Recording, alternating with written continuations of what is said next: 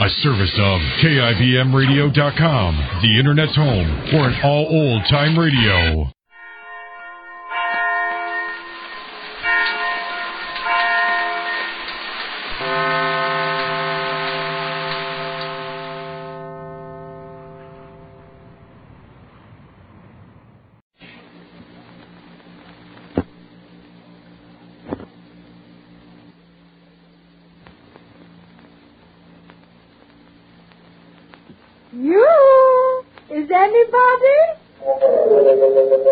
There she is. That's Molly Goldberg, folks. A woman with a place in every heart and a finger in every pie.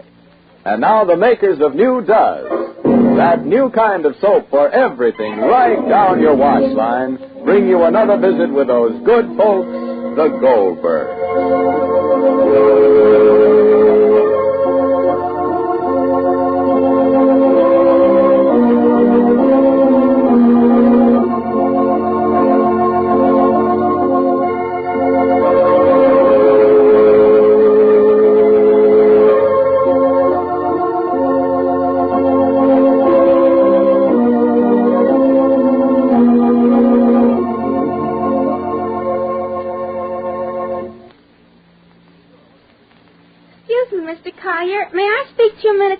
Sure, what can I do for you, little girl? It's about that new soap, Does. Yes? Well, my mother heard you say does everything in the wash. That's right. And when you say everything, you mean everything, don't you? Why, sure. This new kind of granulated soap does all three kinds of wash. Heavy work shirts, grimy towels, to pretty rayon slips. Well, my mother says she just doesn't see how this one soap can get towels white and still be safe for rayons, too, like you say. Oh, she said that, did she? Yep. She said it's ridiculous. Well, anyway, she doesn't see how Does can do so much. Well, she will if she tries, Does. You see, it's Procter & Gamble's new soap Discovery. Gee. Now, look, I've got a little plan. How about you taking home a box of Does? Oh, that's a good idea. And just ask your mother to try it. For everything? Sure, for all three kinds of wash. First, she'll discover Does is lots safer for her rayons and fussy-colored washables. In fact, with Does, their colors stay bright far longer than with any of the four other leading granulated soaps. Oh. And your mother knows that's important in wartime, because now she wants such clothes to last longer.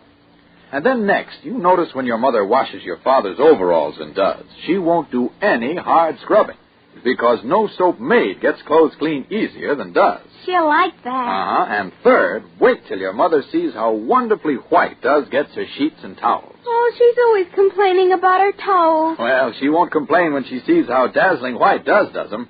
Why, she's never seen whiter washes than Does gives her. Oh, thanks, Mr. Does. Mr. Collier. I'll take home some Does right now. Fine. Just look for those letters D-U-Z. And don't forget, Does everything in the wash. And now the Goldbergs. Molly is matchmaking, and everybody's happy about it, except Sammy. There's misunderstanding about Sammy's feelings towards Emma, the girl who now works for Molly and whose future Molly is trying to settle. Sammy is hiding his real feelings, his confused, his hopeless attraction toward this girl. Right now, while Emma is off on a ride with Bruce, the Goldbergs are waiting for her return. And one look at Sammy's sullen face tells us that perhaps he doesn't care what happens, as long as he can have Emma. Listen. Who's going to play cards? Uncle David and Papa and me's going to play cards. So who? Rosalie. You? Mikey. Sammy. Well? Oh, you're here. Why don't I get an answer? You're reading? No. Family, you're not neither? No. Oh. Yeah. You're just sitting like that? Talking secrets? Oh. Excuse me? Rosalie, you going to play with us? Or in the kitchen because I'm watching something on the stove. Come in, darling, if you want to play. Well, Molly? Come in, darling, I'm here. You're better off that way, Sammy. Oh, listen, let's go out on the porch if you have to give me advice. Don't be a fool. How much longer are you going to be in Glastonbury? You'll be in the Army before you know it. If Emma can marry Bruce Hanley, it's the best thing that can happen to her. All right. You don't have to decide Emma's life. Did you? I didn't say I was. You know, she didn't mind going out with Bruce Hanley. She went because my mother wanted her to. How charming of her. How delightful. How obedient. Gee, you're not falling for that stuff, are you, Sammy? Emma never did a thing that she didn't want to, including falling in love with you. She's the kind of a girl who plans out a campaign and then follows through with every detail. She ought to be a general. You don't like her, and that's why you believe what you say. And you like her, and that's why you can't understand what I'm saying. Oh. I've watched her, Sammy. She's maneuvered into a position like a panzer division. Yeah, and you can't fight back with your bare hands. That's enough of that, Mikey. All right, okay. I admit she has appeal, Sammy. I admit it. Okay, plenty of it. Fine. It's enough to make a fella's skin crawl when her eyes start dancing around you. Okay, but it's one thing to feel attracted, and it's another thing to jump off. All right. Now I know how murders happen. All you need is a couple of suckers like you and Bruce Hanley and a handful of poison like Emma. You mix well, and what do you have? Well, nobody wants to play, Well, let's get out of this. We're going out on the porch if you want us. Oh, you're going on the porch? All right, that's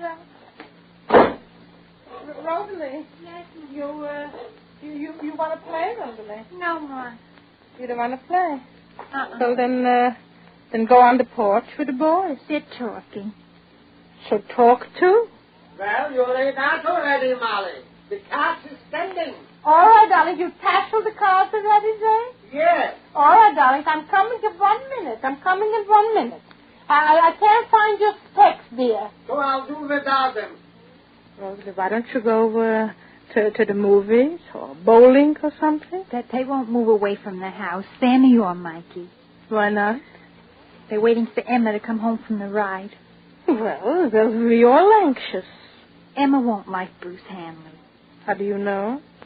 He's not her type. Well, who is her type? Well, Molly, David is falling asleep over there. All right, I'm coming. I'm coming, dear. Who is Emma's type, Rosalie? Mikey? Mikey, Rosie says Bruce Hanley is not Emma's type. Who is? Molly, if you don't come in this instant, the game is over. All right, I'm coming. But what is the hurry, my dear? But what is the hurry? I'm coming. Excuse me. We have time and to play. Excuse me, Mikey. We have time and to play. What's the hurry? Who do you think is Emma's type, Rosie? You want to play gin? No. Who do you think is Emma's type? You want to go to the movies? Not tonight. Bowling? No. She may be very late. Who? Emma. Oh, yeah. Does every girl have some special type to like her? Now, what do you think? Well, what's mine? You're looking at him. Am I? Well, you ought to know. Who's Emma's? That's what I'm trying to find out. But why are you so interested? No, I'm just curious. Curious enough to stay around and wait for it? Just curious, Rosie. Well, I'm curious, too. Are you? Yes, but not about the same thing. Well, what are you curious about? Maybe a girl's type keeps changing.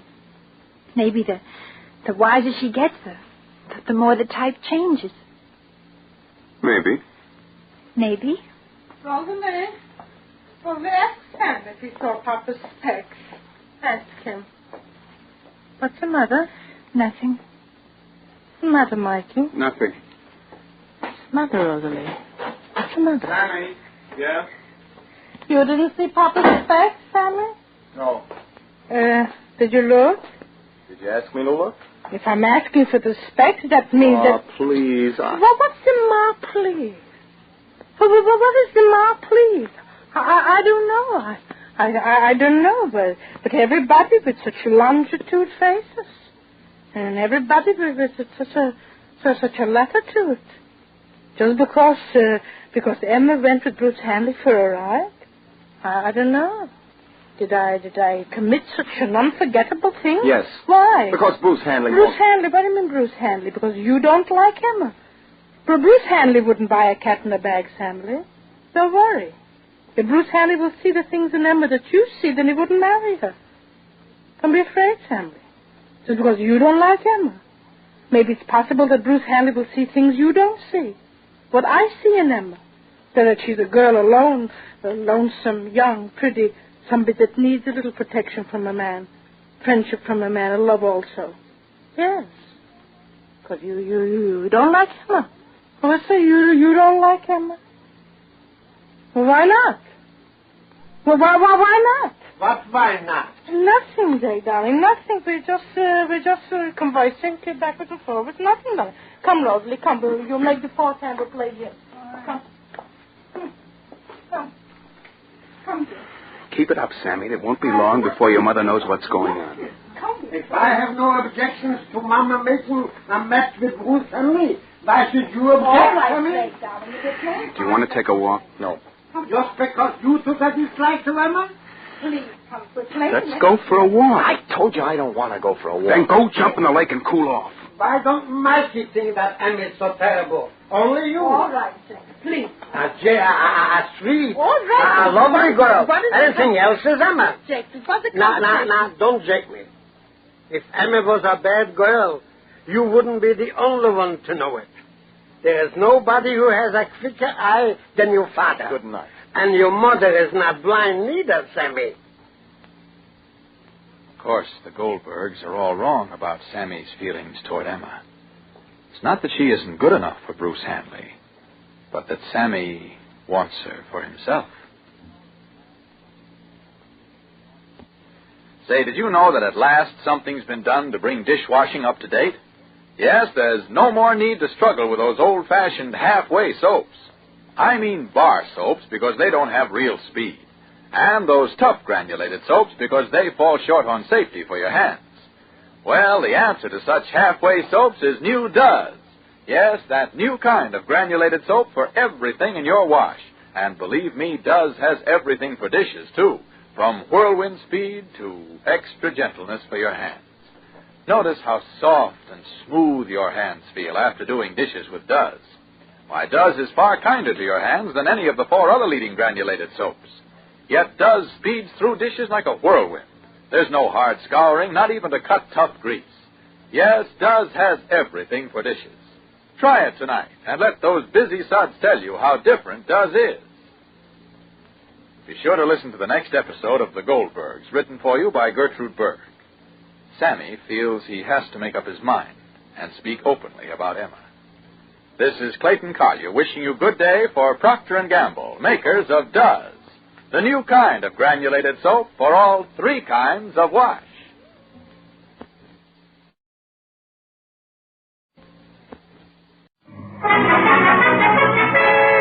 Now it's Our Miss Brooks, starring Eve Arden.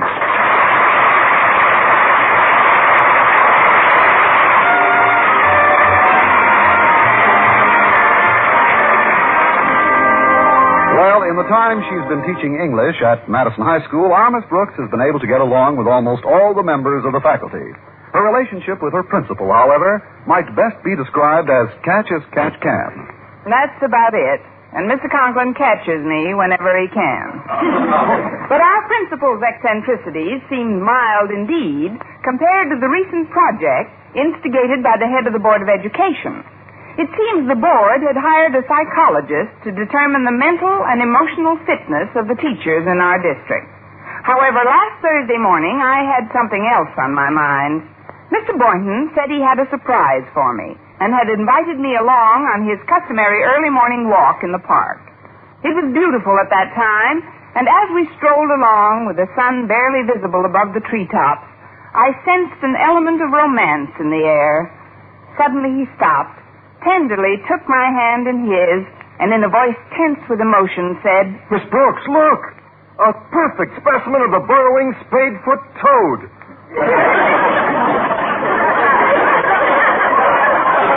Oh, fine. Mr. Boynton, is that all you wanted to say to me? Oh, no, indeed, Miss Brooks. When first unearthed, the spadefoot, or hermit toad, as he is sometimes known, looks like a small ball of brown earth. But then it expels the air from its lungs, and the deflated sides collapse like a punctured balloon. Don't we all? Mr. Boynton, This is truly a remarkable reptile. But you said you had a surprise for me, Mr. Boynton.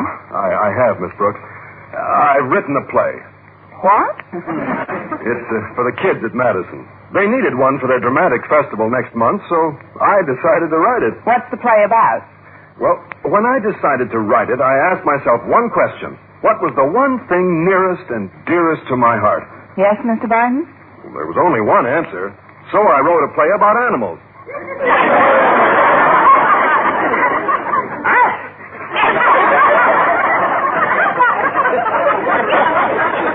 I admit a play entirely concerned with animal life is rather offbeat, Miss Brooks. Rather, but with the student body at Madison, you shouldn't have any trouble casting it. I just hope I'll still be around to see it. What do you mean? Well, these psychological tests the Board of Education is giving teachers have produced some rather drastic results. Surely you're not worried because a couple of teachers at Jefferson High are being transferred. And some of the Clay City faculty members have been removed, too. And if I'm not mistaken, Madison is next on the list. Well, why worry about that now? I don't believe in crossing my bridges till I come to them. While we're on the subject of bridges, have you ever thought of burning a few behind you?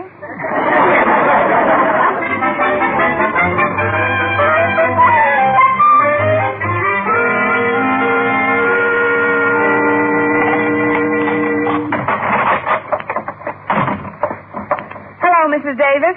Oh, hello, Connie. How was your walk with Mr. Boynton, dear? What was his surprise? Was it what you expected? Did he propose? Did he set the day? Not bad. Nothing much. No, and uh-huh.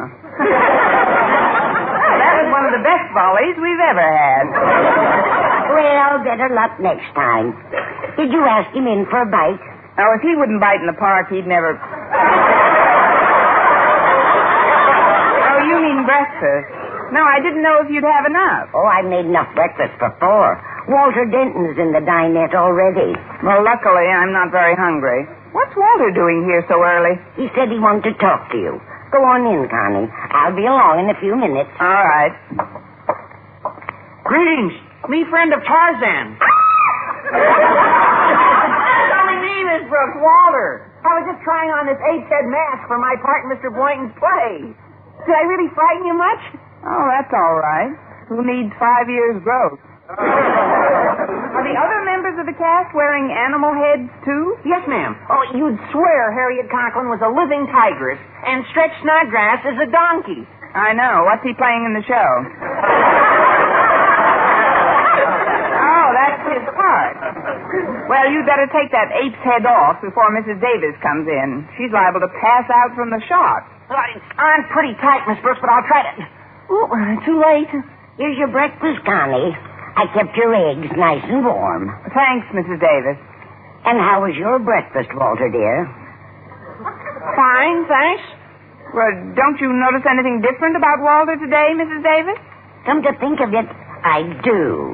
For a boy his age, he's got a pretty heavy beard. Is that all you can see?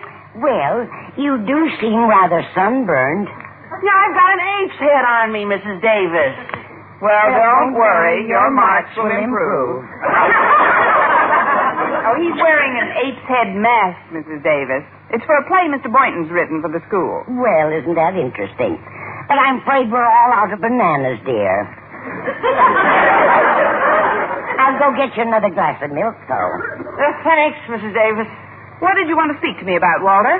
Well, the reason I called for you early was to get you to school in plenty of time to ask Mr. Conklin for a free period between 2 and 3. That's the only time the entire cast can get together. I see. Well, that should help prepare me for my new job. What do you mean? I'll be getting some practical experience with a real live lion.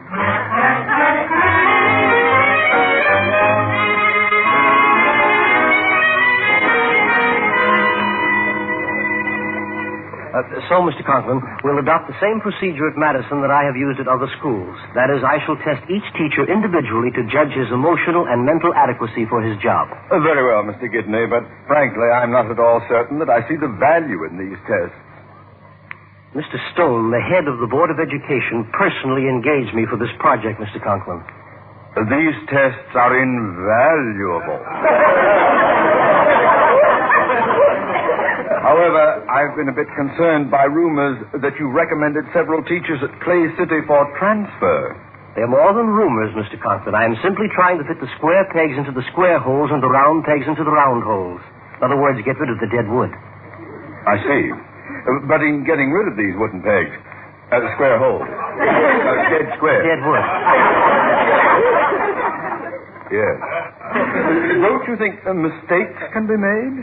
Mr. Conklin, I've made a life study of testing emotional and mental capabilities adequately and fairly. Oh, I have no doubt of that, Mr. Gidney. I don't like to brag, but I can often tell almost at one glance what a person is and what he does. Really? I'd like to see you try that sometime, Mr. Gidney. Well, I'll do it for you right now, Mr. Conklin. We'll use whoever that is at your door. Oh, splendid. Come in. Good morning, Mr. Conklin. Good morning. This is Mr. Gidney, but I'm not going to tell him who you are. He wants to try a little experiment. Experiment? Mr. Gidney contends that he can tell who you are and what you do just by looking at you. Well, now, isn't that nice? Go right ahead, sir. Let's see. I would say that this woman is a happily married housewife. Why, you dear man. She is also the mother of a couple of young children. An amazing revelation. Well, how am I doing so far? So far, you owe me a husband and 2 children. You mean that I'm wrong? I'm an English teacher. An English teacher? Well, that certainly is surprising. It's a constant source of surprise to me. I've never been this far off in my calculations. No doubt it's due to the fact that I've been working too hard lately. Well, once I give the tests in this district, I can take a little vacation. The test? What test? Mr. Gidney is the psychologist, Mr. Stone engaged. The psychologist, Mr. Stone engaged? Mr. Conklin and I are simply trying to fit the round pegs in the round holes, get rid of the dead wood, so to speak. Yes, and what better person to start the tests than Miss Brooks here? Oh, now, let's not rush this thing. That is, I've got to rush along now, sir. What's your hurry, Miss Brooks? You haven't even told me why you came in here yet. I know, but right now I have something much more important to do. More important? Yes, sir. I have some information to bring to several round, square, and oblong pegs.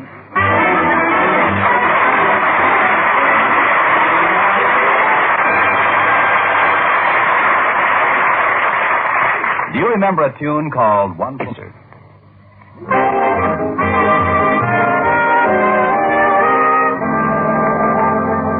Well, with the Board of Education in a mood to accept at face value the reports furnished by this psychologist, Mr. Gidney, I was more than a little concerned. By the time I joined Mr. Boynton for lunch in the school cafeteria, a number of the teachers had been tested, and from Mr. Boynton's behavior, I had a feeling he had been among them. I know you're upset about something, Mr. Boynton. Why don't you tell me about it? Upset? Who's upset? What makes you think I'm upset? You paid for my salad. Tell me what happened. Did you take the test? Well, yes. What were the results? Mr. Gidney thinks I'm in the wrong profession. The wrong profession? He says I should be doing something that brings me into closer contact with the public. He suggested some branch of show business. Oh, that's just dandy. Maybe you could do a vaudeville act with your frog. Boynton and McDougal. Songs, dances, and funny croaks. Boynton, this is fantastic. It's pretty unbelievable to me, too, but he says on the basis of his test, he's going to suggest a transfer for me. Well, he can't get away with it. The man simply doesn't know what he's talking about. Maybe not, but he's done it to several teachers at other schools. Gosh, it isn't going to be easy to leave Madison after all these years. There must be something we can do. Well, I don't know what, Miss Brooks. His power is very extensive.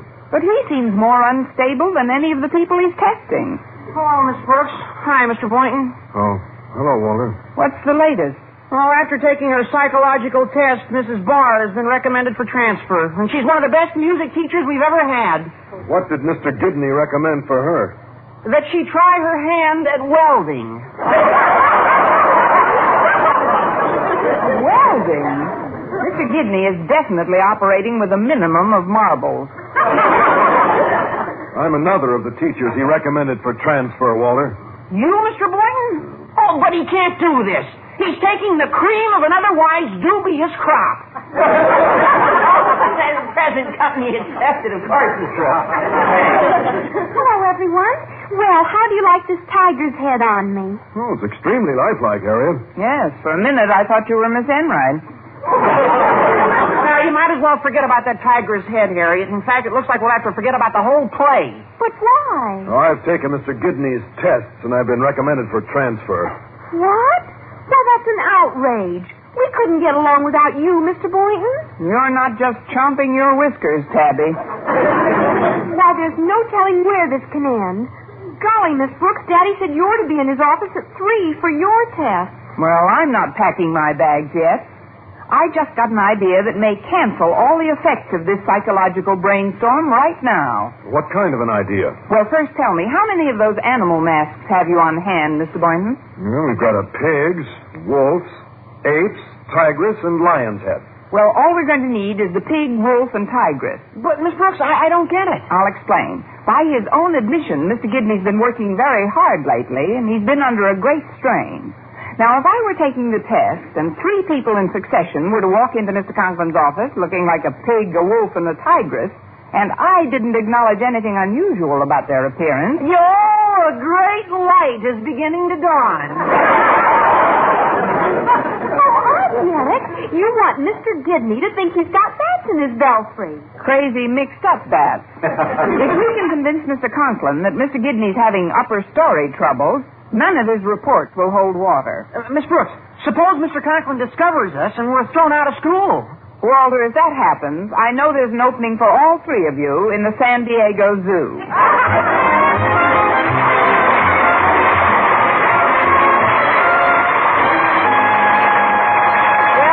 Psychological tester already under a great strain, I had every intention of straining him right out of Madison High School. My plan was to convince Mr. Conklin that Mr. Gidney should be taking tests instead of giving them. At 3 that afternoon, the time set for my test, I was seated in our principal's office, intent on separating a few more marbles from Mr. Gidney's already depleted stock. Now then, we'll begin by filling out this form. Your name, of course, is Constance Brooks. Now, your age? 25 and some months.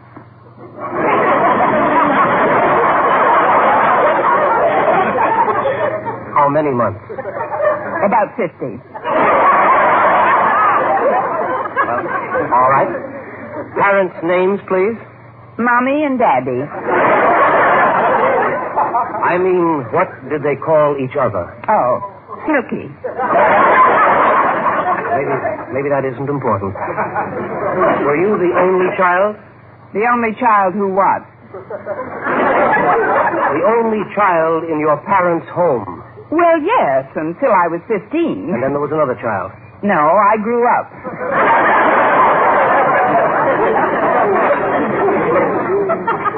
The past few months have been extremely trying for me. Please try to cooperate. Oh, of course, Mr. Gidney. Thank you. Now I'm going to start you with a psychological test, which is an excellent indication to me of one's emotional stability. No doubt you've heard of word associations? Yes, sir, but I'm not much of a joiner. Although if the dues aren't too high, I don't mind joining. Please. I'm referring to a psychopathological test, or to try to put it simply, a compulsive reaction indicator. You didn't try hard enough. Well, never mind. I'm ready if you are. Fine. Now, I will give you a word, then you will tell me the word you associate with it. Ready? Black. All right, black. Black? I thought you mentioned another color. We just met. Why should I start an argument? This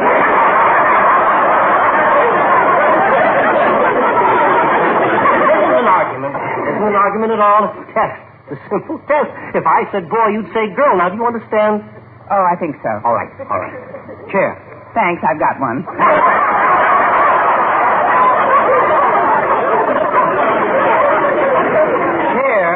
Chair is the word. You're supposed to say another word. I'm sorry. I'll try again, daughter. Okay, try it again. I am trying it again. Listen, daughter. I am listening, Pop.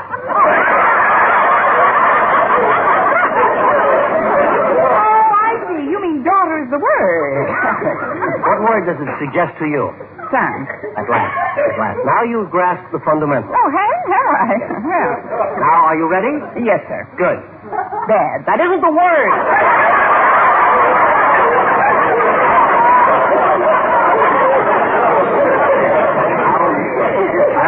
you now? Table. William Burns.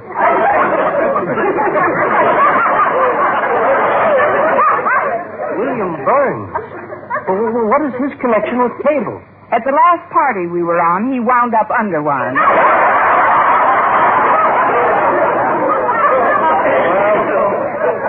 Maybe these past few weeks have been too much for me. However, I'll try one more approach.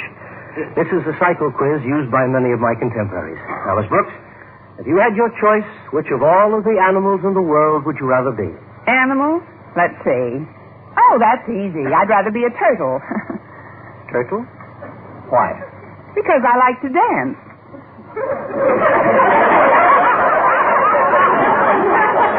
You want to be a turtle because you like to dance. Well, I don't want you to think I'm eccentric, Mr. Gibney, so I'd like to make a qualifying statement with that answer. What is it? I like to dance underwater. So much for the psycho quiz. Oh, come in. Oh, hello, Walter. What is it? Is something the matter, Mr. Gibney? Something. Well, why? Oh, I see now. He's wearing a pig's head. That's no way to talk about the editor of our school paper. Walter Denton, meet Mr. Gibney. Glad to know you, sir. Miss Brooks, do you mean to tell me that you don't see a pig's head on this boy? Only when he eats. Are you sure you're feeling all right, Mr. Gibney? I thought so up to now. You're positive that you don't see a pig's head on this fellow? Are you positive you do see one? Well, it could be a transitory illusion, I suppose. Oh, I certainly hope so, but if it is... Come in. Hello, Miss Brooks. Well, Mr. Boynton, how nice to see Now, you. these interruptions have got... What's the trouble now, Mr. Gibney? Surely you remember Mr. Boynton. Mr. Boynton, but he looks like a wolf. Boy, have you got the wrong number.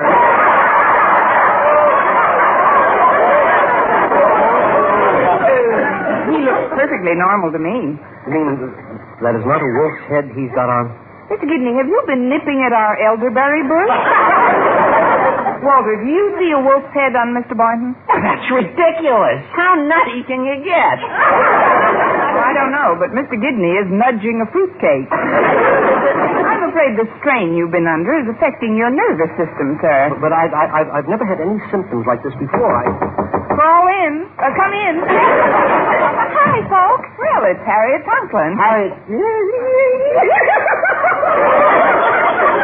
Yes, that's right. Harriet E. Conklin. Is something the matter again, Mr. Gibney? You're white as a sheet. What do you see this time? This time, you go first. Well, Harriet looks perfectly fine to me. I know. Why don't you ask her what animal she'd like to be? From my point of view, that's fairly apparent. She already has the head of a tigress, hasn't she? A tigress? That's a hot one. It's no laughing matter. I must be cracking up. I shouldn't have taken on this assignment. What I need is a good long rest. But what about your reports to the Board of Education? In my condition, I'd better notify the board to overlook them, or why it would be... Good afternoon, everyone. Mr. Conklin. What's going on here? Why do all you people look like animals? Then you see them too, Mr. Conklin. Well, certainly I see them. Thank goodness. At least that proves one thing. Of course, you're both nervous wrecks. We never really thought you were crazy, Mr. Gibney. Crazy? What is all this nonsense about? It's quite simple, Mr. Conklin. These precious associates of yours almost succeeded in making me believe that I was out of my mind. What? They wanted me to think that I was incapable of giving these tests, but now that I realize that I'm not having a nervous breakdown, I'll send in my reports immediately. And you will be the first one transferred, Mr. Conklin. I'll be transferred? But why? What were the results of my test? You'll make an excellent brush salesman. Put me down for 3 whisk brooms. Why, this is preposterous. This is... Answer the phone, Miss Brooks. The phone, sir? The phone? Yes, don't you hear it ringing? I don't hear a thing. Well, then I'll answer it myself. Hello? Who? What number do you want? No, I'm sorry. You must have the wrong number. You heard the phone? Oh, he hears it constantly. He also hears doorbells. Oh, there goes that phone again. Well, this time I'm just going to let it ring. What? Oh, no wonder they look like animals to him, too. We are in the same boat. I'm getting out of here. I need at least a year's vacation. But, Mr. Gidney, what about your report? Tear those up with Brooks. They're not worth the paper they're written on. Well, that's sad. Thanks to your quick thinking, Mr. Conklin, you've saved all our jobs. Never mind the soft soap, Miss Brooks. For your part in perpetrating this thoroughly nefarious scheme without first consulting me, you shall be punished and punished most. Oh, pardon me, sir. I think I hear the doorbell. I'd better hurry and answer it. Doorbell, Answer it. Doorbell, Answer it. Doorbell, Oh, it's over at my house. Right? Oh, it's over...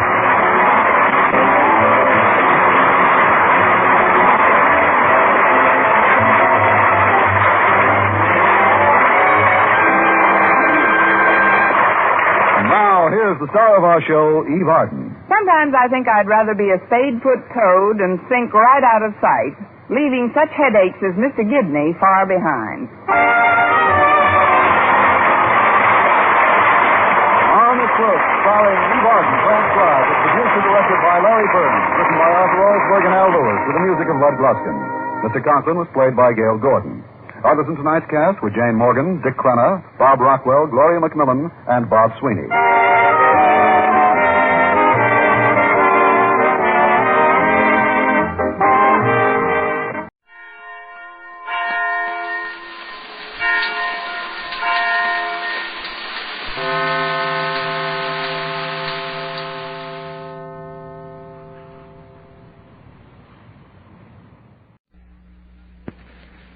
Don't rub-a-dub-dub on your wash day tub. Use no rinse Tide, and you won't have to scrub. Transcribed from Hollywood, Procter & Gamble's Tide, the wash day miracle that gives you the cleanest clothes in town, proudly presents The Red Skelton Show.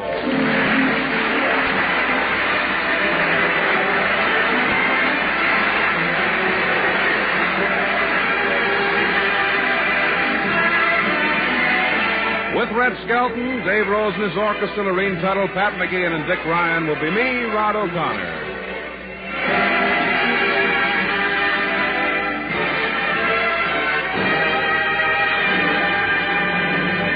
From the Skelton Scrapbook of Satire, a story entitled The Guardian Angel's Revolt.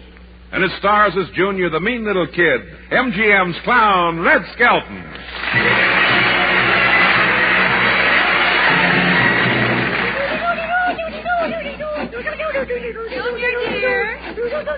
What are you doing? Nothing. I'm just sawing the legs off the piano.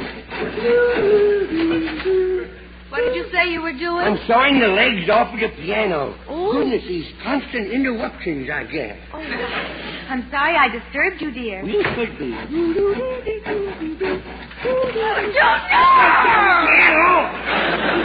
scared me, too. Stand back, Mummy. Stand back. Timber!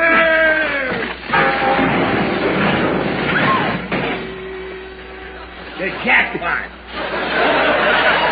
Good heavens! What have you done to the piano? I don't know. I think it's out of tune. Junior, how could you?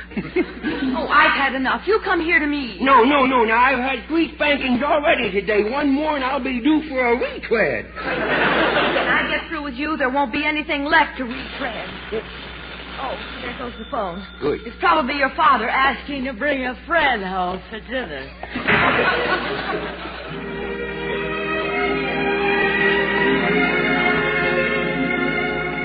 Saved by the phone bell. You know, it's strange how often I get a reprieve from a whipping like that. A lot of times, just when Mummy is about ready to lower my jeans on me, something interrupts her just in the nick of time. For instance, now you take yesterday.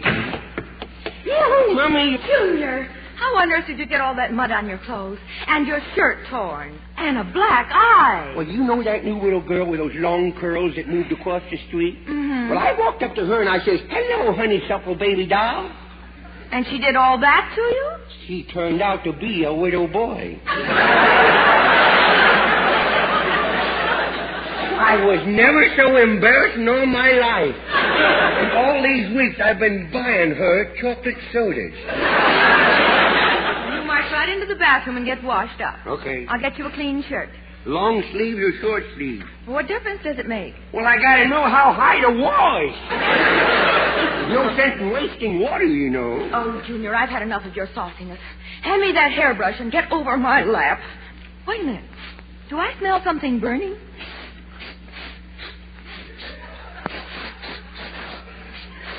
We keep this up, something's bound to come our way.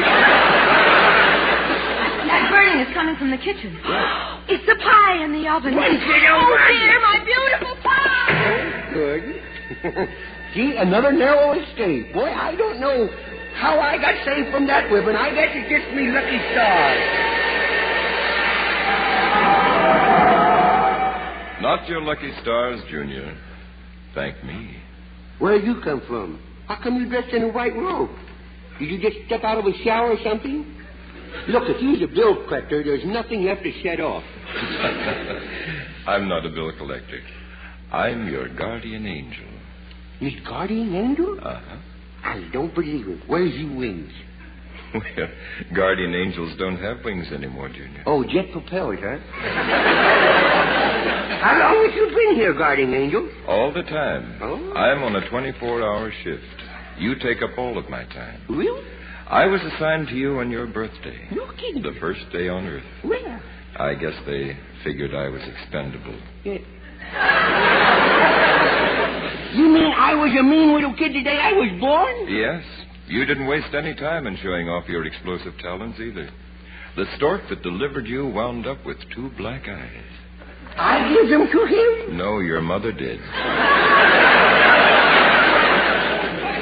Well, I can imagine that, because right now she's out looking for a loophole in my birth certificate. You're a guardian angel, huh? Mm-hmm. As I understand it, you're the reason that I've had all these narrow escapes from whippings? That's right, Junior. And it's getting harder all the time to save you from those spankings you've got coming to you. Yes. Well, what do you want, a raise? Tell me, guardian angel, about yesterday afternoon. Did you by any chance have anything to do with me not getting a whipping when I took Pop's electric razor and gave the cat a cool haircut? I'm responsible. Yeah? Just as your mother was breathing down your neck, I reminded her that it was time to rinse out a few things with Tide. Oh, boy, I gotta hand it to you, G.A. Yes, sir, boy, you saved me from a lot of spankings, but how come I still get one now and then? Well, I've got to get some enjoyment out of life. Yeah. But I'm being overworked, Junior. This job of looking out for you is getting so strenuous that, well, my nerves are shot. I'm terribly run down. Oh, you feel like the devil, huh? I should say not. I'm warning you, Junior. Either you cooperate and give me a chance to rest, or I'll go on strike. Oh, you couldn't do that. It's nothing to joke about. Nope. Guardian angels all over the world are getting fed up with their clients' behavior. Oh? Just one word from me, and they'll walk out, too. People don't believe how important we are to them. And it's about time they found out. Well, please, don't walk out on me, guardian angel. Boy, I realize what good work you is doing. I promise to be a good little kid. You can relax for a little. Cross me heart and hope to miss Hopalong Cassidy tonight. All right, Junior. Yeah. I'll give you one more chance. Now, just to show you that I intend to mend my ways, I'm going to get rid of all my temptations. First, I throw away my slingshot. Oh, I just noted it's loaded. I better fire this last one out the window. No, Junior, the window's closed. It's open now. Oh, boy. Anytime, it's all right. Her guardian angel left her. Anybody care to go out for a smoke for a minute? Just pick up anything and read it. We don't mind. What did you break now? Oh, not the bay window. No, I still had it with me. Oh, now you're really going to get it, young man. Oh, somebody's at the front door. Oh, you're really on the ball, G.A. You're really on the ball. Junior, I give up. Attention, all guardian angels. This is it. Drop whatever you're doing. We walk out as of now. I'll see you around. No, come back. Come back. Junior, that's strange. I thought I heard the doorbell, but I guess I was mistaken. Now, where was I? Oh, yes. Assume the position, Junior. Now, Mummy, me guardian angel has just given me the brush. And I'm about to do the same thing. First, let me put a David Rose record on the phonograph. I can spank you much better with background music. Well, if you insist, play Dave's arrangement of Junior's busting out all over and beat me, Mummy, 8 to the hairbrush.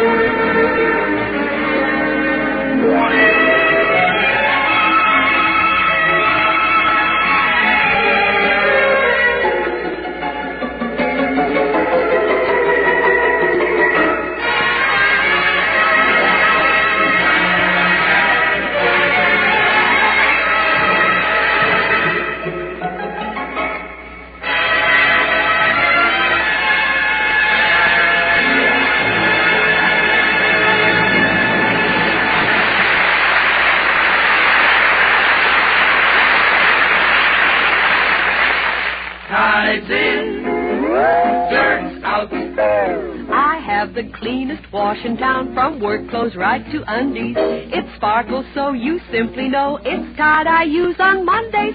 Tide gets clothes cleaner than any soap. Any soap? Yes, any soap. You get the cleanest wash in town with T-I-D-E, Tide. Yes, everybody's singing the praises of Tide. For Tide gives you the cleanest wash in town. The reason? Tide really does work miracles. Because Tide not only gets the ordinary dirt out of your clothes, but also removes dulling soap film. Why, we've tested Tide against all kinds of soap.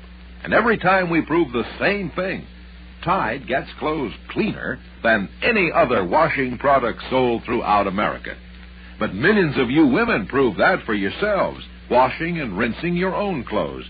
You see those amazing Tide results in the cleaner clothes your children wear, the cleaner sheets and pillowcases on your beds. You find how gentle Tide is to your hands, too.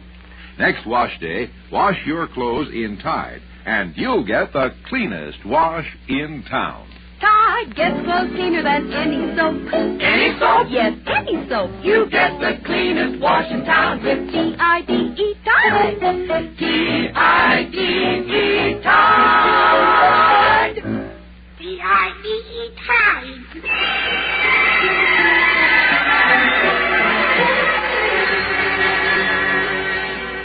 Attention, all guardian angels. You are to rest until the people realize that we are needed. That is all. Good. The rest is going to do me good. Who are you? I'm Red Skelton's guardian angel. Who's he? He's the guy that's going to fire you if you don't read what's there. I've been looking after Skelton's interests, and it wears me out. Every Sunday he tells jokes, then I have to run around and tickle 40 million people. Tonight we may go around and gather eggs. Well, Say, who are you? I'm Rod O'Connor's guardian angel. Oh, bully for you. I wondered why you were such a pudgy little rascal. You know how I got so fat? Yeah, you eat like a pig.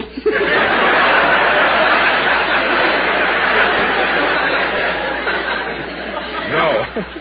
It was my job to see that O'Connor never overate. Oh? So at dinner, I had to eat his second and third helpings. Oh, good. Then in between meals, I'd have to steer him away from those hamburger stands, and when he'd drink a malted milk, Please. It was my duty to pinch the straw. Please.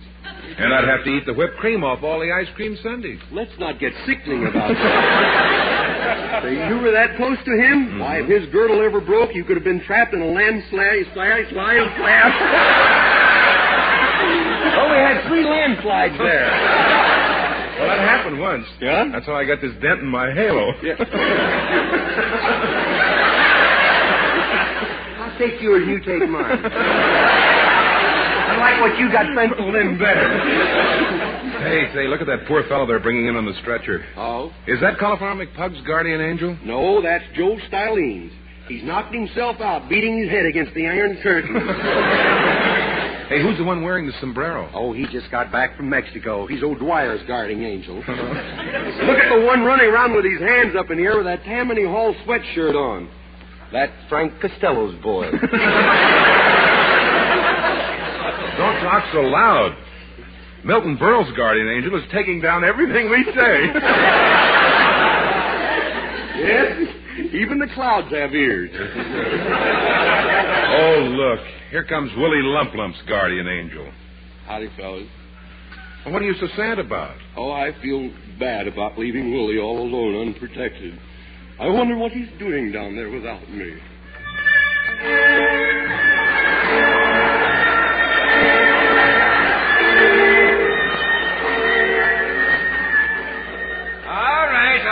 All right, now. What are you doing down there in that gutter? Oh, wouldn't you like to know?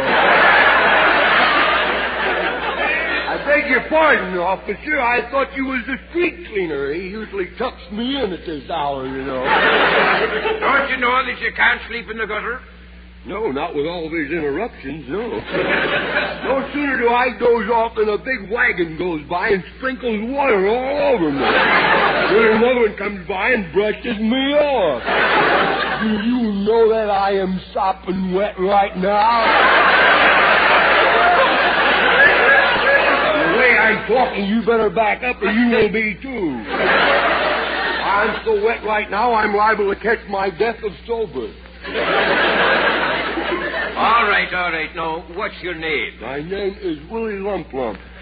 The is silent, of course. I come from a long line of Lump Lumps. The old mashed potato family, we were called. I was a lump lump here, a lump lump there, here a lump, there a lump, everywhere a lump lump.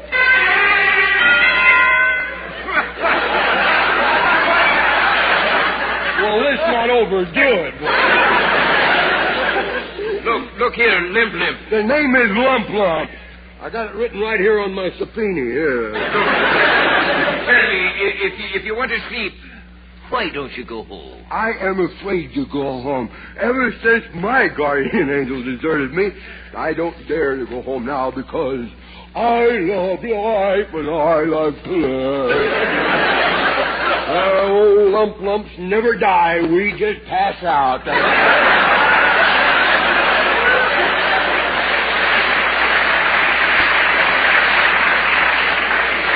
Well, tell me, do you feel badly about your guardian angel leaving your flat like that? Yeah, me and my guardian angel used to have a lot of fun together.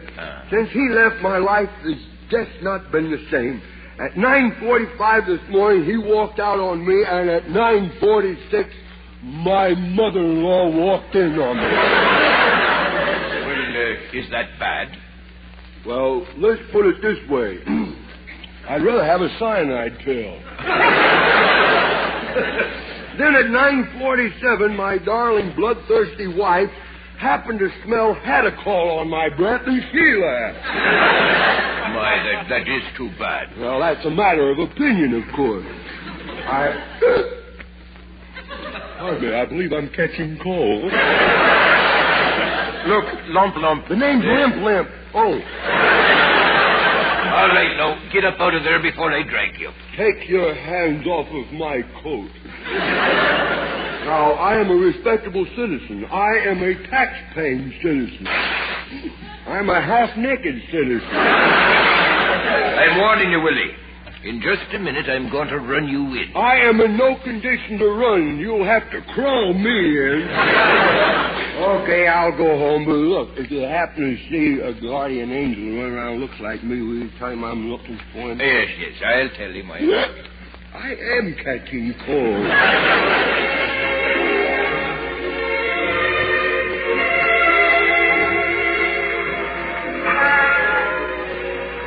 on, Skelton. Let's cross the street. I'm scared to death across the street. I don't think it's wise without our guardian angels around to protect us from those bumper-happy motorists. Red, look at that guy getting ready to jump on the window ledge there of that building.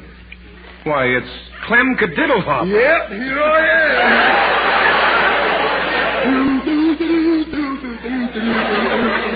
Well, here I go. Clem, what are you doing out on that window ledge? Well, stand back. I'm going to end it all. That's all of me, that is. I've decided I'd hang myself this morning, but I figured people wouldn't want me hanging around. So. Now I was going to jump in the river. I tested. It was too cold. I'd probably get pneumonia. So you don't happen to have a pillow handy I could land on, would you? Clem, are you nuts? Yep. That window's only a foot from the sidewalk. I know. I can't stand high places. I get a little spinny when I see a double-decker sandwich. Wait, I think something's coming on that one. You can't stand high places, huh? Nope. Why? Do they make you dizzy? No, I think Mother Nature can take a bow for that one. Well, I'm going to jump. Farewell, cruel world. Why are you holding your nose? Because this is a stinking thing to do. Well, here goes. Oh, I'm glad it's over. Am I dead, boy? Yeah, from the neck up. Clem, you know something? What? You're the stupidest person I've ever seen. You ought to see my grandfather. He was way over like this. Inspector. Boy, I'm hot than I am. Dead but hot. Yeah. You sure I ain't dead? Well, no, you're alive. How can you tell? Well, I'll admit it's not easy. Yeah. Tell me, why did you want to end it all? Well, since my guardian angel bid me adieu. Adieu, that's Latin, you see. Yeah. I am up on all these languages. I can speak every language but Greek. Now, you asked me to speak some language. Well, say something in Spanish. That's Greek to me. My lover girl, Daisy June, proposed to me. In a moment of weakness, I said yes. And now my life as a carefree moron has come to the adieu. That's Latin, you know. Oh, Latin. But I thought you wanted to marry Daisy June. Oh, someday, yes. We both want to get married. She could find the right guy, and I could find the right girl. See, I don't like to rush into it. After all, we've only been going together for 10 years now. I don't like these whirlwind courtships, you know. Well, you and Daisy June should be very happy together. Well, I'm not so sure. You see, I never believed in a mixed marriage. Well, would it be a mixed marriage? Well, certainly. She's a girl, I'm a boy, you know.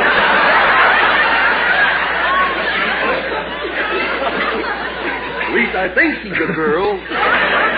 Well, that mustache of hers is awful misleading. You sure I'm not dead? No, Clem, you're not dead. No. But you do look ill. You're a little green around the gills. Oh, yeah, I was shopping for the wedding ring this morning, and I've already eaten 25 boxes of prize candy and still no luck. I wonder if Daisy June would settle for a tin whistle on her finger. I got a mess of tin whistles. Speaking of whistles, which reminds me, I got to blow.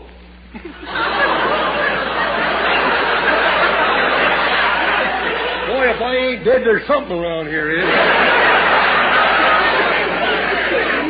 Well, if you see my guardian angel, tell him I wish he was around, will you? Okay.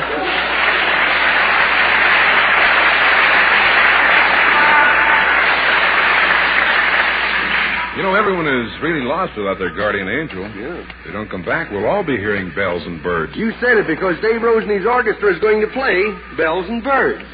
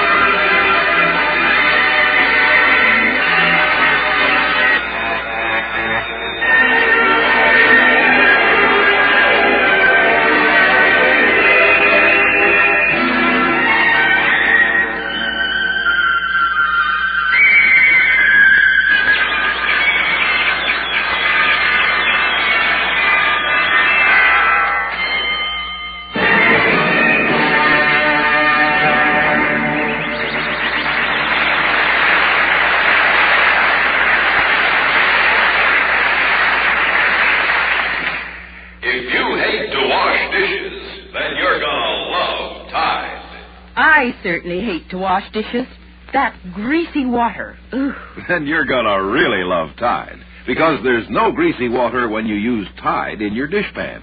You see, Tide cuts grease like magic, then seems to make the grease disappear completely. The water stays so clean and fresh, it's a treat to your hands. And Tide's kind to your hands, too. Yes, but what about all the time dishwashing takes?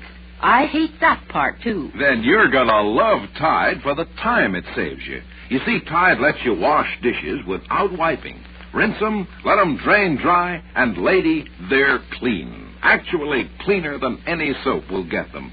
They dry sparkling, with no soap film to cloud or streak them. You know, I believe I could love Tide. Yes, and you will, lady. So try Tide soon. Find out how Tide makes dishwashing easier, quicker, and pleasanter. Remember, if you hate to wash dishes, then you're gonna love Tide.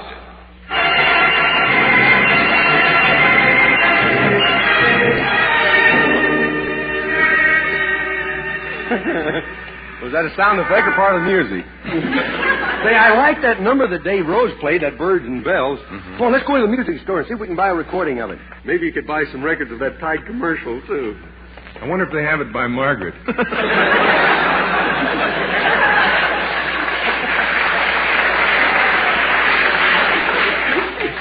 You know, Skelton, we got to figure a way to get the guardian angels back again. Yeah, you know, I just remembered something in the Bible. It said, a little child shall lead them. Maybe we could get Junior to persuade the guardian angels to return to their job. Well, it's worth a try. Let's go over to Junior's house.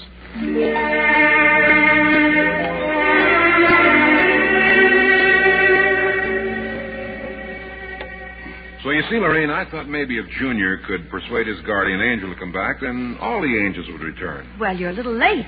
Junior's already trying to get them to come back. He's in his room saying his prayers. I'll open the door so we can listen. I realize you're pretty busy these days, with all the communists and the fellow travelers running loose, spreading evil everywhere. But I'd like to take a minute of your time to ask a special favor of you. I is just one of the millions of widow kids who has to grow up in this troubled world. Some folks say there's no hope for us widow kids, but I guess they has forgotten about you. You is the only hope that's left in the world. Right now, nations are trying to settle all their differences with hot and cold running wars. But we who have faith know that you, and you alone, can make it right again. So that's why I'm turning to you. All us widow kids are turning to you. We all need your divine guidance so much. We must be told how to combat the Iron Curtain that would try to block our freedom and our love of fellow man. Don't let hatred come in our hearts. You alone can bring peace to all of us. So please, God, send back our guardian angels to watch over us and tell us the right direction to go. I hope, as a widow boy, I'm not asking too much. Amen. Oh, by the way, if you got time to forgive me for stealing that pie today, I'll appreciate that, too. Hey, that's funny. No guardian angel. I don't guess my message got through.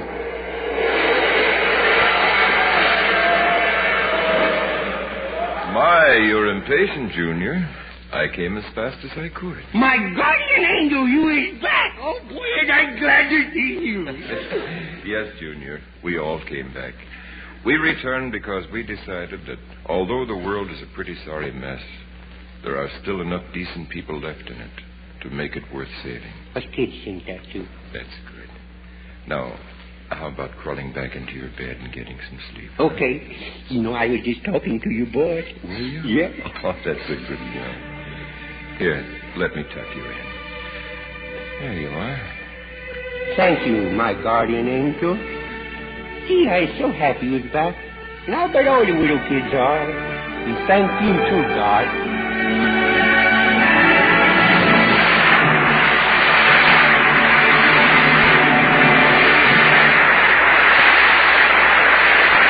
Now, ladies ladies and gentlemen, until next Sunday. This is Red Skelton saying thanks for listening and thanks for buying more and more of the Wash Day Miracle, Tide. And this is Rod O'Connor reminding you that Tide gets clothes cleaner than any other washing product sold throughout America. That's why You get the cleanest wash in town with T-I-D-E, Tide. T-I-D-E, Tide.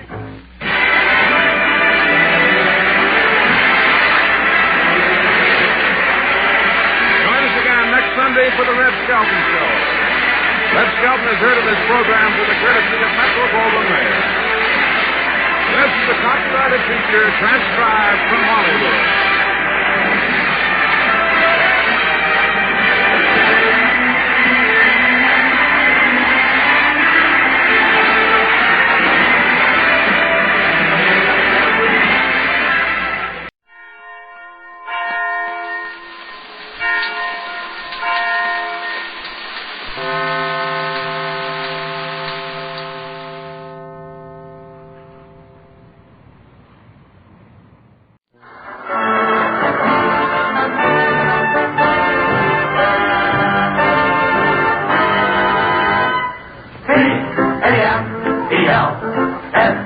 Costello program, starring Bud Abbott and Lou Costello, brought to you by Camel, the cigarette of costly or properly aged tobaccos. The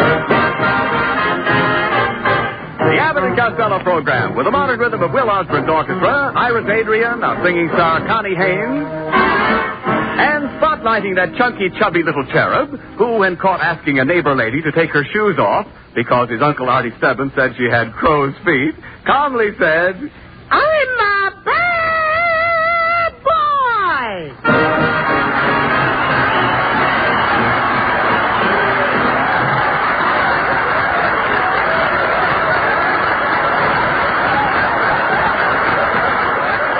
Well, Costello,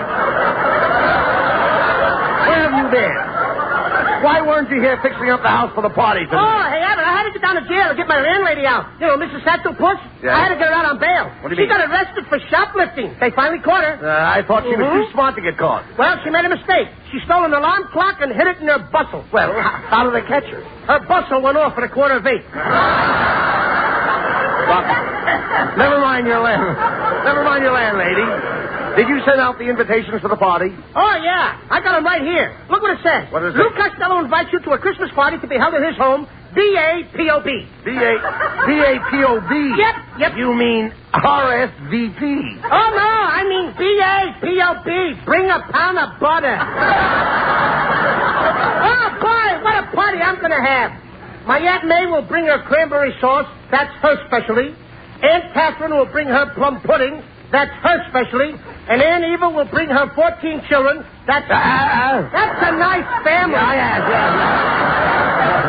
Never mind your relatives.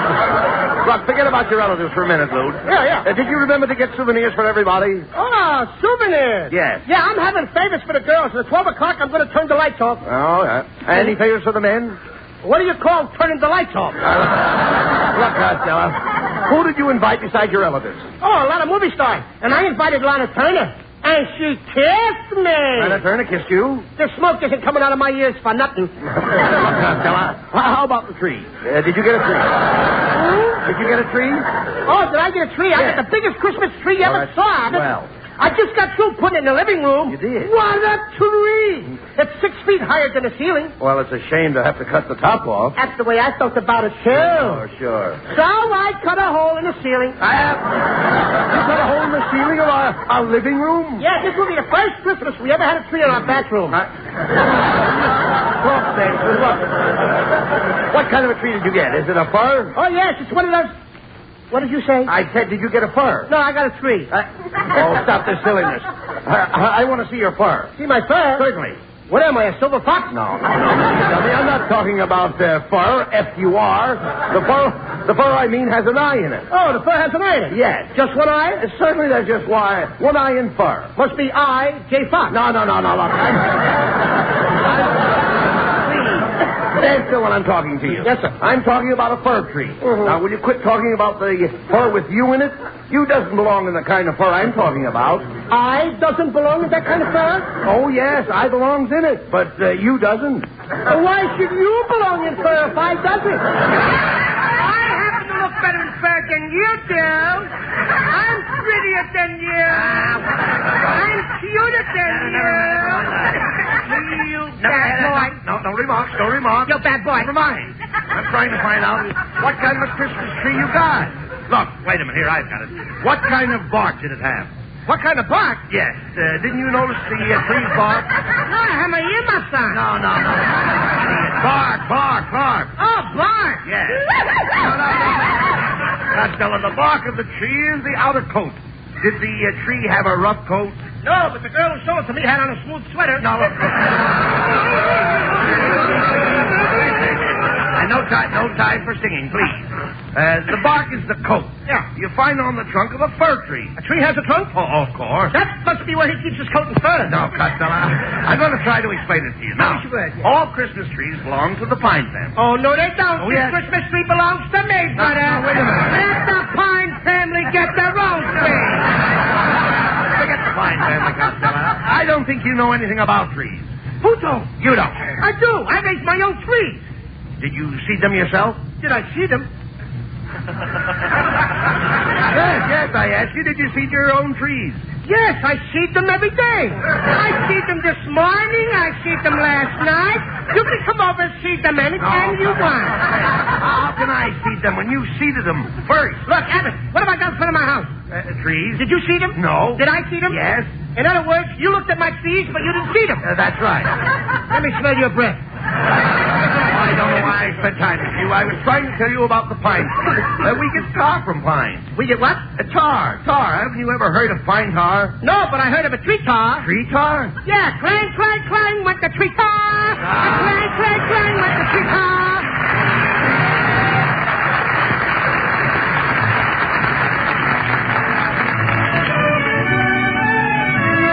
As a Christmas present to her Camel fans, lovely Connie Haynes repeats the song she helped make so popular.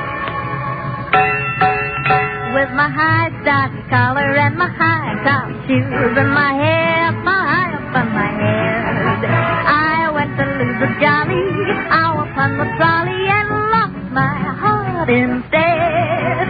With his light brown derby and his bright green tie, he was quite the handsomest of men. I started to yen, so I counted to 10, then I counted to 10 again.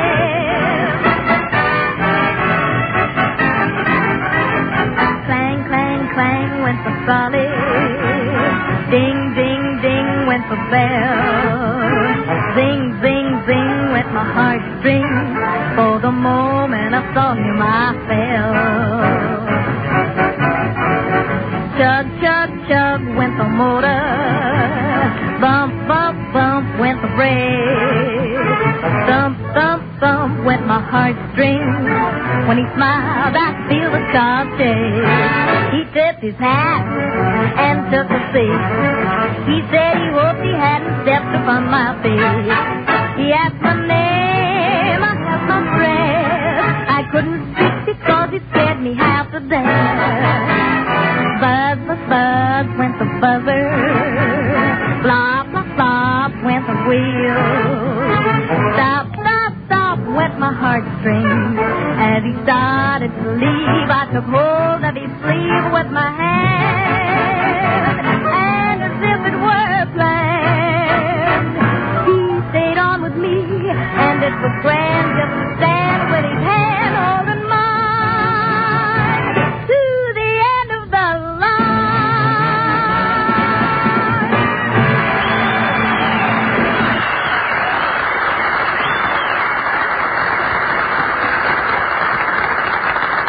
Thank you, Connie. I can't think of anything quite as pleasant as your voice. Except perhaps the smoke of camels on my T-zone. The T-zone. T for taste, T for throat. The zone where smokers test the smoke of any cigarette. Right. It's with his own T-zone that each smoker must judge a cigarette. How the first cigarette of the morning tastes on your tongue. How even the last cigarette of the day feels to your throat. Only your T-Zone can tell. That's how millions of smokers, forced to try many different brands when cigarettes were scarce, learned how good a Camel is. And that's why more smokers prefer Camels today than ever before. C-A-M-E-L-S. For Camels are the choice of experience.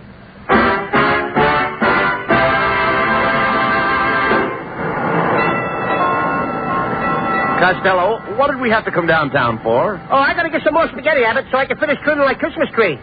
I couldn't find any tinsel this year, so I'm trimming a tree with spaghetti. And boy, does it look beautiful. Oh, what's beautiful about trimming a tree with spaghetti? Every time I plug it in, the meatballs light up. There you go with that silliness again. Hey, Abbott, look who's in the car. It's that movie actress, Betsy May Mucho. Hello, Miss Mucho. Hello, boys. Gee, I'm glad I saw you. I want to invite you to my Christmas party tonight, Miss Mucho. Oh, I'm very sorry, but I have to go down to Los Angeles. I'm having a dinner party at the Ambassador Hotel. The Ambassador Hotel. Oh, sure, Abbott. You know where the Ambassador is. That's the home of the Cuckoo Nut Groove. Oh, it's going to be a thrilling dinner. Yeah. We're going to have crab louis and steamed clams. Clams? Yes. Don't you just adore clams? No, I'd rather have a plate of fried oysters. Well, I must be ski-dawdling along. I beg your pardon? I must be ski-dawdling along. Oh, Well? we the same. Well, so tight. I sure knock off those Spanish words, don't I? Well, that's one turn down for your party. I don't care, Rabbit. I don't care if you don't want to come. Well, Here comes my girlfriend, Lena Jester. She'll come to my party tonight. She's madly in love with me. Ah, there you are, you sawed-off Boris Karloff. Standing on street corners, flirting with girls. I wasn't flirting with any girls, Lena. I'm saving myself for you. Thanks, Fatso, for saving so much. I've got a bone to pick with you. I put some of that perfume you gave me on my hair. Wait a minute. I think it has a nice golden tint. What is it, Chanel number 5? No, Kentone number 7. Roller and all. You little worm. Please, Lena, let's be friends. I'd never desert you. I'd stand by you. I'm as solid as the rock of Gibraltar. I can believe that. You're sticking out in the Mediterranean. Look, Lena, don't talk like that. I was just going to ask you to come to my Christmas party tonight. Are you kidding? I'm going out with Van Johnson tonight. Oh, Van Johnson. You always talk about Van Johnson. Take away his blonde curly hair, and what do you got left? I don't know, but you can deliver it to my house in the morning. Goodbye. Well, there's number 2 that ain't going to come to my party Hey, tonight. Costello, look. Isn't that Mrs. Niles getting off the streetcar? Oh, hello, Mr. Abbott. Do you always stand on street corners leaning on a trash can? Oh, that's Costello. I didn't recognize him.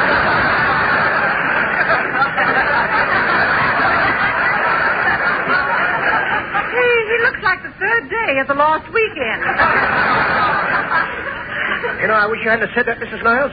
I was going to thank you for that beautiful Christmas card I got this morning. Oh, it really was nothing. It was merely a picture of me smiling. I know it, but how did you get your teeth to spell out Merry Christmas? Please. Now, stop that, or Mrs. Niles won't come to your party. I wouldn't come to his party anyway. I always run around with younger people. It helps me to keep young. Oh, in fact, I dread to think of life at 70. Why? What happened then?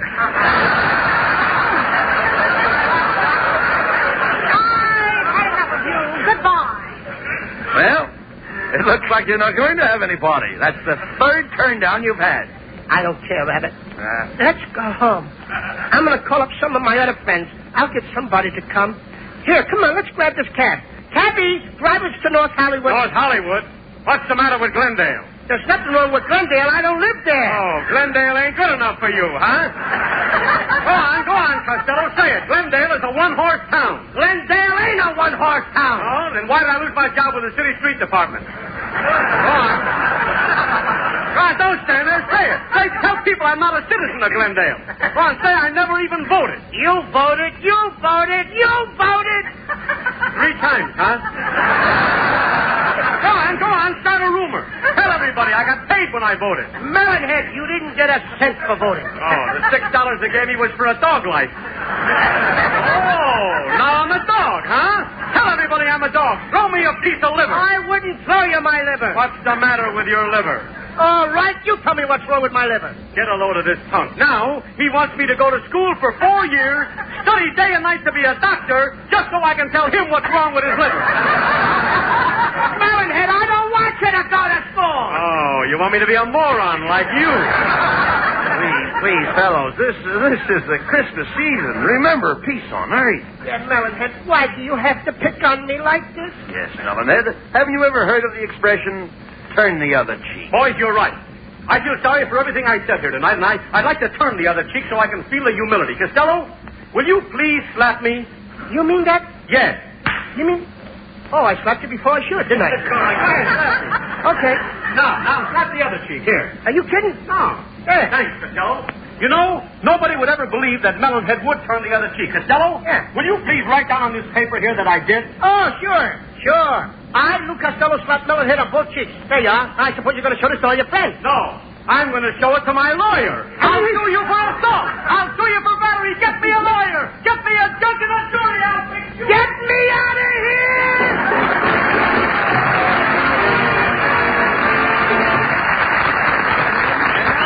25 centuries for the wisdom of Ethan. Experience is the best teacher. Yes, experience is the best teacher. When cigarettes were scarce, most smokers took what they could get. One day one brand, another day some other brand.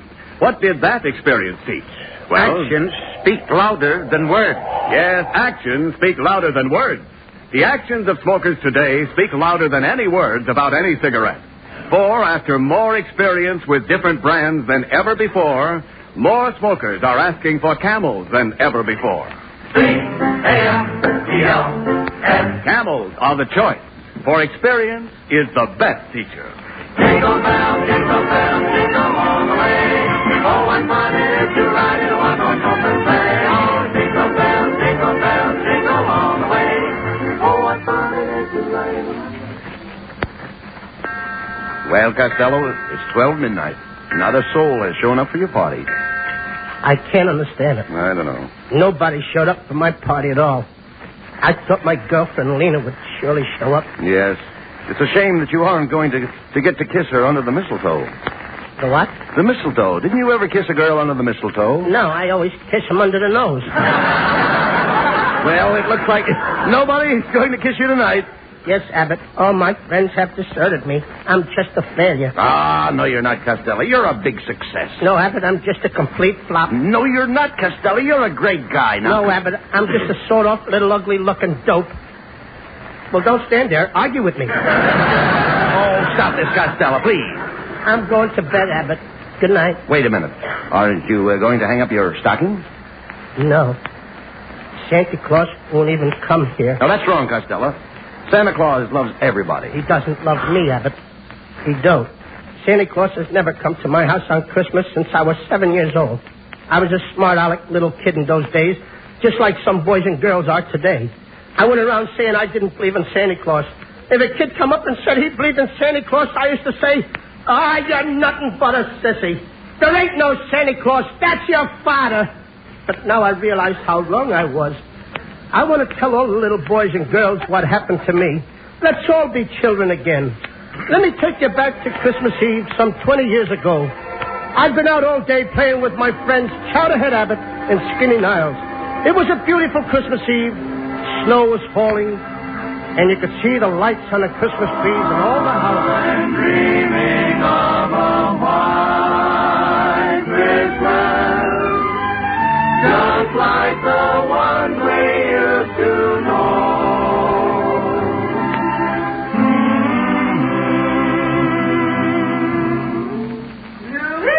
Louis Costello! Coming, Mother! Louis Costello, stop choking that cat. I'm not talking it, Ma. I'm trying to get the money out. Well, there's no money in that cat. Oh, yes, there is. Last night when Pa was playing poker, I heard him say, everybody put money in the kitty. Oh, that's for your father now. No, that was kind of a sneaky knot. It's probably the Iceman. Never mind the door. I'll see who it is. You go wash your dirty face. Oh, Ma, why can't I just go up and cover the dirt with powder like you do? Merry Christmas, Costello. Why, it's the little Abbott boy and the Nya's boy. We came over to tell you what Louis did. He came over to my house and asked my mother to bend her head down so he could see her horns. You snitcher. Why, Louis Costello, you naughty boy. Whatever made you think that Mrs. Abbott had horns? I heard you say that when she got dressed up, she looked like the devil. Yeah, Nanny don't. She did either, Miss Costello. Louis said my mother keeps a cat in the icebox. Why, Mrs. Nyas does not keep a cat in her icebox. Then why does everybody say she's got a frozen puss? You children stop this arguing, and Louis, you get ready for bed right away. Santa Claus will be coming along any minute now. Good night. Gee, I can hardly wait till Santa Claus gets here. Listen, Kenny. I hear sleigh bells. Yeah, and I can hear him walking around on the roof. He's getting ready to come down the chimney.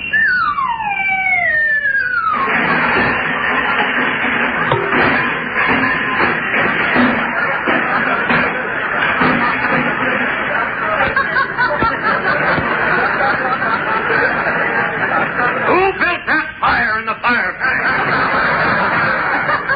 I did. And you realize that you gave me a hot foot? That isn't the way I planned it. Well, I'm sorry I'm late, boys, but I had to stop off at Betty Grable's house. Why did you have to stop off there, Santa? After spending a year up there in the cold north, he's got to thaw out someplace. Quiet, Louis. Gee, Santa Claus, I hope you brung us kids some nice presents, huh? Oh, yes, I did. I brought some nice presents for you, Buddy Abbott, and you, Kenny Niles. But as for you, Louis Costello, you've been a bad boy.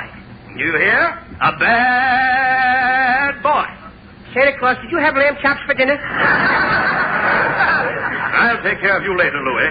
Here, Kenny and Buddy, here are your presents. Now run along home like good little boys. Gee, thanks, Santa. That's all right. Good night. Good night, boys. Good night. Now, Louis Costello, I want to show you all the black marks I've got down here against you in my book. Now, here's a report from your Sunday school teacher.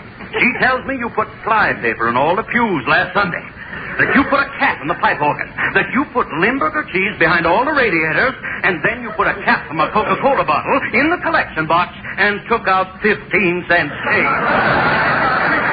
Now, what do you say to that? I'm a busy little bee, ain't I? Silence. You haven't heard the worst. I see that a few years ago you flirted with a little girl in school. Is that true? I'm afraid it is. And is it true that you gave her your class pin? What class pin? I was only 2 years old. I gave her the only pin I had.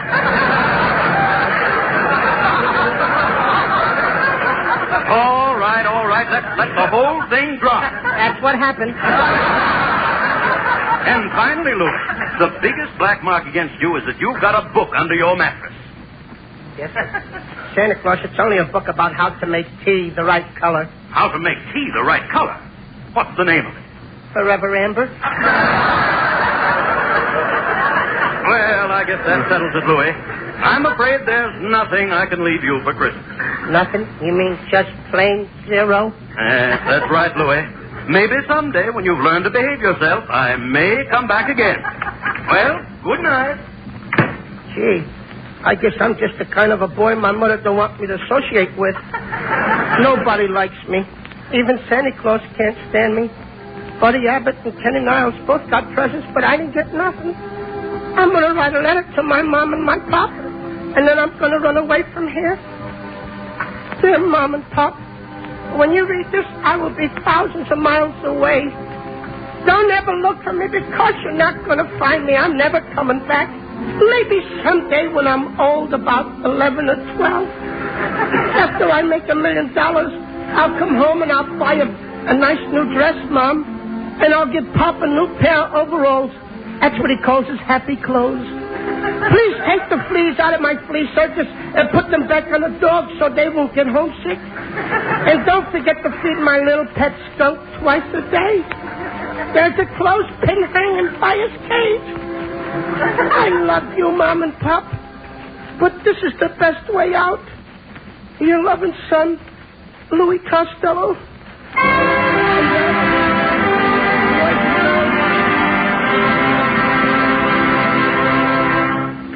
Boys and girls, that happened over 20 years ago, and Santa Claus has never come back to see me to this day. Please, kiddies, take a lesson from me and be good boys and girls, so that next Monday night, Christmas Eve, you won't be waiting for Santa Claus that didn't come like I've been waiting for all these years. Oh, come, Lou. I guess we'd better go to bed. Well, look! The Abbott! It's Lena and Connie Haynes, and it's Melonhead and Tim Isles. Oh, boy! You all came to my party. Yes, and I'm here too, Louis. Santa Claus! You finally came, and you even brought your horse with you. What horse? It's me. Pardon me, Mrs. Niles. Gee, I didn't dream that anything like this was going to happen. I thought that nobody cared about me anymore. I was dreaming of a sly Christmas. I thought my friends had passed me by. Why, you know, Costello, that you're one fellow that we all think You are loved by both the kids and old folks, though you have whiskers on your jokes. May your life be merry and bright, and may all your Christmases be happy, Mrs. Niles. Wow!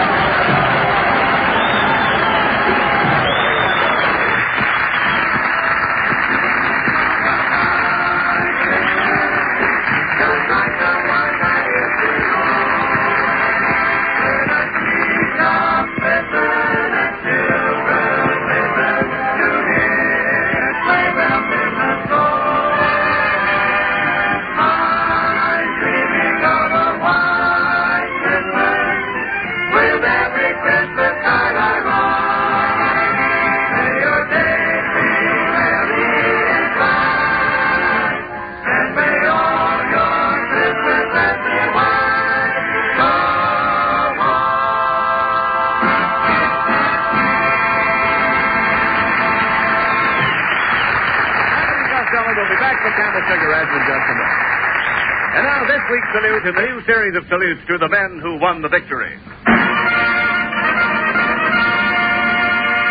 Tonight we salute the 66th, the Black Panther Division, heroes of l'Alliance Saint-Nazaire and the Army of Occupation. In your honor, men of the Black Panther Division, the makers of camels are sending to other servicemen still overseas 500,000 Camel cigarettes. Each of the two Camel radio shows thus honors the different units of the Army, Navy, Marines, and Coast Guard, a total of 1 million camels sent free each week.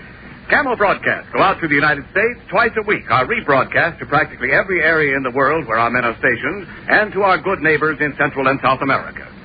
And now, here are Bud and Lou with the final word.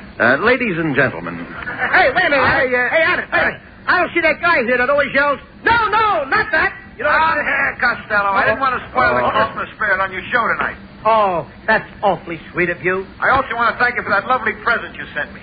That's the best game I ever played. Game? I didn't send you any game. I sent you an autographed picture of myself. How do you like that? My wife and I sat up all night trying to pin a tail on it. Good night, folks. A Merry Christmas to everybody. Yes, Merry Christmas to everybody. And don't forget to buy another Victory Bond at your local theater. Merry Christmas to everybody in Patterson, New Jersey. Be sure to tune in next week for another great Abbott and Costello show brought to you by Camel Cigarettes. And remember, try Camels in your T-zone. See if they don't suit your taste, your throat, to a T.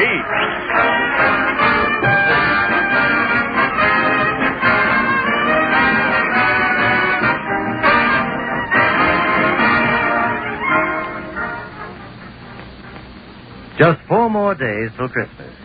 Are there still any blanks on your gift list? If you know a pipe smoker, here's a grand answer. The colorful Christmas tin of Prince Albert tobacco. It holds a full pound, 400 pipefuls of the world's most popular pipe tobacco. The tobacco that's crimp cut for slow, cool burning. The tobacco that's processed to remove bite and sting before it's packed. And you won't have to shop around for that present. You'll find the Christmas tin of Prince Albert most everywhere tobacco is sold. And be sure on Saturday night to tune in the Great Prince Albert radio show, Grand Ole Opry, Coast to Coast on NBC.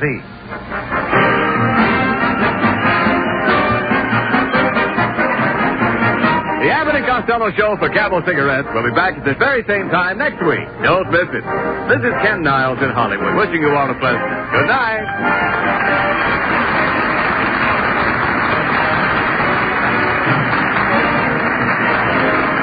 This is the National Broadcasting Company.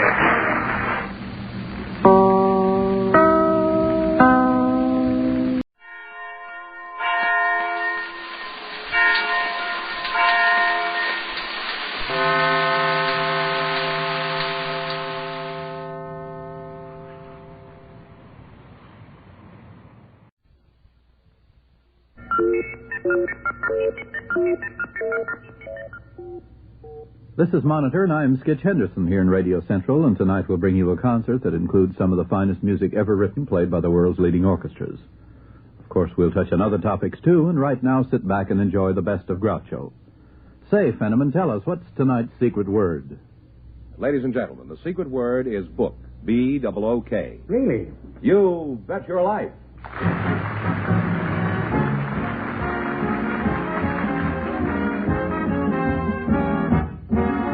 The National Broadcasting Company presents Groucho Marx in The Best of Groucho, the comedy quiz show transcribed from Hollywood. And now, here he is, the one, the only...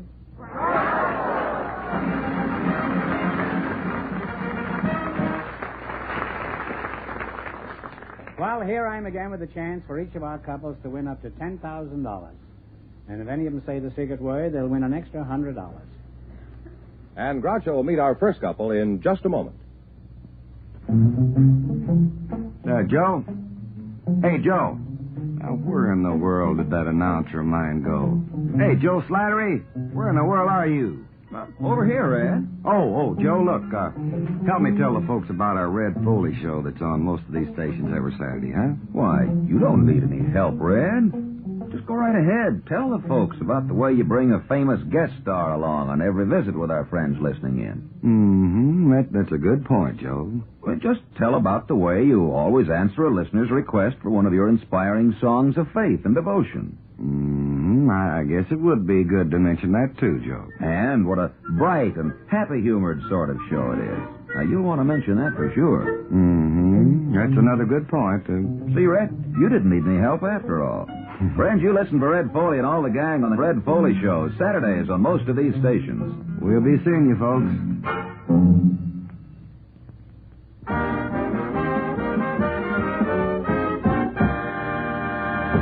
George, who's first? Groucho, we have Julie LaCarner and Larry Sipes waiting to talk to you, so folks, come in, please, and meet Groucho Marx. Welcome to You Bet Your Life. Say the secret word and divide an extra $100. It's a common word, something you find around the house. Julie LaCarner and Larry Sipes, eh? Julie, you're one of the most attractive, you're certainly the most attractive one of this group. Well, thank you, Groucho. With the possible exception of me. Well, sure. So I'm going to start with you. And how old are you and how long have you been in L.A.? I'm 28. 28? Yes. I thought you were around 11. What a liar that is. And how long have you... Where are you from? I come from County Cork, Ireland. Oh, yes. Really? Is that why you bobbed up here? Because you came from County Cork? That's why I bobbed up here. Well, where's your brogue if you came from Ireland? Well, I feel this way, Groucho. After you've left your native soil, be whatever it is, I think you're inclined to lose it with the association with different people. Now, how long since you were in Ireland? 3.5 years. And you've discarded the whole brogue in 3.5 years? Well, can you detect some that I might have left? I certainly can't. You can't. But I know Irishmen who been over here 40 years who speak with a heavier brogue now than when they arrived. Peter Schiff is real easy to put on the brogue, you know. All I have to do now is stand in front of a mirror and practice a little bit, and I've heard brogues here that you wouldn't hear the likes of them in Ireland, face. Sure, and you're pulling me leg, are you now? Sure, I'm not now at all. I'm telling you the truth. Can you do this, too? I'm very plain, no. This is monosyllabic Joe over here. Well, you're very candid, Julie, and if I were you, I'd keep out of dark alleys. You're liable to get sucked with a Blondie stone someday for revealing all these trade secrets. Where's your home, Larry? Are you from Ireland, too? No, sir. I was born in San Diego. Now, where do you work, Larry? Well, I don't work. I'm a senior. You don't work? No, sir. I'm a senior at the University of Southern California. Oh, at where? USC. What kind of athletics are you studying at USC? No athletics. I'm a pre-law student there. You're studying law at USC? Yes, sir. It's quite surprising. I thought all they taught at USC was football. And from the record, I would imagine most of the team has even been cutting those classes. Do they actually have students at USC who study? You know, Groucho, for a long time, I've been watching your show. Oh, thanks. And I've really suffered through many times with you because... Well, you're not alone, old boy.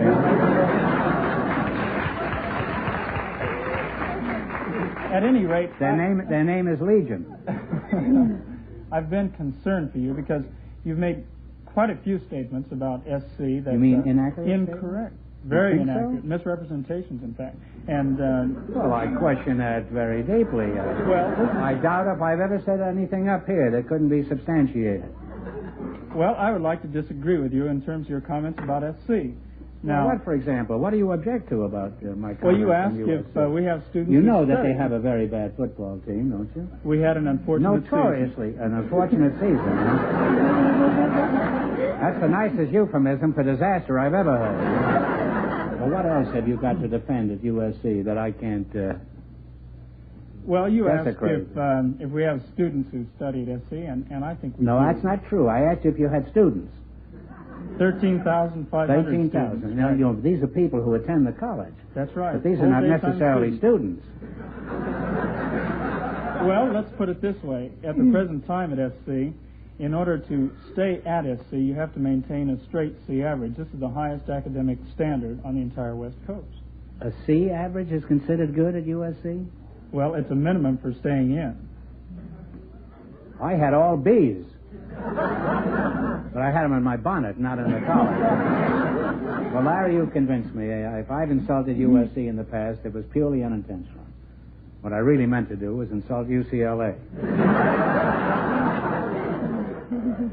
Now, I'm willing to admit that I don't know too much about the college curriculum, Larry, but it's my impression the colleges of today are teaching what we learned in high school in my day. Is this true?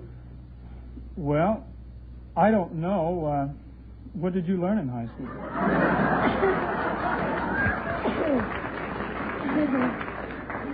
Well, the fact is, I never went to high school.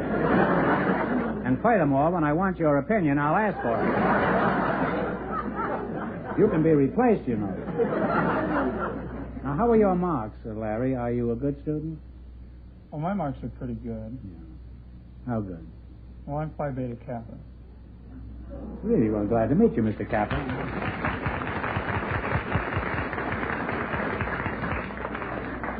You go out for sports? I haven't had much time in college for sports. What keeps you so busy? Well, in addition to classes right now, I'm serving as student body president at SC. You're president of the student body? Yes, sir. Well, Larry, I want to apologize for all the snide and insulting things I've said about UCLA. It was SC. What's that? It was USC. In that case, I retract the apology to UCLA.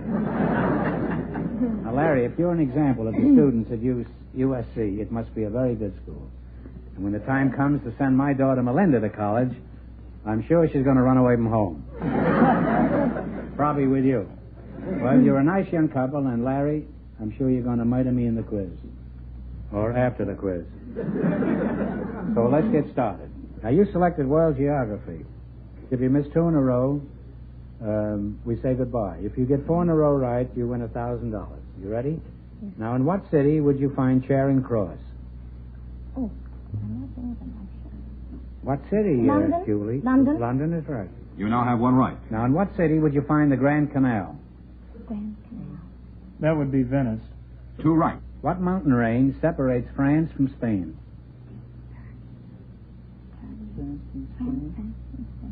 Yes, I believe it is the Pyrenees. Pyrenees is right. You now have 3 right. If you get the next one right, you'll have your $1,000. Wonderful. In what country will you find the Veldt? V-E-L-D-T. Oh, dear. Germany. It's one of the European countries. No. Is it? Yes, you're right. Africa. Well, it's in the southern central. I can't think of the official word. It's the Union of South Africa. Yeah, well, that's right. So, And you got 4 in a row, and you won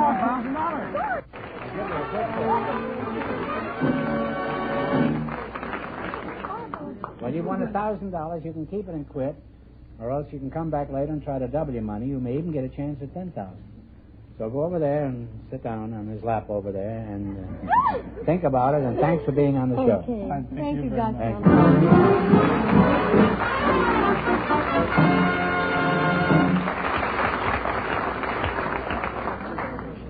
In just a moment, our second couple will join Groucho to play You Bet Your Life. The Red Cross is on the job when you need it. Now it's your turn. The Red Cross needs you. There's a rule we've all been taught, so let's heed it. Do for others as you'd have them do for you. Whenever things get tough anywhere, the Red Cross is there to make them easier to bear. You can be sure that when you need them, they'll come through. And that's all the Red Cross ever asks of you. And that's all the Red Cross ever asks of you.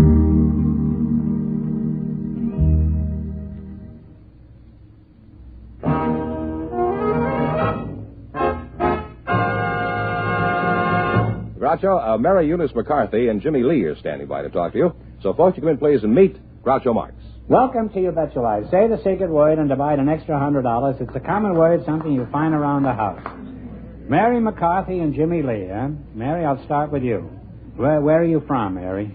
I was born in San Francisco, Groucho, but I spent most of my life in Southern California, particularly in San Fernando Valley. Oh. Are you a housewife, Mary, or do you have a job? No, Groucho, I'm a writer. Have you written anything that I might recognize, Mary? Because I just read the funnies.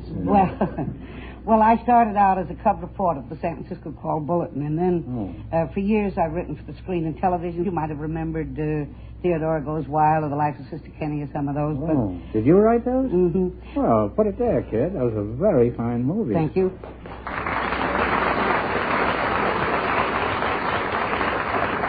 But recently I've had my first book published. Oh. Wait a minute.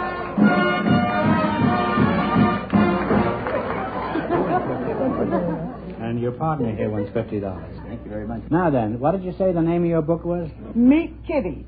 Meet Kitty? Mm-hmm. What is it about, a butcher shop? No, it's about an Irish kitty. Kitty was my mother. Well, if you could write a whole book about your mother, she must have been an interesting character. She was, you know, just before she was married, the doctor told her that she must never have a single child, as it would be... Just twins? No. Oh, I don't know what you mean. Well, she mustn't have any children, in other words. Oh. It would be fatal. So she had 13 and lived to be 82. She said that she guessed God disagreed with the doctor. Now, how about your father? Is there much about him in your book? There certainly is not. Oh. I don't think he deserved much credit. You don't think the father of 13 children deserved any credit?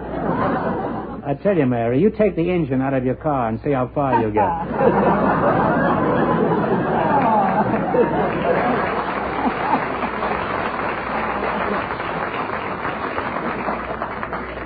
You're Jimmy Lee? Yes, sir. How old are you, Jimmy? Well, I tell all my friends I'm 85. Apparently you haven't got many friends. You don't look that old. How old are you, actually? 39. 39, huh? Now, where were you born, Jimmy? Can't talk. You can't talk? Why not? You seem to talk very well. Where were you born? Canton. Canton? Canton? Oh, that's in Ohio. How long did you stay in Ohio? That was in China.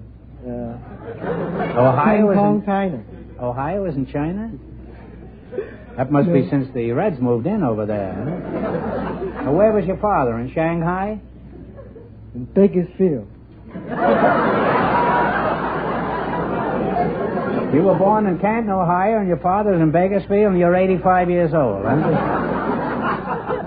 I've heard of the mysterious East, but this is fantastic. Have you got a job, Jimmy? Yes, I work in Pet Sip in Singapore Spa. What do you mean? You say you spa in Singapore? Singapore Spa. I'm a cook in Singapore Spa.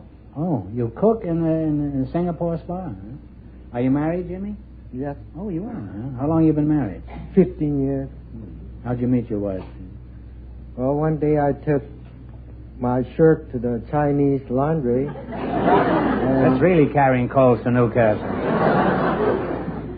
I meet my wife. I thought she was Japanese. She was a Japanese and she was working in a Chinese laundry? I thought she was Japanese. Now, when did you discover she was a Chinese? She's not Chinese, she's Mexican.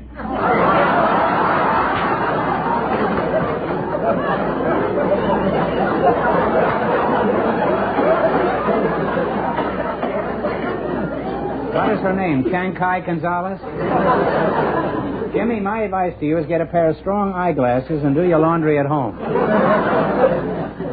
Well, when did you discover she was Mexican? When she told you Chiang-Kai Gonzalez was her uncle?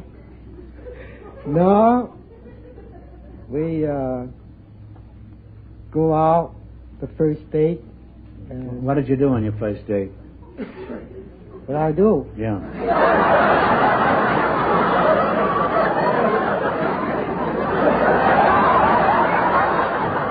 If I can't... Jimmy, you virtually answered the question already. Well, you're a charming couple, and I've enjoyed talking to both of you, and the time has come to play You Bet Your Life. If you miss 2 in a row, you're out. If you get 4 in a row right, you win $1,000, and the category is sports. Tommy Brennan is one of the youngest coaches in big-time football. What team does he coach? Notre Dame. You have one right. Now, how did you know that? A girl named McCarthy, huh? Pretty hard for the Terry Brennan. Yeah. What did I say? Tommy. Well, she knew the answer, though. And you have one right. 1935 was the last year Babe Ruth played Major League Ball. What club did he play for? Guessing. Yankees. No. Boston Braves. No. Well, now you have one wrong. Don't get the next one wrong or the game is over, you know? All right. In what sport would you lunge and parry? Dueling. That's right. Fencing and dueling. You now have one right again. You know, you should discuss it with him because he might know something, too. He told me he's not going to tell me anything. You're not doing anything there. He told me. If you win... He's supposed to pinch me if he knows something. He hasn't pinched me yet.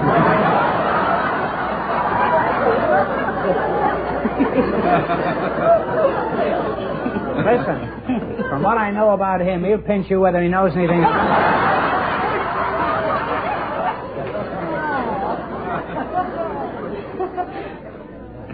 What do you call the track contest that consists of 5 events? Track event? Yeah. But there are 5 different events, and it has one name. Decathlon? No. No, it's pentathlon.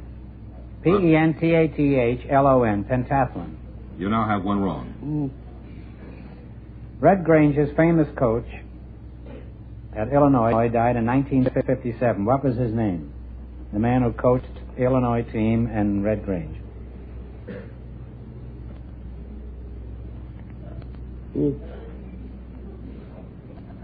Had to pick sport. No. Well, it's Bob Zupke. You should have known that. known that, yes. You got 2 wrong in a row, so the game is over for you. Okay. Well, I'm sorry you missed 2 in a row.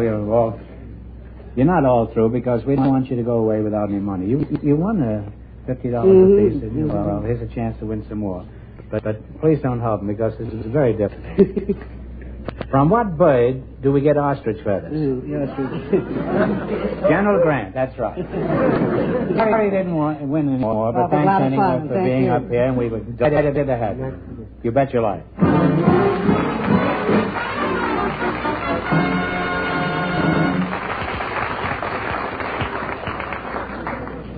We'll find out if our first couple will try for $10,000 in just a moment. Hello, this is Gene Kelly. As recently as years ago, people still whispered about mental illness as though it were a disgrace. Things are a lot better now. Because of the wonderful work of your Mental Health Association, the veil of secrecy and shame has been torn from mental illness. And people understand it as an illness now as they understand flu or heart disease. That makes a better mental climate for all of us.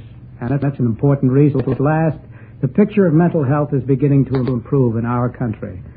But even greater improvement is needed, because 1 in every 10 Americans is afflicted with mental illness. Clinics and hospitals are still far short of the needs for mental health. We need more scientific research. We need more volunteer services for the mentally ill and their families.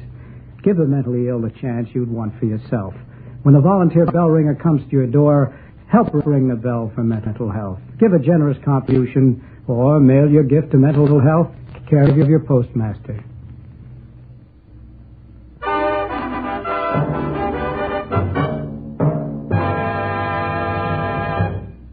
Julie LaCarner and Larry Sine, could you come out and talk to Groucho and tell him what you've decided? You won $1,000. If you decide to try for the 10 and you fail, you wind up with a total of $500. Now, what are you going to do? Well, in view of the fact that Larry is so smart, I think I'll try. You think it's fair to put all the onus on him? And the we'll try together. This is a typical female characteristic. Yes. Now, you are going for the big money. Now, get together and pick a number from 1 to 10 and spin the wheel. If any number besides the one you pick comes up, this question is worth $2,000. If your number comes up, this question is worth 10. What number do you want? We want 7. Turn it. You ready?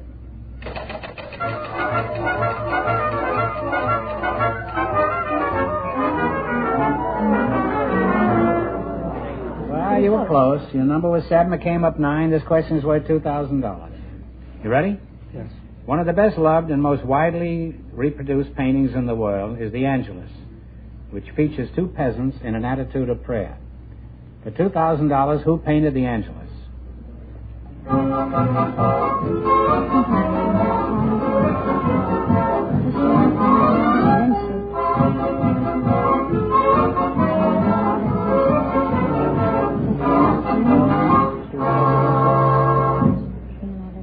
What is it? We're only guessing.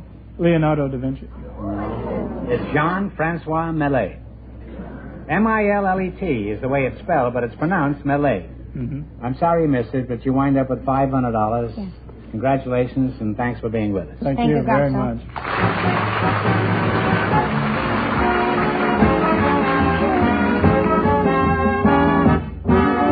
The Best of Groucho is transcribed in Hollywood, produced by John Goodell, directed by Robert Dwan and Bernie Smith, music by Jack Meakin. This is George Fenneman reminding you to tune in again next week, same time, same station, to hear the one, the only Groucho. And see The Best of Groucho on NBC TV every Thursday night. The Best of Groucho is heard by our armed forces around the world.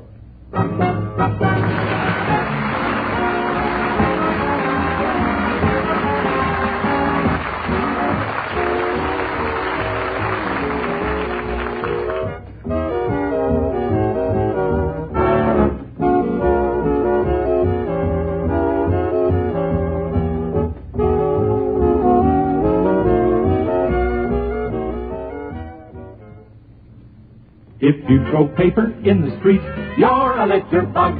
If you don't keep our beaches neat, You're a litter bug. If you throw litter from your car, a litter bug is what you are. If you throw litter anywhere, street, beach, or in the air, you're a litter bug. This is Bill Holden. Let's make our roads, parks, beaches, and streets the cleanest in the world. It's up to you and me.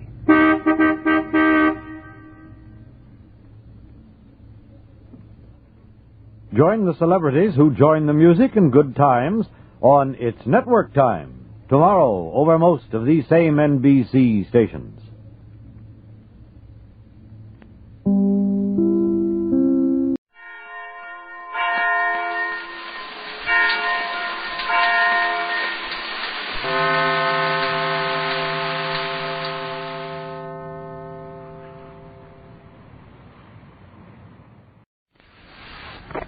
Vic has got the ride home to the office, and we hear him say, "Where's the guy who is?" Mr. Sludge is using the telephone. Yes? He's talking long distance to his mother and sister in Pontiac. I told him he could have privacy. Yes. He'll be through directly. I better him some work from Duffy. Hurry up, John. Yeah. Big Duffy and Roger. Supposed to have them in the mail by 6 o'clock tonight. Well, I was going to sit right down here on the steps and begin on them. Oh, right. Sure. All my stuff's in the library table. Pen and ink and eraser and charts and figures and junk. Anyway, I couldn't accomplish anything scrawled on the half-wit front porch. Well, I'm sorry, but we just have to stay out of that living room until Mr. Sludge is done with his conversation. You've been talking. Oh, quite a little bit. Sit down here by me. You're not in such a rush. You can't wait a minute or two. No, but I dash home from Bath at 90 miles an hour to do a job, then discover I can't have it in my own house. Well, I'm sorry, but there's no help for it. Long distance phone calls run into money. I hope Brother Sludge appreciates that. Who's going to pay? Why don't he use his own phone anyway? Well, Mr. Cameron and Mr. Booth and the terrace's other two roomers are both home this afternoon. Mr. Sludge likes privacy when he talks to his mother and sister. He was very much upset when he knocked at the door a while ago. Quiet? Yes. He's had his feelings hurt downtown. He's always having his feelings hurt. Well, Mama's boy, you know. Oh, Mama's boy. The big ox is 40 years old, ain't he? 43, but that don't cut any ice. Once a mama's boy, always a mama's boy. Who's his feelings this trip? Some clergyman at the 5 and 10 cent store. Seems Mr. Sludge likes to drop in there noontime to look around. I've heard of beautiful women having days and greatly unscathed. Hello, Doctor. Hi. Now, he'll want to go in the house. Well, I sure love to go in the house. I've got a bushel of work to do before 6 o'clock. He'll be done directly. How'd you get your shirt all dirty? Down the mud. Not so early today, has that? On the contrary, I have to tackle a heap of invoices. You can't go inside, Willie. Why not? Miss Harris's roomers using the phone. Mr. Sludge? Yeah. He's talking long distance to his mother and sister in Pontiac. I told him he wouldn't be bothered with people running in and out. I won't bother him. I just want to get my first baseman's glove. Where is it? Under the Davenport. No. He has to stay out of that living room until he's through with his conversation. I concur with you in that sentiment, Harold. The guys who witnessed one of your tales, they can lie. Well, let him wait. Is the baboon running through the rag all day? He hasn't had a chance to chat with his mother and sister for a long time. Probably got a lot to tell him. Anyway, he's all upset. What's he all upset about? Some snippy clerk down at the 5 and Dime hurt his feelings. You crying? Oh, my, yes. Just gnawing sobs away when he knocked at the door a while ago. He's the darndest ball baby that ever come down the pipe. It's not for a place to make fun. Remember, you're just a little boy, and Mr. Sludge is a grown man. You sure don't act like a grown man. All right. No, you spicy. Go look in the window. See what the numbskulls do. No. He's probably all through talking on the phone. But he steps out of the Abbott Costello. No. I can take in the living room without him seeing me. Did you hear me say no? He's supposed to have a long distance bill of $40,000. He'll pay. He won't get stuck. Enough invoices to sell a gunny tax to go over by 6 o'clock, and here I sit with my tooth in my mouth. Well, he used his own telephone. Mr. Cameron and Mr. Booth and Terrace's other two roomers are both home this afternoon. I guess Mr. Sludge is afraid they're jollying. Joey Clark, Booth Johnson, Willis Drawback, and Neil and Richards all over in Cabby's vacant lot waiting for me. Oh, I don't imagine there'll be any horrible consequences if you don't return. I could slip in the doggone living room and get my first baseman's mitt and just like you never realize I used to be there. What's the matter? I thought I heard stopping inside the house. Well, it's not smart to laugh at people. Not the least bit smart. No, a guy 43 years old. I guess a guy 43 years old can have feelings. What happened in the gun store that broke his heart? Some clerk was rude. He likes to spend his noontime in at the 5 and Dime, too. He likes to walk through the aisles and look at the different articles for sale. Well, today he stopped at the candy counter to buy a little bag of sweets. He told the clerk he wanted a penny's worth of this, a penny's worth of that, and so on. And one of the things he ordered was a penny's worth of licorice buttons. The clerk put 5 in the sack. Mr. Sludge says, those licorice buttons are 6 for a penny, you say? The clerk says, 5 for a penny. Mr. Sludge says, I bought some the other day, and they were 6 per penny. A man with a mustache waited on me. The clerk says, look, neighbor, I can't stall around all day arguing with kids about whether licorice buttons are 5 for a penny or 6 per penny. You want licorice buttons 5 for a penny, or don't you want any licorice buttons at all? I don't want any licorice buttons at all, says Mr. Sludge, and he stormed out of the 5 and Dime, sobbing and crying to beat the band. Really? This fellow's too romantic. No, he's not either. Any lame brain that acts like... I admit he's a little on the childy side. But that's understandable. Perfectly understandable. All his life he's been babied and coddled. His mother and sister idolized him. Why, up until he was 20 years old, nobody's ever said a mean word to him. It was a shock to learn there was meanness in the world.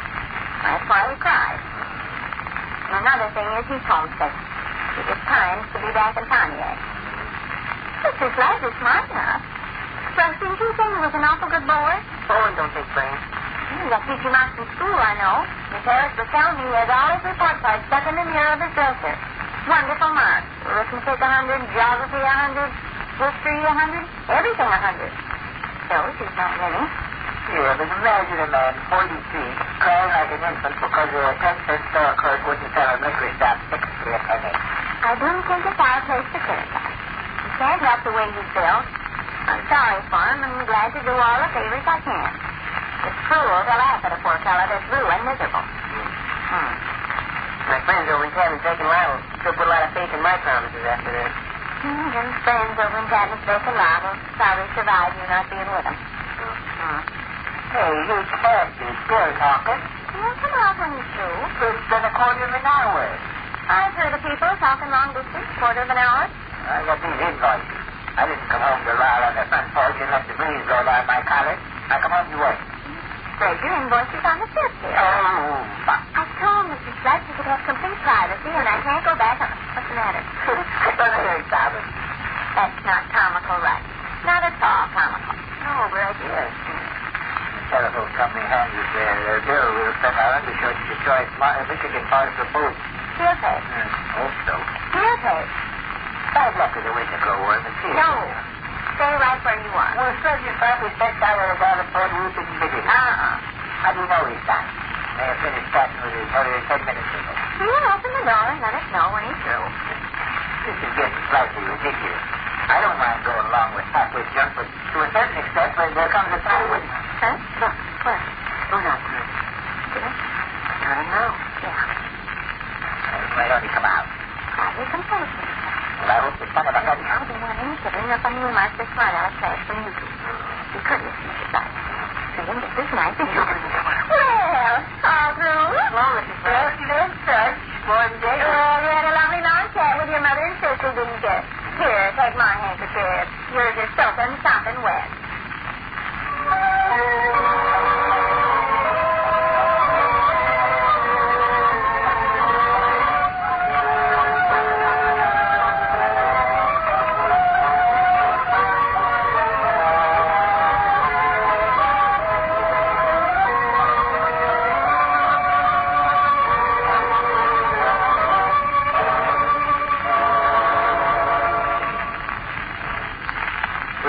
Another brief interlude at the small house halfway up in the next block. And there we leave Crisco's Vic Sade until tomorrow. Duffy.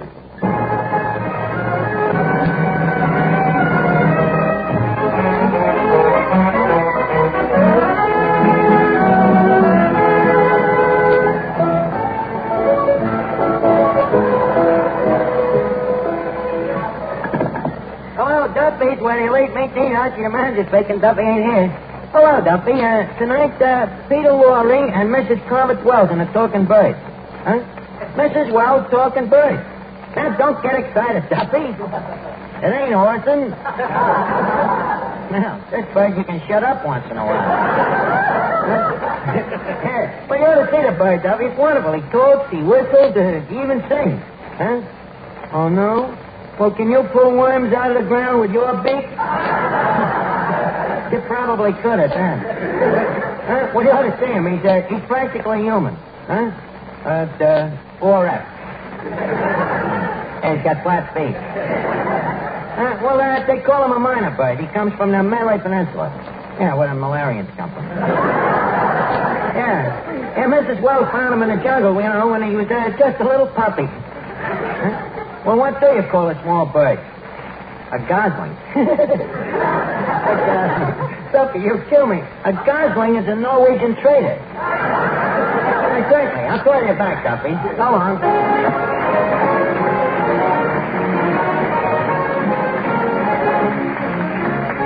Ladies and gentlemen, welcome to Duffy. Come in and meet Finnegan, Eddie the waiter, Miss Duffy, Johnny Johnston, Paul Weston and his orchestra, our special guests tonight, Peter Lorre and Mrs. Corbett Wells Minor Bird Raffles, and Archie himself, Ed Gardner. Harry, don't forget the announcement about the book, Duffy's First Grader. Oh, yes, I'll make it now. Yeah, orchestra, frame, please. Thank you.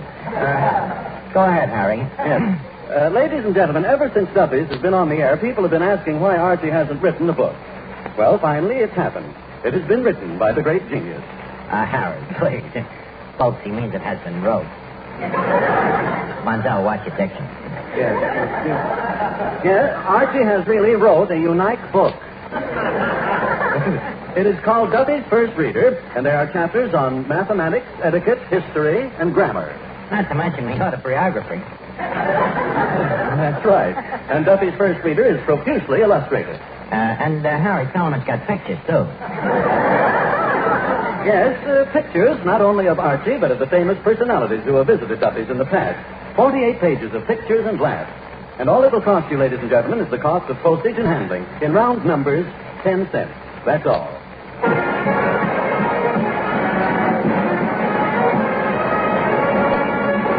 Miss Archie, now, this talking bird, what do they call it? They call it a minor bird. Why do they call it a minor bird? Well, Eddie, that is difficult for me to explain to one not familiar with the natural habitudes of botanology. Oh, you don't know, huh? Look, Eddie, I never talk on a subject of which I am ignorant. Now, that quiet, nobody could be. Tell me, why do they call it a minor bird? Because it's a bird that ain't 21 years old.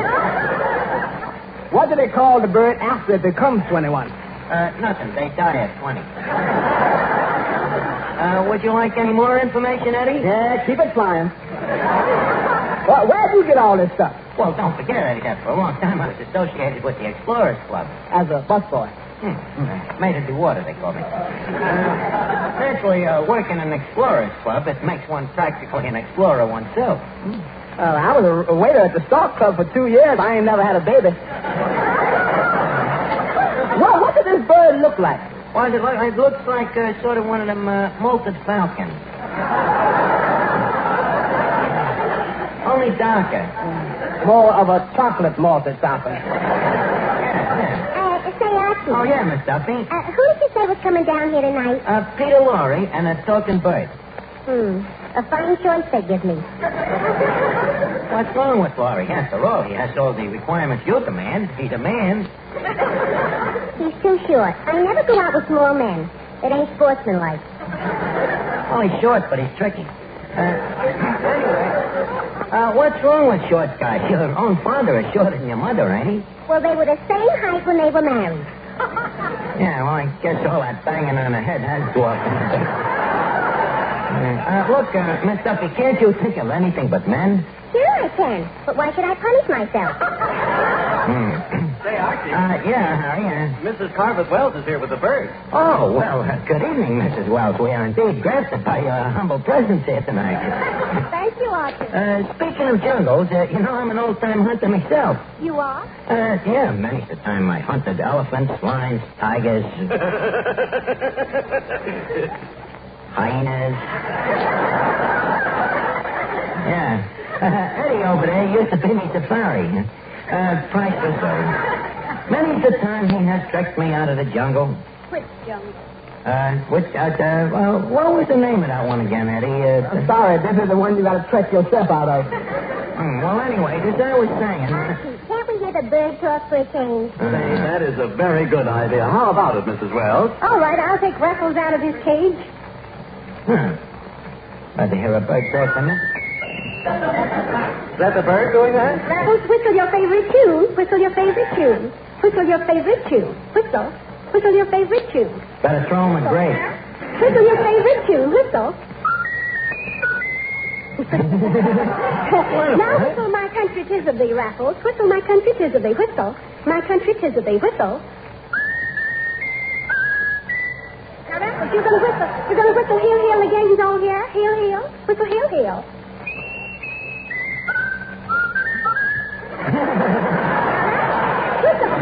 Whistle really the song you like best. Whistle your favorite tune. Now whistle your favorite tune. Yes. Now what is Raffles? You're going to whistle your favorite tune again? All right. When you saw Duffy's picture, did you laugh? Raffles, what do you say to this pretty girl? Likewise, I'm sure. When you saw Duffy's picture, did you laugh? Did you laugh? That's a very bright bird. Whistle your favorite tune. Whistle your favorite tune. Whistle your favorite tune. That's fine, Raffles, but you're going to say hello, Jojo? Going to say hello, Jojo? Say hello, Jojo. Hello, Jojo. Now, Raffles, change your voice. Jojo. Now, Raffles. Jojo. I know that you have a tune you like best of all. How about whistling the tune that you like best of all? Whistle, whistle, whistle.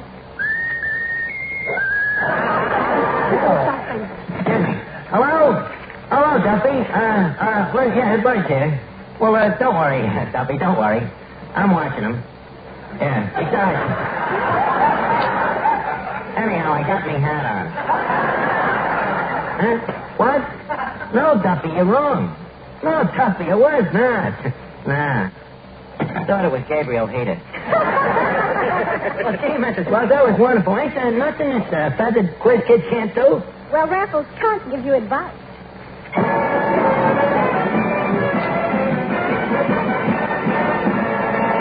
Hello, Archie. Oh, hello, Johnson. Look, Johnny, I've been meaning to apologize to you. You know, I've been a little rough on you the last couple of weeks, and I want you to know that I really think you're a great singer. Oh, okay, Bud. Now, look, about this bird. It happens that, I'm the singer around here, and I don't like to see a bird cutting in on my racket. Look, Johnson, it may be news to you, but them birds was in the singing racket long before you was. Well, I want you to know that I'm not taking second billing to a crow. Johnson, what is your song tonight? Sunday, Monday, or always. Sunday, Monday, always. I noticed you left out payday. Johnson, sing. You were very wise leaving out that payday.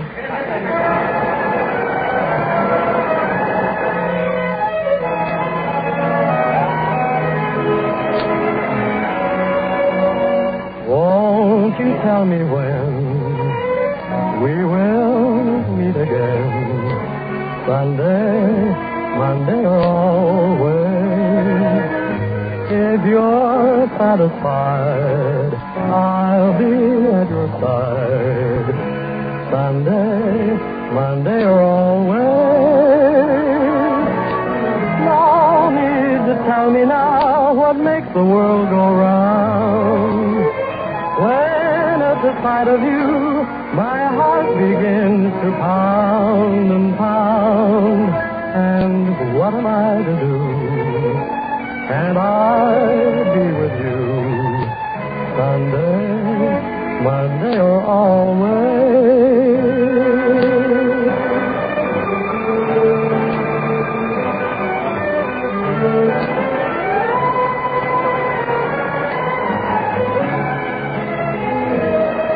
Won't you tell me when we will meet again? Sunday, Monday, or always. If you're satisfied, I'll be at your side. Sunday, Monday, or always. No need to tell me now what makes the world go round. When at the sight of you, my heart begins to pound and pound. And what am I to do? Can I be with you Sunday, Monday, or always?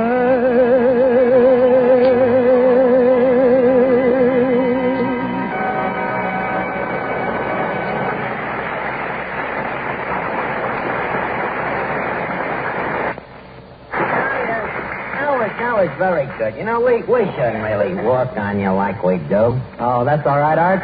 I'm like a rug, and I'm better after a good beating. Why do I try to get friendly with this guy? Well, Finnegan, you're late. You missed the talking bird. So what? We had chicken for dinner. But you should have been here, Finnegan. This bird really talks words, you know? Sir? Yeah. Tell me briefly, what did he say? Well, he said, things like, take a bit, hello, Jojo, or Rebecca, hello, Jojo. Sounds like a moron to me. Where does this boy come from, Mike? Well, he's the offspring of Mrs. Convert Wells, the explorer. Oh, I know quite a number of offspring explorers. Finnegan, man, stop lying. What explorers do you know? Oh, it's Dr. Presume. Dr. Presume? Yeah, Dr. Livingston, I presume. The man's name was Stanley, I presume. Mr. Doctor? What's the matter? Oh, look here. The man has been sitting over in that car. You know who he is? Who? Mr. Peter Lawrence.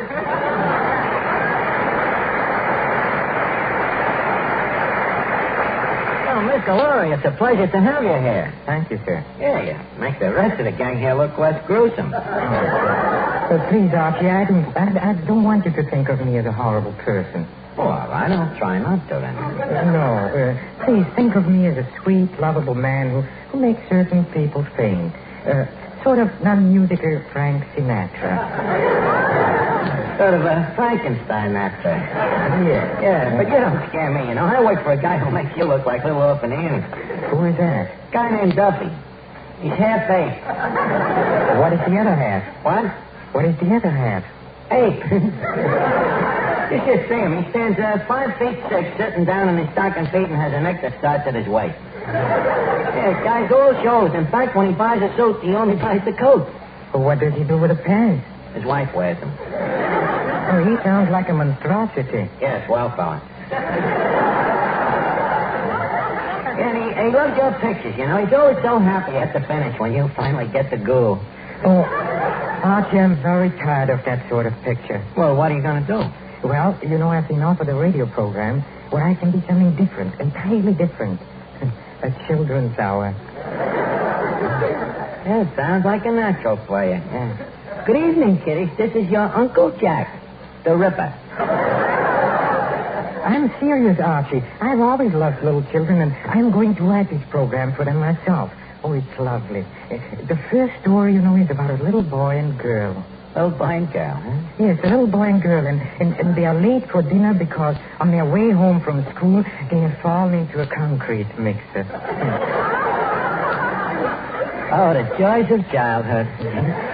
Where is their parents? Well, their parents would have been there, but they were strolling down a country lane and got their heads cut off by a windmill.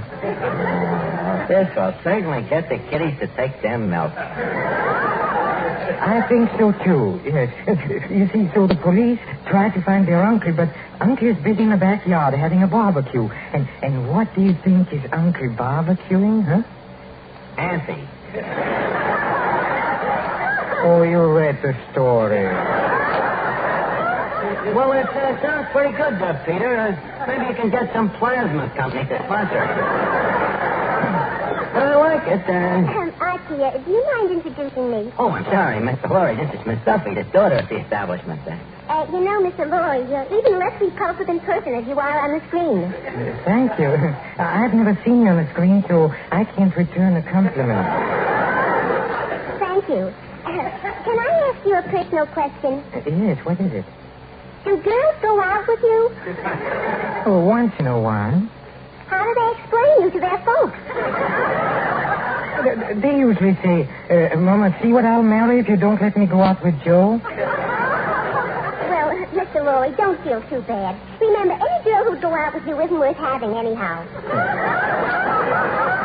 Look, Miss Duffy, I don't want to break up this courtship, but why don't you show Mr. Laurie around the joint? Entertain him. Maybe I'll sing to him.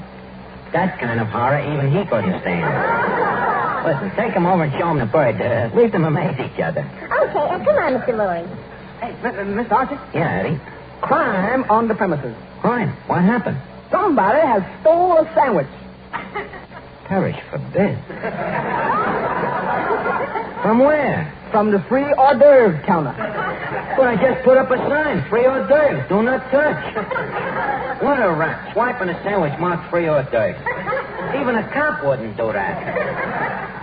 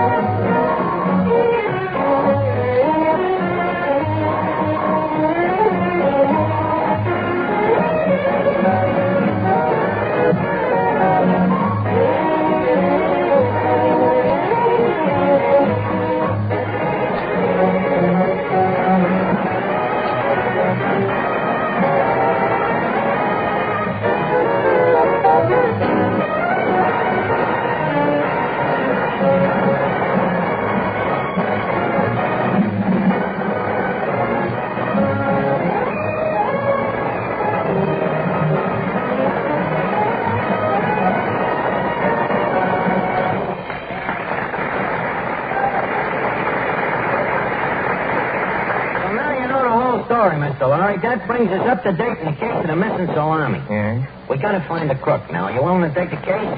Frankly, Archie, it doesn't quite intrigue me. Well, why not? Well, you see, in the movies, the scene is usually more gruesome. You know, bodies on the floor and... Bodies on the floor? Finnegan. Finnegan, lay down. Oh, that's too gruesome. Too gruesome, huh? You better lay face down, Finnegan. Now, leave us start the cross-examination and grill some of these rats. And, Mr. Lorry, out of courtesy to you as our guest, I think you're the first rat we should grill. Thank you. Thank you. Go ahead, sir. Okay, Lorry, now come clean. Where was you on the night of tonight? Well, I came down here to Duffy's. For what reason? Well, I was out of my mind. Out of your mind, huh? The logical man to eat the sandwich. Wait, this is a criminal investigation. It sure is. It sure is. Now, my dear Mr. Lorry, can you explain the location of your whereabouts during the misdemeanor of the sandwich? So when the sandwich was stolen, I was sitting on that chair next to the free hors d'oeuvre counter listening to the birds sing songs. Sitting next to the counter listening to the bird, huh? Yeah. But as you see, when I sit in this chair, I cannot possibly reach up to the sandwiches. Well, that eliminates you. Next witness. Me? Yeah. Yes, Your Honor. Just call me Mr. D.A. Take the stand, please, for the third degree. Oh, let me do this, Archie, please. Miss Duffy, where were you born? 223.5 3rd Avenue, 6 blocks from the Navy Yard. He just asked you for your birthplace, not your hobby. Now, Miss Duffy, were you ever convicted of a crime? Oh, just once, a minor traffic violation. And what was the violation? Necking on the intersection. Is that illegal? Yeah, we weren't in a car. Well, it's the election, huh? Proceed, prosecution. Prosecution rests and needed. Well, if we only had some clues, Eddie. Yeah. Eddie, take a stand. Say, oh, yes, 3 times. Oh, yes. Okay, the court is now in session. Eddie, do you recall the exact day that salami sandwich was made up? I think it was Labor Day. Yeah. Must have been Labor Day because the previous Easter, everybody said, these sandwiches must be left over from Christmas. What year was that? Well, I remember Roosevelt had just been elected. Yes? And everybody said, Teddy's going to make a wonderful president. Well, thank you, Eddie. Next witness, Clifton Finnegan. Now, tell me, Finnegan, did you steal the sandwich? Doc, I got a lullaby. You mean an alibi? No, a lullaby. I was asleep in the chair. Well, that dismembers you, Finnegan. Lorry, I'm stumped. Well, there's only one thing left to do. Cherchez la femme. Huh? Cherchez la femme. Find a woman. No, Lorry, we must get the case solved first. You never can tell about these little guys. Hey, Archie, I have an idea. What about that lady, you know, the bird that whistles the Star-Spangled Banner? The Star-Spangled Banner? Europa. The case is solved. Who done it, Ike? Just a second. Mr. Lorry, your alibi was that you were sitting down and so couldn't reach the sandwich. Yes?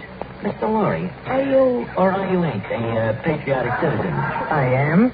When the bird whistled the Star-Spangled Banner, what did you do? What? I'll tell you. You stood up and stole the sandwich. Peter Lorry, you're guilty. Justice has trumped. The case of the stolen salami is solved.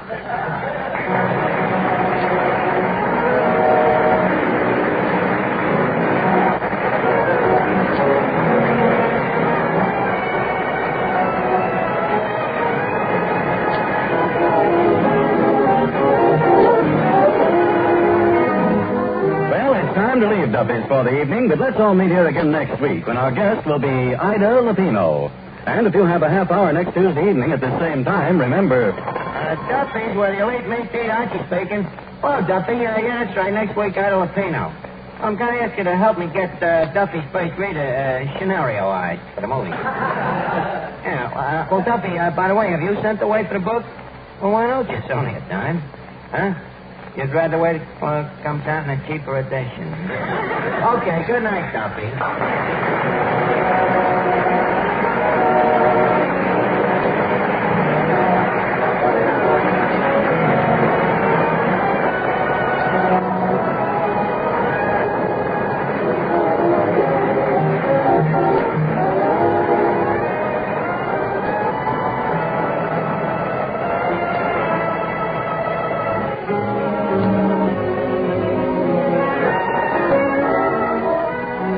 program came to you from Hollywood. This is the Blue Network.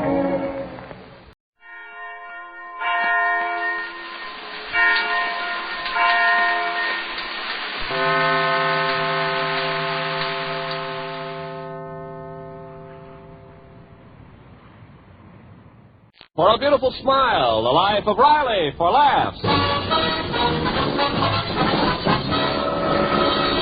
Teal, T-E-E-L, Teal, the amazing liquid dentifrice. That's it, T-E-E-L.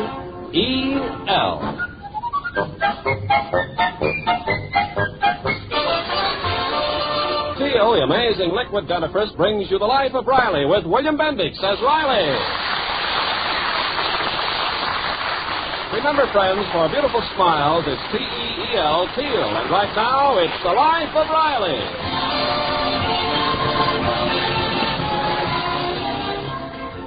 The other day, our hero, Chester A. Riley, tried to prove to his wife that he was still as athletic as ever.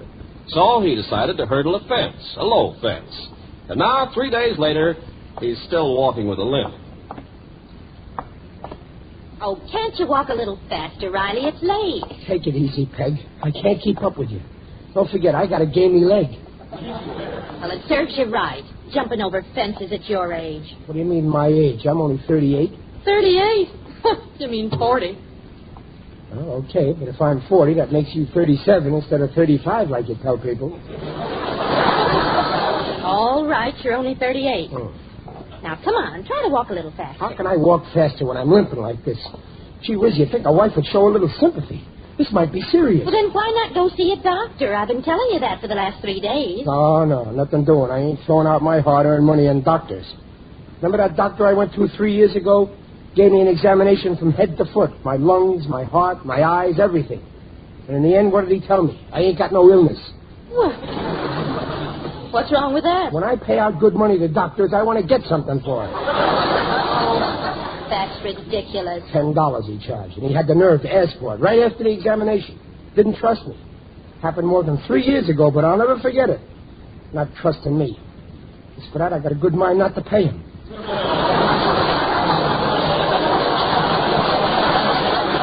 Oh, you're just like a lot of other people. You always want to get medical advice without paying for it. That ain't it. That ain't it at all. I just don't believe in doctors. As far as I'm concerned, hey, look, ain't that Dr. Lang coming this way? The one who just moved in on our block? Oh, yes, that's him. They say he's a wonderful doctor. Oh, he is, huh? Good evening, Dr. Lang. Oh, good evening, Mr. Riley, Mrs. Riley. Lovely night. Oh, yes, isn't it? Yes, well, good Oh, by the way, Doctor, there was something I wanted to ask you. Yes? I jumped over a fence and I hurt my leg. Of course, it's nothing really, but I just thought as long as we met like this... Your leg pains you? Oh, yeah. Kind of shooting pain? Yeah, that's right. And there's a slight swelling around the joint? Yeah, that's right. What do you think I ought to do? There's only one thing I can suggest. Yeah? Come and see me in my office tomorrow. Good night. Well, how do you like that? What a cheapskate. I can't stand that type. Crazy for $1. I ought to report him to the Medical Association. What for? For not giving you free advice on the street? You ought to be ashamed of yourself. He's the one who ought to be ashamed. After all, he once took a vow to help suffering humanity, didn't he? Well, yes, but I got a good mind to report him for breaking the oath of the hypocrites. Oh, you're talking nonsense. Come on, let's get home. Okay, but mark my words. These doctors are... Hey, look. What now? Look, outside our house, there's been an accident. Look at that wrecked car. Oh, that's not a wreck. That's Simon Vanderhopper's jalopy. He and Babs had a date tonight. I thought I told you I don't want that no-good loafer going around with Babs. Oh, Riley, Simon's a nice boy. Some boy. 21 years old, and he still chews bubble gum. So what if he likes bubble gum? Well, he don't have to keep mooching it from me. And he's not a loafer. He's still studying. He's taken up entomology. Enter what? Entomology. He's studying all about insects. Oh, so that accounts for the ants I seen last night. He's got to stop doing his homework in our kitchen. And I tell you, he's got to stop seeing our bed. Now, be sensible. Suppose Babs does like Simon a little. That isn't a catastrophe. Yeah, that's what you say. You once started off liking me a little, and now we're married. What are you talking about? Do you know what catastrophe means? That's beside the point. Once and for all, Hey, they're not on the porch. Look. Well, they're probably in the house. That's just it. Simon's in the house with Babs alone. Well, suppose they are alone. What of it? I can see you've never been a boy.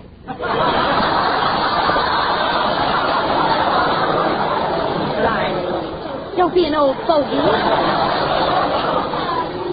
Why, when you were courting me, my father left us alone in the living room because he understood young people. He saw eye to eye with the younger generation. Listen, the only time I ever saw eye to eye with your father was through a keyhole.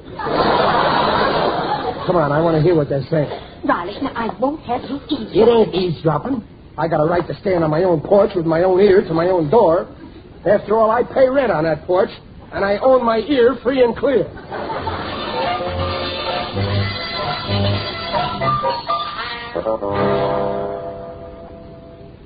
Gosh, Max, it was swell of you to let me come in for a while. Well, I really shouldn't have. You'll have to go before my father gets home, Simon. Fie on your father. Let's live dangerously. Gosh, this is a thrill, sitting on the same couch with you. Oh, Simon. You often sit on this couch with me. Yes, but your father always sits between us. But don't worry. Someday we'll have a couch of our own and a house, too. Nothing elaborate. Just a tiny two-room California bungalow. We won't pay a cent more than $30,000. Simon, you stop talking about us having a house. I can't help it, Bags. I love you. I love you madly. Oh, don't be a drip. It's true. I can't stand it any longer. I think of you day and night. I can't work on account of you. Why, yesterday in the lab, I took a spider and put it under the microscope, and when I looked in, what did I see? You. Simon, you really have to go now. Well, first you must kiss me. Kiss me wildly, passionately. Right here, on my forehead. For heaven's sake, Simon, what's gotten into you? That's the way I am, Babs. Don't let my appearance fool you. On the surface, I'm like a quiet lake, smooth and calm. But I got a terrific undertow. I love you. I love you madly. All right, Simon, save it for next time. You go home now. Oh, all right. But first, I want to feel two arms around my neck and... Oh, you want two arms around your neck, do you? Mr. Riley, you're choking me. Daddy! Riley, leave Simon alone. Simon, get out of this house. Oh, gosh, what did I do? Oh, Daddy, why do you always make a scene when Simon's here? I've told you 1,000 times I don't want you hanging around with this couch slouch. Give me a chance, Mr. Riley. Let me stay, and I'll never sit next to Babs on the couch again. Well... No, we'll sit on the love seat. Simon, out. Go on now. Please, Riley. Mr. Riley, I love Babs. I want to give her my name. I want to marry her. Hey, do you hear that? He admits it. He wants to take our little Babs away from us. And call her Vanderhopper yet. Oh, no, Mr. Riley, don't look at it like that. When I marry Babs, you won't lose a daughter. You'll gain a son. Because I'll move in. Simon, get out of this house!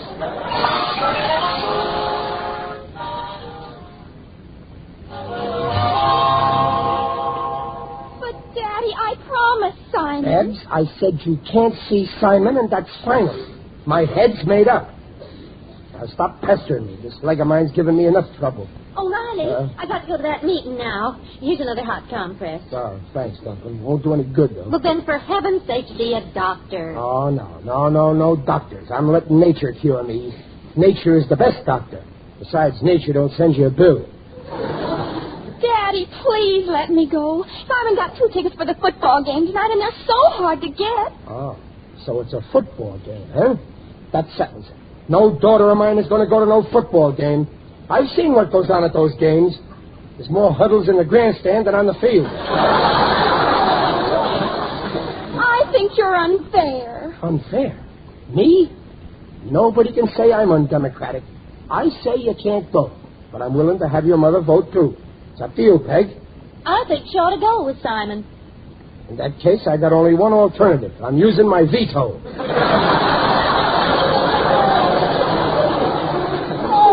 Mother. I'm sorry, Babs, dear. Well, I haven't got time to stand here and argue. I'm late now. You'll have to settle this with your father. Good night. I'll try not to be late. All right. Daddy? No. If it was any boy except Simon... Oh, you're mean. Babs, darling, I'm only doing this for you. It ain't easy to be your father. Ask your mother. You see, a father is like a dentist. He may hurt you when he pulls a tooth, but it's for your own good. And that's why I don't want you going around with a cavity like Simon. Oh, that's Simon now. What'll I tell him? Nothing. I'll do all the telling. You sit there. Oh, good evening, Mr. Riley. Good night, Simon. Wait. I just came to tell Babs I can't take her out tonight. You what?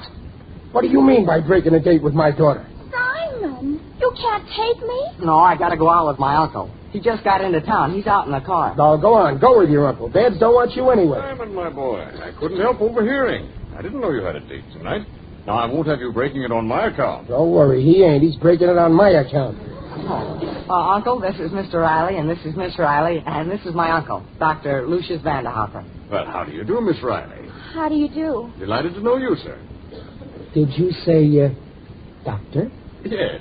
Oh, Well, I'm glad to know you, Doctor. Am I happy to meet you? Well, thank you, sir.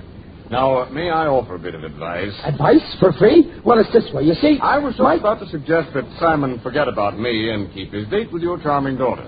But, Uncle, Mr. Riley won't let me take Babs out. Simon, darling, where do you hear these rumors? I insist you take my daughter, and you can leave your doctor here with me. But, Daddy, you said... You've got to stop listening to what I say, honey. Now, listen to what I say. Get your coat. You mustn't keep our sweet Simon waiting. Come right in, Doctor. Oh, no. I wouldn't think of imposing. The youngsters can drop me at my hotel. As a matter of fact, I've got a talk to prepare for the convention tomorrow. Oh, you talk too, Doctor? Yes, Uncle's one of the most famous specialists. Oh, no. A specialist? I insist you come in. I'm ready, Simon. Good night, Dr. Vanderhopper. Good night, Daddy. Good night. So long, kids. Have a good time. And don't worry about coming home early, Babs. When you're with Simon, you're perfectly safe. Now, come on in, Doc. Here, let me have your bag. Well, I don't know, Mr. Of course, Riley. if you think it'll be too boring for you. Oh, no, not at all. I'm sure we can find something in common to talk about. Oh, you bet. When it comes to talking about something common, I'm your man.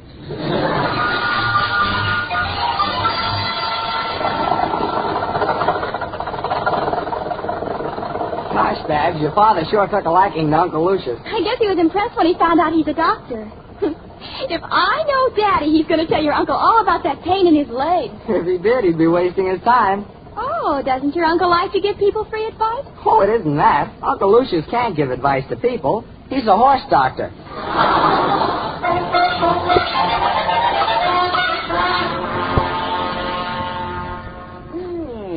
Cozy little place you have here, Mr. Riley. Well, thanks, Doctor. Yeah, it was chilly outside. Oh, well, maybe you care for a little drink, huh? Just a nip? Huh? I don't mind if I do. Yeah. Cocoa or milk? Oh, I won't trouble you. Well, make yourself at home. Here, let me have your coat. I'll hang it in the closet. Thank you. Your hat? Oh, yes. And your bag. I might as well put that in the closet, too. Well, here you are. Oh, watch you don't drop it. I've got all my medicine and instruments in there. Oh, you have? Well, in that case, we better take it into the living room. After you, Doctor.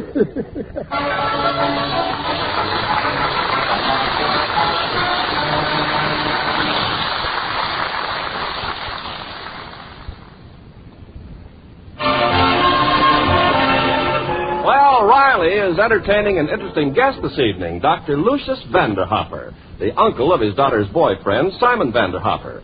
And K.G. Riley hopes, before the evening is over, to get some free medical advice for pain in his leg. Unfortunately, our clever hero is unaware of one important fact. Dr. Vanderhopper happens to be a horse doctor. Yes, sir, Doctor. I got a pretty important job in that plant, even if I do say so myself. My boss, Mr. Stevenson, says they can't build those planes without me. That's very interesting.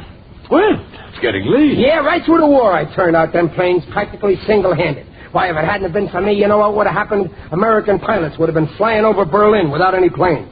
I hope I ain't boring you. Oh, no. Well, I'll be running along. Oh, no, don't go yet. I've been talking about my profession. Now I ought to give you a chance to talk about your racket. Well, Speaking about medicine, I know of an interesting case that you might find interesting. This case, I heard about it through a friend of mine, see? And, well, it began with a terrific pain in the right leg, right here, below the knee. See, it's swollen, too. Sounds like rheumatism. Rheumatism? Unless there's a history of a blow. Yeah, well, that's it. The leg got hurt jumping over a high fence. Oh, frisky creature, huh? Yeah. Kind of frisky. Well, you never can tell what that type will do. If you get too close to them, they're liable to kick you in the face. Well, this creature ain't that frisky. Interesting case, huh? But I guess there's a cure for it, huh? What did you say, Doc? Nothing. Oh. Well, I don't want you to think that I'm trying to get free advice. Oh, no. Don't worry about that. People try it every day. But I can smell a chiseler a mile off. I guess I'll open a window. It's getting a little stuffy in here.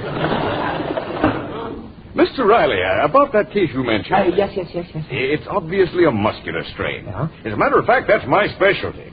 I'd like to have a look at that leg. Oh, I don't think that's possible. You see, my friend, he can't afford it. He's already spent a fortune on doctors. Oh, in that case, I wouldn't think of charging a fee. No fee? Well, gee, that's swell of you. No fee. Well, no wonder you're such a successful doctor. Hand me my bag, please. Yeah, here it is. Lucky for me you had it with you. Now, first, here's a bottle of my specially prepared liniment. Have your friend apply that to the leg 3 times daily. Oh, thanks. This ought to do the trick, huh? Yes, but external treatment isn't enough. Long years of experiment have shown me that a special diet and internal medication go a long way in speeding up muscular therapy. So, here's what I advise. Yes. Here's a box of pills. One to be given after each feeding. I got you. But the most important thing is diet. I'll just jot it down here. Yeah, go ahead. It's a very simple diet, but it must be followed scrupulously. There you are. Oh, thanks, Doctor. Thanks. I appreciate this, especially the part about no fee. Believe me, I'm going to recommend you to all my friends. Oh, forget it. I'm sure this will fix the leg up. Yes, as a matter of fact, I had a similar case last week in Chicago. Oh, as you were saying, Doc. It's getting late. Here's your bag. Good night.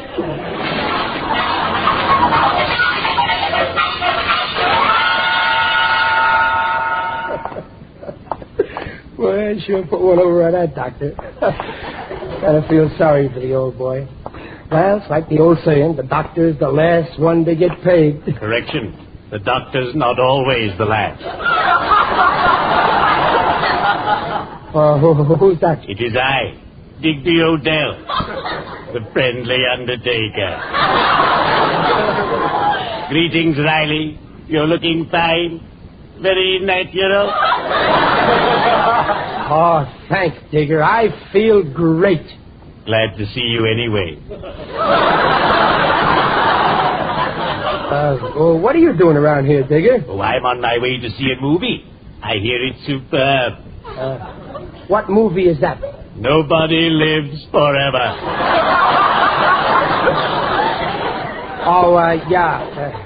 It's about gangsters. Oh, it is? Goody. I'm very fond of gangster pictures. Bogart tangling with Alan Ladd. Bogart mangling Sidney Greenstreet. Bogart strangling Peter Lorre. I adore Humphrey. He's so gay.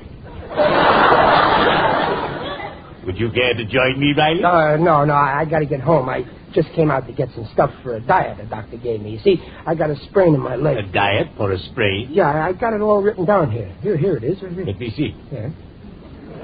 A doctor recommended this? He must be a quack. Quack? Honest? You think he's giving me the business? Judging by this, he's giving me the business. But this guy's a great doctor, a specialist. You're like a lot of people, prejudiced against doctors. Oh, not I. Some of my best friends are doctors, believe me. But take my advice. Look into this diet very carefully before you go farther. No, I know what I'm doing. But Riley... No, I'm going to try it. Very well. Have it your way. But if you do, someday your epitaph may read something like this. Here lies Riley who went on a diet. He kept shouting, I'll try it. Now he's lying here, quiet. Well, cheerio. I'd better be shoveling off.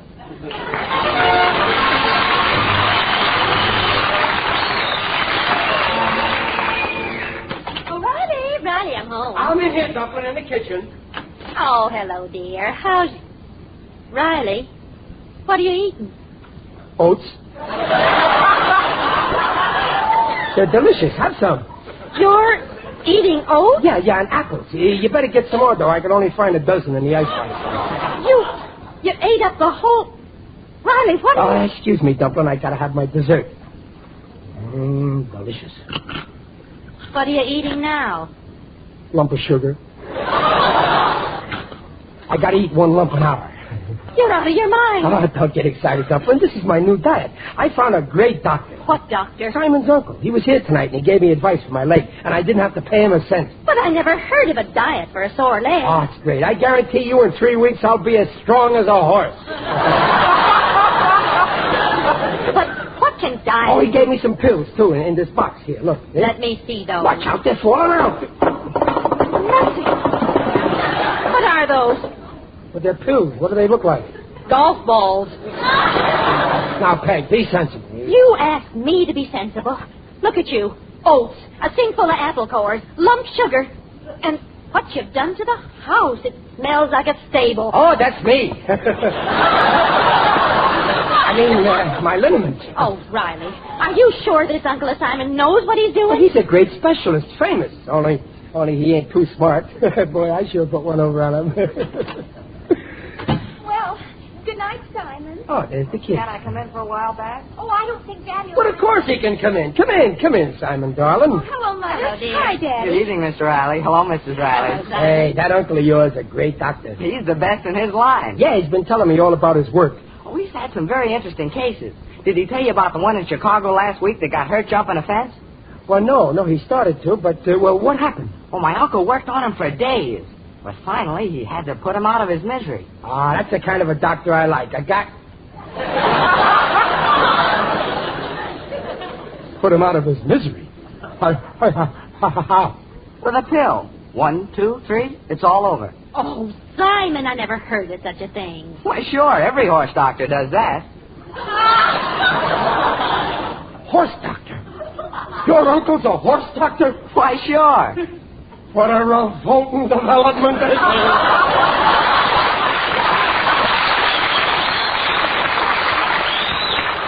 Why, Daddy, didn't you know? A horse doctor? Oh, Riley, and you thought you were smart. Eating oats. Oh. Well, I thought it wasn't my idea. How could I...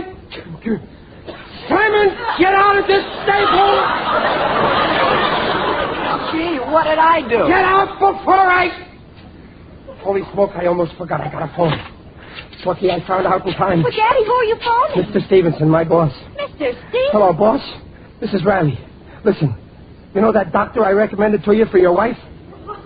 Well, don't use him. Never mind, why not? Don't let him treat your wife unless you want to enter her in the Kentucky Derby.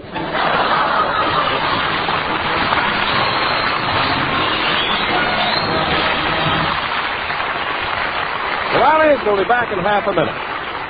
Sore gums mean one thing. You must avoid further gum irritation. Change from toothpaste or powder to Teal, the non-abrasive liquid dentifrice. Teal not only makes teeth sparkling clean, but because Teal is a liquid, it actually reduces the irritating effect of the brush itself. That's T-E-E-L, Teal. Yeah, Peg, I learned my lesson. Next time I want medical advice, I'm going to pay for it. After all, doctors got to live. Well, now you're showing some sense for a change. Yeah, what's more, I'm going to pay up all our doctor bills that are outstanding, too. About time, too. Oh, don't do no harm. Let them wait a while. I got all the bills here. Let's see. Dr. Jubileer, December 1945, $28. Oh, that was for Junior's tonsils. Oh, yeah. Here's another. August 1943, $6. Oh, that was when you swallowed that fishbowl. Oh, yeah. Here's one. June 1930, Dr. Bernstein, balance $12. What's that for? Oh, that was when Babs was born. What? Peg, you realize what this means? We still don't own Babs outright.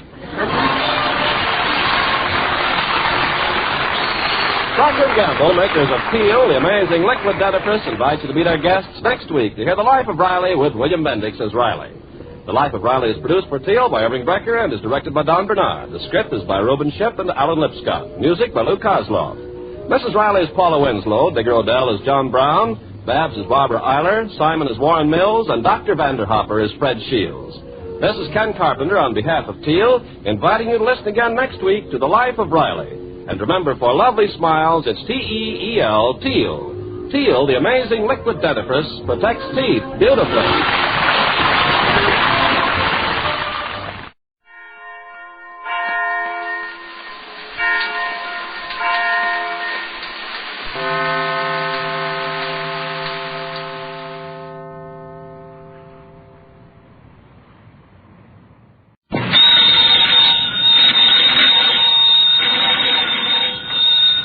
Granny's, Abner. I believe that's our ring. I don't get Lum. I believe you're right. I'll see. Hello, jot 'em down, store. This is Lum and Abner.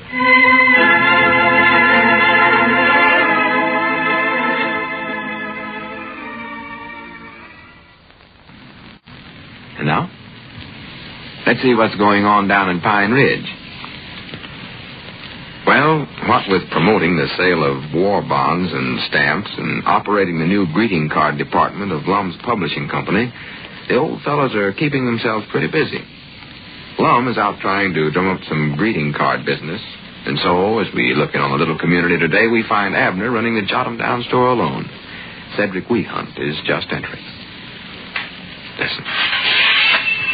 Well, come in, Cedric. Come in. Howdy, Mr. Abner. What can I do for you today? Oh, nothing, I don't think. Well. Oh, going it anyway. Well, what's the matter with you? Oh, I'm mad, I think. I hate and despise that Gomer Bates. Gomer Bates? Yes, Mom. Well, now, what has he went and did to you, Cedric? Well, I don't think I'll ever speak to him again as long as I live. I just hate and despise him. Well, tell me what he's done, Cedric. Must be something awful the way you're talking. Oh, it is awful.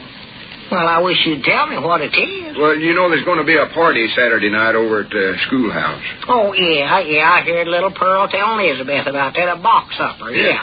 Well, guess who's carrying Clarabelle to the party? Gomer Bates, that's who. Oh, I see. Now, don't tell me that you're jealous, Cedric. You oughtn't to laugh about this, Mr. Abner. This is serious business. Oh, prattle. I couldn't even keep my mind on the pinball machine this morning. Made the worst score I ever made in my whole life. Now, Doggy, this has affected you if you can't keep your mind on that pinball game. Hate and despise him. Well, now, don't go getting your back up over a little thing like this, Cedric. I believe I hate and despise Clarabelle, too. Because I think she sort of encouraged Gomer to do this. What do you mean, encouraged him? Well, she called him up and asked him to take her. Oh. Clarabelle's little sister told me that. Well, I do know. All right, Doggers, you know what I think, Cedric. I believe that Clarabelle's just doing this to make you jealous. That's about what she's doing. How do you mean, Mr. Evans? Well, that's sort of the way women are, Cedric. You know, woman figures she ain't getting enough attention, all such as that. Why, she tries to make you jealous so you'll take her to picture shows and buy her presents and stuff like that. Well, does Clarabelle want some presents? Well, I reckon she does. Most every woman usually does. Oh, I never know that. Oh, my head. I reckon what kind of a present she wants. Oh, I don't know. You'll have to find that out from her, Cedric. Oh, I ain't going to do it. I ain't going to speak to her no more, don't think. Oh, now, Cedric, now, don't act this way. Doggies, you just buy her a present, I'll bound you she'll change her mind and go with you Saturday night instead of that Gomer Bates. Yeah, I'd sure like to go to the party, but I ain't going to have nothing to do with Clarabelle, I'll bet you. Yes, you are too, Cedric. Now, you just do what I tell you. I tell you what we'll do. We'll get Lum to print up a nice greeting card to go with the present. He ought to be back pretty soon. He went out this morning to see if he could get some orders for his greeting card business. No, I ain't going to do it, Mr. Abner. I ain't sending Clarabelle nothing. Never. Well, I don't know what you can do about it then, Cedric. Oh, wait a minute now. There is one other way of handling cases like this. You can make her jealous of you. Make her jealous? Yeah. Of me? Why, sure. I mean, well, just call up some other girl and ask her to go to the party with you, and then she sees you there with another girl, and it'll make her jealous. I couldn't do that. I ain't never hardly talked to no other girl, hardly. Leastways, not on the telephone. Well, doggies, it's high time you was learning how to do it then, Cedric. Let's see now, what girl around here would be a good one for you? How about that Barton girl, Mildred? Yeah, call her up, Cedric. Oh, no, Mr. Abner, I can't do that. Oh, well, you want to go to the party, don't you? Yes, Mom, I want to go to that party awful bad. Well, then, call up Mildred. I ain't going to do it. I ain't no good talking on the telephone. Why, there ain't nothing to it, Cedric. Doggies, wait a minute. I'll ring the phone for you myself, and then you can do the talking after we get her on the phone and tell her what you want. Gosh, I don't know what to say, Mr. Abner. Well, all you got to do is just tell her who you are and what you want, and then she said, oh, wait a minute. Hello? Miss Barton? Is Mildred there? My goodness. Well, ask her to step to the phone, please, Mom. Somebody wants to talk to her. Oh, she ain't there. Yes, Mom, if you please. Here now, Cedric, take a receiver. Oh, I ain't going to do it. Yes, you are, too. Now, here, come here. Now, you stand up here. Oh. Now, take that receiver. Now, come on now. Get up closer to the mouthpiece there. Start talking. What'll I say? Well, start out with saying hello to see if she's there at the phone. Hello? Yeah, she's there. Oh, well, go ahead, talk to her. Is this Mildred? Yeah, it's Mildred, all right. Well, tell her who's calling, Cedric. Hello, who's calling? Tell her that it's you that's calling. Oh, it's me calling. Yes, Mom, Cedric Weehunt. You guessed me. Well, just a minute, Mildred. What do I say now, Mr. Abner? Asked her if she wants to go to the party with you, Cedric. Do that. Now, you go on. Don't just stand there giggling. Talk to her. Hello. Say, Mildred, goodbye. Well, for the land's sakes, now, what'd you do that for? I don't know. Just couldn't seem to say nothing. Oh, my goodness. My tongue got all tangled up there or something. The very idea is a big boy like you not being able to talk on the telephone. Now, you call her right back. Go on, pick up the phone there. Call her back. Doggies, I'm going to see if you go through with this. Well, I'd sure like to go to the party, all right. I'll try it. Why, sure, that's a thing to do. Go on now, call her. Shorts and long. Yeah, that's it. And just be calm this time, Cedric, and say what you got to say before you get scared that way. Hello? Say, would you go with me Saturday night? That's the time. Mom? Just a minute. Now what? That ain't Mildred. Huh? That's her papa. He wants to know where I want him to go. Well, tell him Miss Mildred you want to talk to. Well, me old man Barton wouldn't want to go to no party with you. All he ever wants to do is to go fishing. Hello, Mr. Barton. It ain't no party. It's a fishing trip. No, Cedric, no. Yes, Mom. Yes, Mom? Oh, my. Oh, well, bring him along. All right, Mr. Barton. Goodbye. Bring who along? His brother-in-law. Huh? Now, look what you got me into, Mr. Abner. Now I got to go fishing Saturday night, and I want to go to that party. I never got you into this, Cedric. You did done it. I never done no such a thing. Now, you done this yourself. What are you telling that about a fishing trip, anyway? No, I got all mixed up, and then after I said it, it seems like I couldn't take it back, hardly. Well, now, you just call him right back and tell him it's all a mistake. You don't want to go fishing. Oh, I don't believe I could do that. Well, you want to go to the party, don't you? Yes, Mom, I sure do. All right, call him up in right now before it's too late. Well, I reckon that's the best thing to do, huh? Try it again. Why, sure, that's the best thing to do. Fact is, it's the only thing to do if you want to go to the party, I'll tell you that. Hope he won't be mad at me. Hello? Say about this fishing trip. Mom? Hello, Shorty. Shorty? Just a minute, Shorty. Better not call him. Must have got the wrong ring, Mr. Abner. I got Shorty Foster this time. Oh, well, tell him it's a mistake and hang up the phone. Hello, Shorty. Say, listen, I just talked to Mr. Barton and his brother-in-law about going fishing, but it was... Mom? That boy, he's behind. Saturday night. He was sure behind the door when the... Yeah, but listen, Shorty. Well, Yeah, I reckon it'll be all right. Yep. All right, Shorty. Bye. You reckon what will be all right? Shorty wants to ask a couple of his friends to go along on a fishing trip. Hi, doggy, Cedric, you're just getting yourself in deeper all the time. Now, what do you keep letting everybody think you're going fishing for? I don't know. It's silly of me, ain't it? It sure is. Just seems to work out that way, though. I'm going anyway. This is one time I don't want to go fishing. I want to go to that party. Well, it's your own fault you don't get to go. Now, you just call them fellers up again and get this straightened out right now, Cedric. I ain't going to call them. Go on and call them on I ain't that phone. going to do it, Mr. Abner. Every time I get on that phone, the fishing party gets bigger. My car won't hold no more. Well, you don't have to go on this fishing trip. Yes, I do. I'm the one's getting it up, looks like. Well, you can be the one that calls it off, and now you tell him tell him you're just taken sick with the measles or something. Or, wait a minute, I believe that's our ring. I don't want the measles. I want to go to that party. Yeah, be quiet. Hello, jot him down, store and libraries. Abner Peabody doing the talking. Who? Yeah, he's here. Just a minute. Here's for you, Cedric. I don't know who it is. Sounds like some young feller. Go ahead. Hello? Yeah, this is Cedric. Oh, hello, Gomer. Gomer? Well, Gomer Bates. You would? Don't start no fight with him over the phone. Ain't you going to the party Saturday night? Oh. Uh-huh. Yeah. Well, we'd be proud to have you come along, Gomer. Yeah. All right, Gomer. Goodbye. For goodness sakes, was that Gomer Bates? Yes, Mom. He heard about the fishing trip from Shorty Foster, so he called up Clarabelle and told her he couldn't go to the party. Well, I do know. Doggy, this is working out all right after all, Cedric. Wonderful world. What's wonderful about it? I want to go to that party, doggone it. Well, don't you see, Cedric, this is your chance to go. Clarabelle will have to go with you now as long as Gomer ain't taking her. Yeah, that's right, eh? Why, sure, just call her up and tell her you're going to take her to the party. Yeah, that's what I'll do. Call her up. Boy.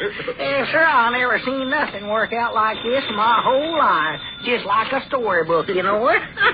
Hello? Hello, is that you, Clarabelle? I got it fixed. Well, here's Cedric. Yeah.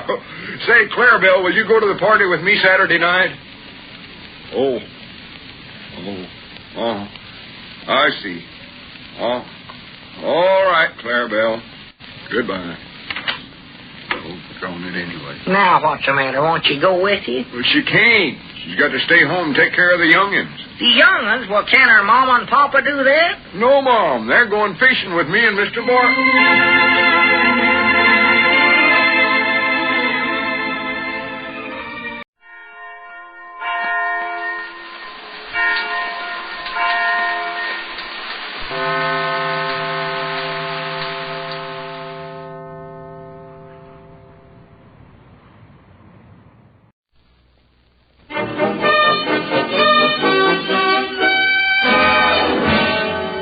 Ladies and gentlemen, here is the Amos and Andy Show with their guest tonight, Miss Ethel Waters.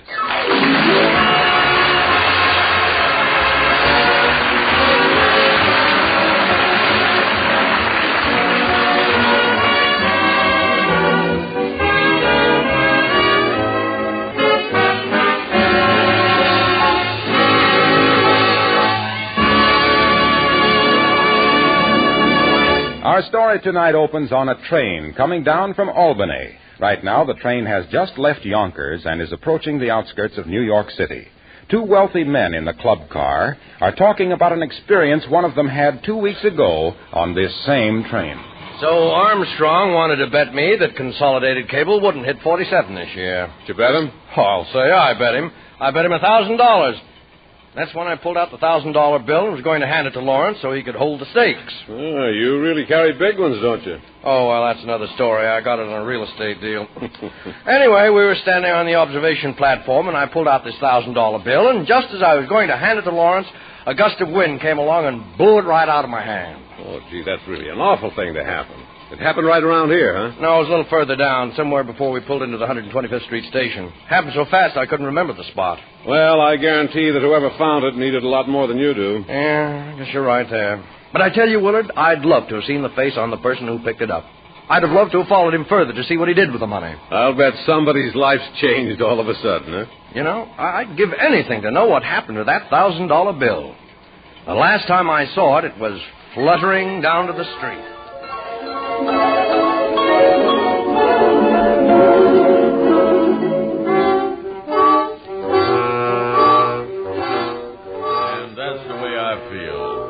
You know, Lightning, every time I walk under these railroad tracks here, I kind of get the traveling bug. Yeah, the traveling sure is nice, all right. My wife's cousin is a Pullman porter. Yeah, well, the way traveling is today, a Pullman porter is about the only one show of a reservation to go somewhere. You know a Pullman porter can travel free. Yeah, well, the trouble is, though, you got to make up them beds, and I don't like housework. Them Pullman porters really keep going. Yeah, Hey, wait a minute. What you picking up there, Miss Andy? Look at this, Lightning. $1,000 greenback. Boy, they sure make that stage money look real these days, don't they? Yeah, sir, that sure is a good imitation, all right. Look, Miss Anna, they even got them little silk threads in the paper that the money is printed on. Yeah, Hey, Lightning, wait a minute. Silk threads. And this has got a number on it, too. Yeah. I'll bet you this is real money.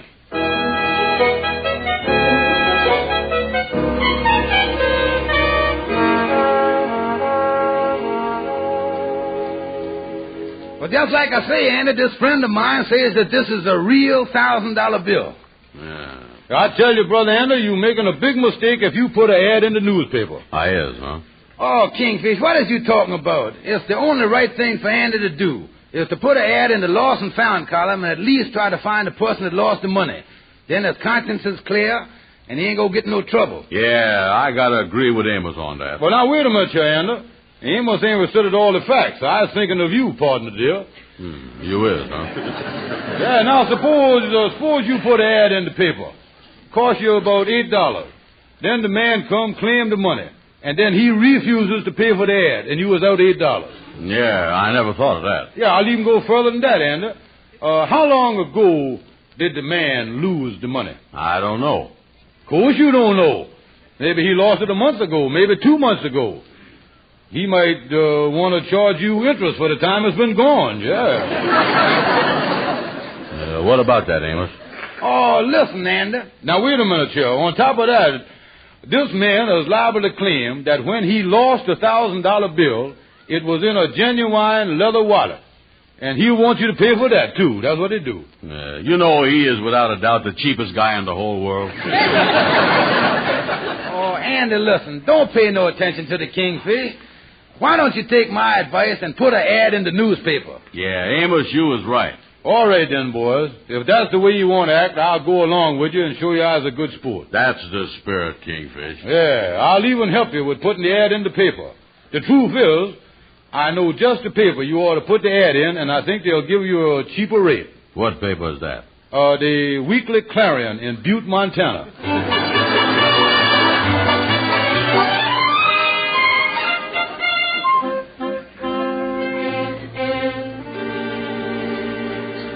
Well, Amos, I done had my ad in one of the local papers for 4 days now, and I never got no answer.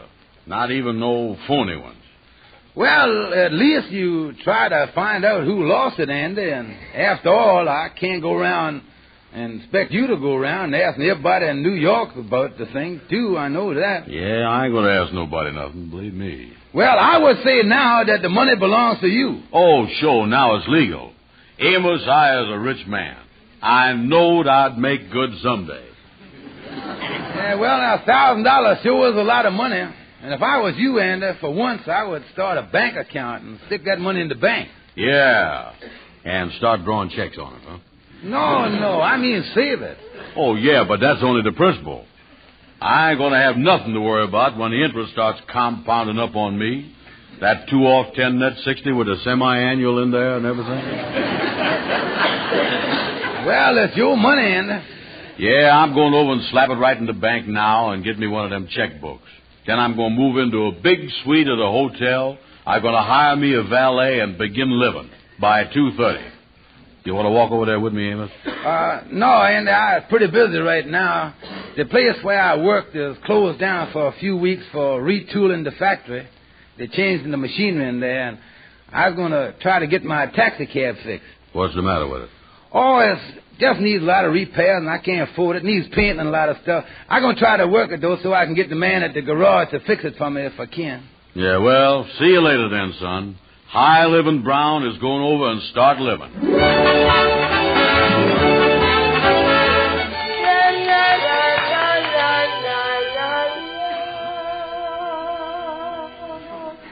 Well, Brother Andrew, there certainly is a good-looking suite you got here at the hotel. But I don't see the reason for the whole thing. Listen, Kingfish, all of my life I done wanted to be a little high class, and now I'm going to be it. I'm going to have breakfast in bed. I'm going to have lunch in bed. Well, even if I was up in the morning, I'm going to get back in bed just to have lunch there. Well, Andrew, wait a minute. Excuse me, Kingfish. Hello? Your valet is in the lobby here, Mr. Brown. Oh, well, have him come right up. The valet I done hired is on his way up, Kingfish. Valet, huh? Yeah. Now, there's another thing, Andrew. What do you want with a valet? To wait on me. To press my pants. Wait a minute. To press your pants. Yeah. All your life you've been putting them under the mattress just like everybody else. Now you want to be different, huh? Well, I ain't putting my pants under the mattress no more. I was getting tired of them looking like a waffle, I'll tell you that right now. Look, Andy, if you was got to be high class, you can always send your pants down to the tailor shop to be pressed in the basement. Yeah, but who is going to put on my shoes and hold my coat and fill the bathtub for me? Oh, pardon me, Your Highness. I didn't think of that. Oh, no. Listen, Kingfish, I can't figure out why it is that you and everybody else don't want me to spend my money. And if I was you... Wait a minute. There's my valet. Now the high-class stuff starts. Come in. Oh, hello, Jeffries. How do, Mr. Brown? I'm glad to see you was on time, Jeffries. Your job and salary starts as of now. Well, then, I'll see you later, then. Just a minute, Mr. Stevens, and I'll be very glad to say goodbye to you. Jeffries. Yes, sir. Of course, we'll get to the bathtub stuff later, but right now you can take my shoes off. Certainly. Pardon me, sir, but you don't have your shoes on. Oh, yeah. Well, in that case, you can take off my you can remove my hoses. Yes, sir. Get a load of this, Kingfish.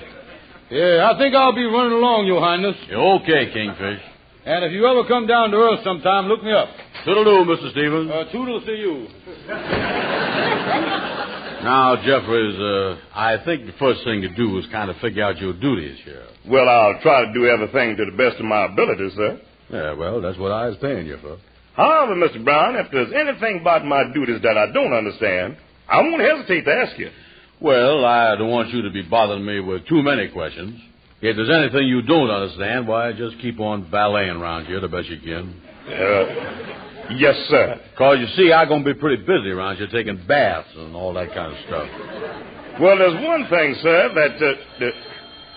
Shall I answer it, sir? Yes, you too. Mr. Brown, sweet. I want to speak to Andy. I'll see if Mr. Brown is in. Who's calling, please? This here is Frederick Montgomery Gwendell. Just a moment, please. I'll see if Mr. Brown is in. It's Mr. Gwendell on the phone, Mr. Brown. Okay, I'll take it. And Jeffries. Yes, sir. When you answers the phone, instead of saying Mr. Brown's suite, say Mr. Brown's 3-room suite.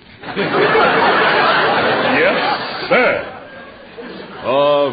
Hello, Fred. That was my valet. I done hear that you done gone high class. Say, Andy, remember I told you that after my interview with Ethel Waters, the moving picture star, tomorrow night, I was going to take her out to dinner and the night spots after? Oh, yeah, I remember that. Yeah, well, I tied up, and since I hear that you is now a playboy, and since you done come into that $1,000 bill, how about you taking out instead of me? Oh, that's for me. Hold the phone. Jeffries. Yes, sir. The master is going out with a movie star. Stand by for some high-class stuff. Pardon me, Mr. Brown. Where do you keep your evening clothes? What evening clothes? Oh, I mean, I'll explain that to you later. Yes, sir. I presume you will wear a white tie. Wait a minute. Hello, Fred. Is she going to wear a white tie? Well, she ain't going to wear a white tie, but might be a good idea for you to wrap one around your neck. Yeah. Well, I'll do that. Count on me. I'll be dressed within an inch of her life. Oh, that's great, Andy. Yeah, I'll have everybody saying, make way for Andrew H. Brown. Okay, I'll call you and give you all the arrangements about where to meet and everything. Okay, Fred. So long. Goodbye. Well, Mr. Brown, I suppose you'll want your evening clothes pressed and laid out. Well, I'll tell you about that, Jeffries. 2 days ago, it seems that a pipe done busted in the closet of my country apartment. Yes, sir. The closet got all flooded, and I done got flooded right smack out of my wardrobe. Yes, sir. Those things do happen. They do? I mean, do they? Anyway, what I want you to do now, Jeffries, you are just about my size. I want you to go out and get me a complete new batch of clothes for high class going out, including a gold-headed cane and a solid gold cigarette case, double thick.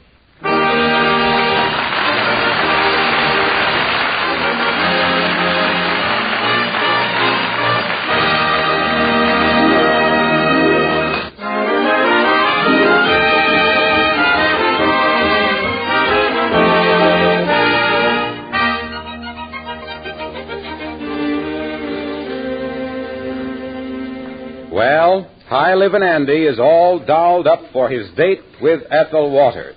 Right now, the two of them are riding along in a taxicab.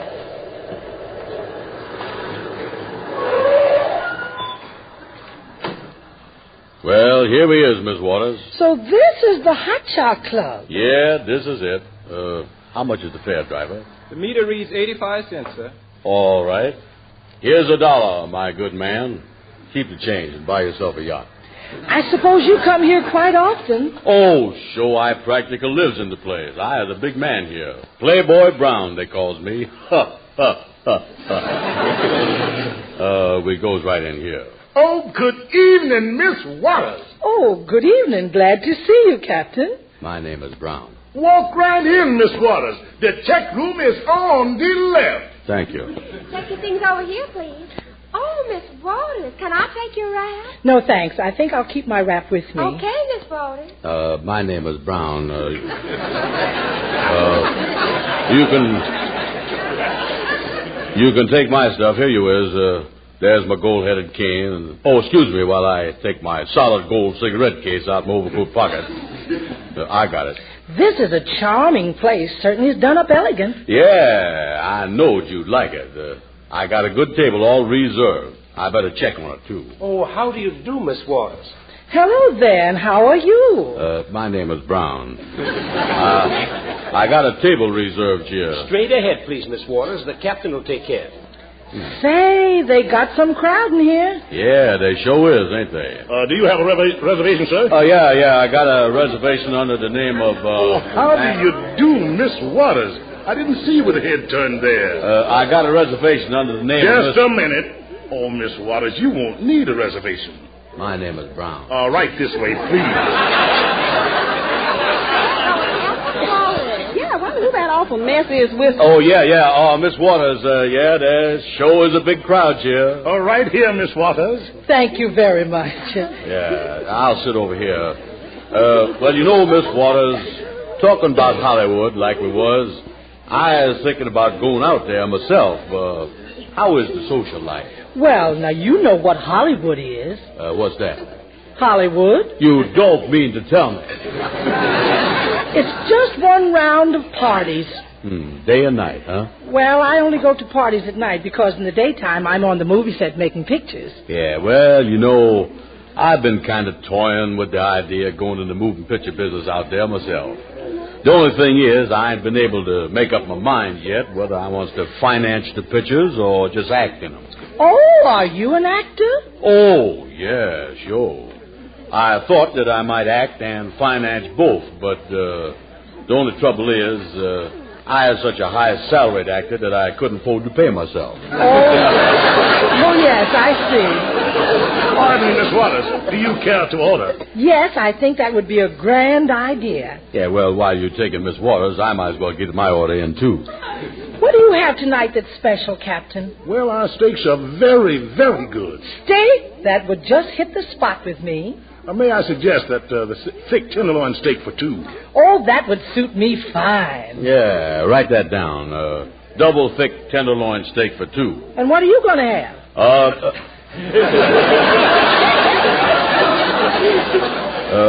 Bring me the same, I guess. Very good. I'll bring you some nice vegetables, too. Just leave it to me. Why, Ethel, Oh, darling, when did you get to New York? Florence, this is a surprise. Sit down. My name is Brown. Ethel, you're looking wonderful.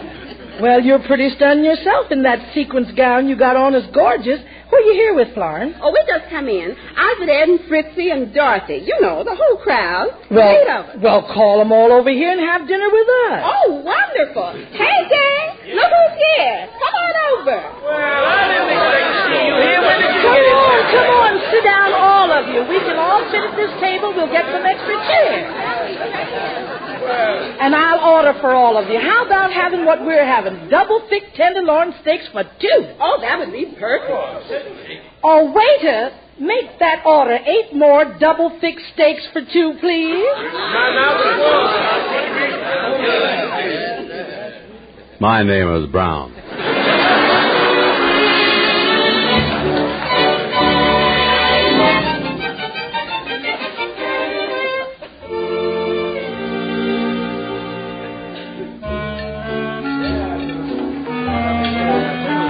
Say, that certainly was a wonderful music. Oh, Ethel, listen, the artist is playing your song, Cabin in the Sky. Sing it, Ethel. Oh, Florence, not tonight. Oh, please, just come on, Ethel, just please. Well, here goes. And that is why my heart is flying high, mister, 'cause I know we'll have a cabin in the sky, and that will have to hold you.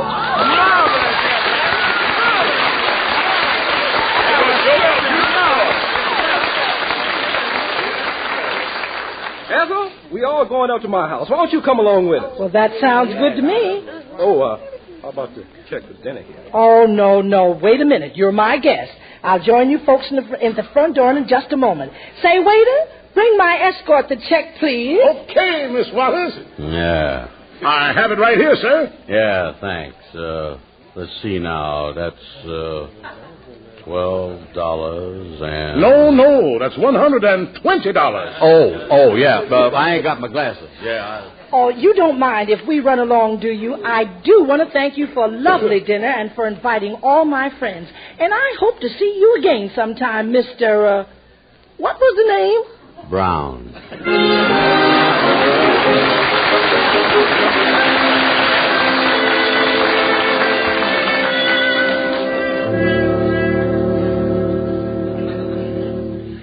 So you had a big time last night, huh, Ender? Yeah, big time. I done went out with a movie star and lots of other people. Oh, big time. Oh, that's great. Glad to hear it, 'cause I know that you wanted to go out and put on the dog and all that stuff. Yeah, well, the only thing is, well, not that it's worrying me or nothing. I know you ain't worried, 'cause you the type of man now that ain't worried about nothing. No, I don't worry about that. No, when you loaded, you ain't never worried. I know that. Yeah, but, wait a minute, though. I think that I spend a little too much money. Yeah, well, when you got a checkbook, you kind of lose control, I guess, yeah. Yeah, but I was going to take your advice, Kingfish, and leave the rest of it where it is and let it draw interest. Yeah, that's a good idea. Wait a minute. Hello? Mr. Andrew Brown, please. Speaking. This is the assistant manager over at the Harlem Bank. Mr. Brown, we find that your account is overdrawn $18. What's that? That's right. And we must ask that you take care of this today. Yes, overdrawed $18, huh? Yes, sir. Goodbye, sir. Well, Ender, the whole $1,000 is all gone, huh? Yeah, and $18 besides. Yeah, I'm really sorry to hear that. If you'd bought war bonds with it, why, you'd have still had it. Plus. Yeah, well, I guess I kind of overwrit myself with them checks there. You see, I never had no money before. Never seen it get away so fast. Say, Kingfish, I wonder if you'd do me a favor. Oh, sure, Ender. I'd do anything I can to help you.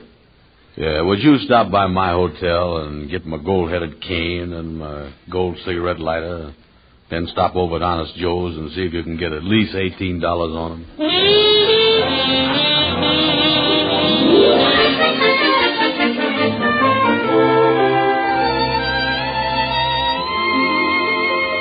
Oh, Oh, come in, Amos, come in. Yeah, I got your phone call, Andy, saying that you wanted to see me here at the office about something reporting. What's wrong? Nothing wrong. Just want you to come out in the back alley with me for a second. Look, Andy, I was in a big hurry. I tell you the truth. I got an appointment to see a man about a job. You see, I ain't been doing so good since my taxi cab is laid up, so if you could just tell me now what you want, why, maybe I could take care of it and then get going a little quicker, you know what I mean? Yeah, well, it ain't going to take but a second, Amos. Come on back here in the alley. Well, all right, I'll come back there with you. So tell me, though, Andy. Well, Amos, there it is. What is...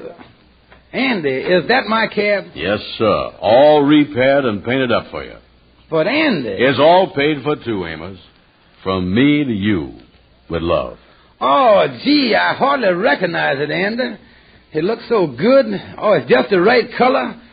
Oh, they took the dents out of the fenders, too.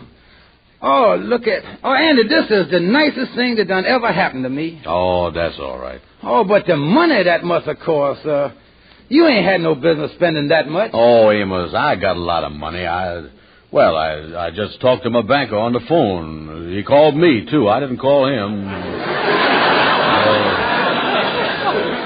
Yeah, they like me over there. They're talking about $18 like it's nothing at all. I can afford a thing like this easy. Well, Andy, gee, I can't get over it. It was a wonderful thing for you to do. I was so excited about it that I'm going right out today and start working. Okay. Good luck to you, son.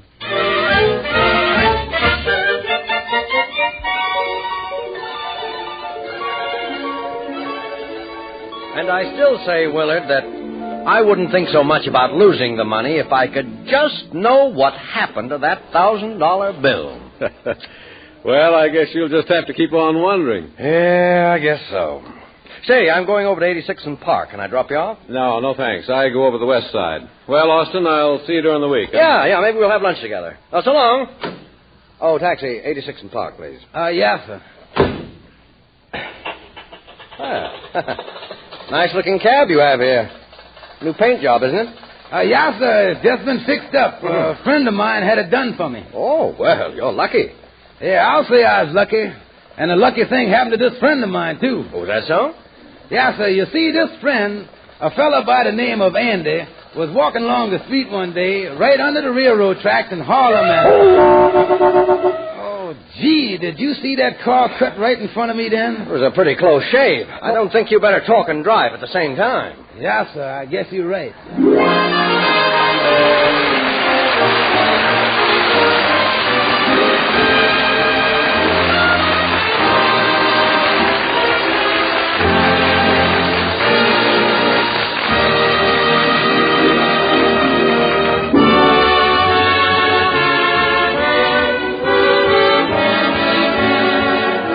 Last year, you remember, infantile paralysis casualties reached terrifying numbers. Playing no favorites, this dreaded scourge struck everywhere. You parents knew the meaning of fear then, for infantile paralysis is an enemy who sends no warning, who might invade your home as well as any other.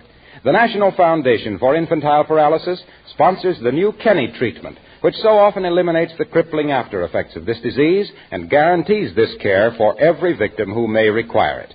You can help to carry forward the vital, humane work that is being done by joining the March of Dimes. Why not send your dime or dollar to President Roosevelt at the White House today? Join us again next Friday evening at this same time for the Amos and Andy Show. This program is broadcast to our armed forces overseas. Our thanks to Miss Ethel Waters for appearing with us tonight. This is Harlow Wilcox speaking for all of us and bidding all of you a pleasant good night.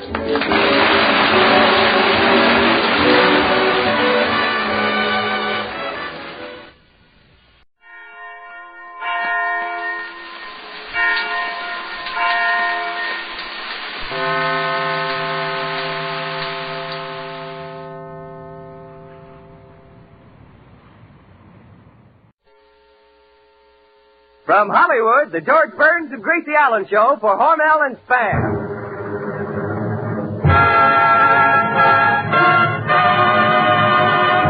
Crazy people.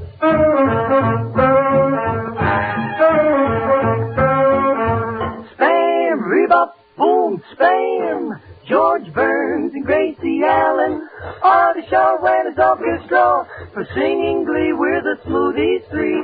Last but not least, with Bud Heaston.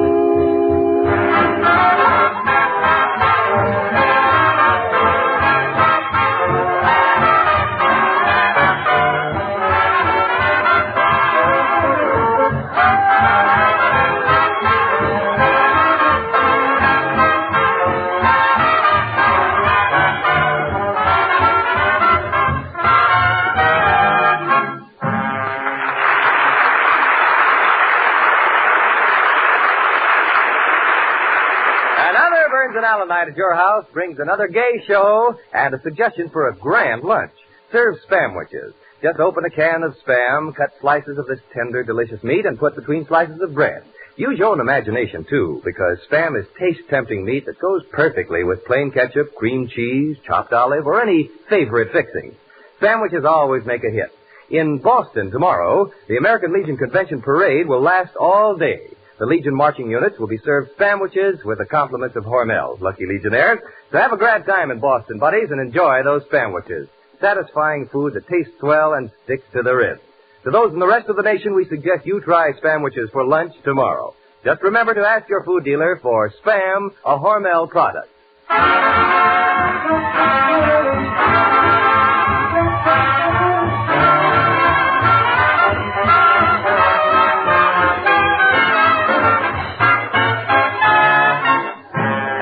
The stars of our own Spam convention, George and Gracie.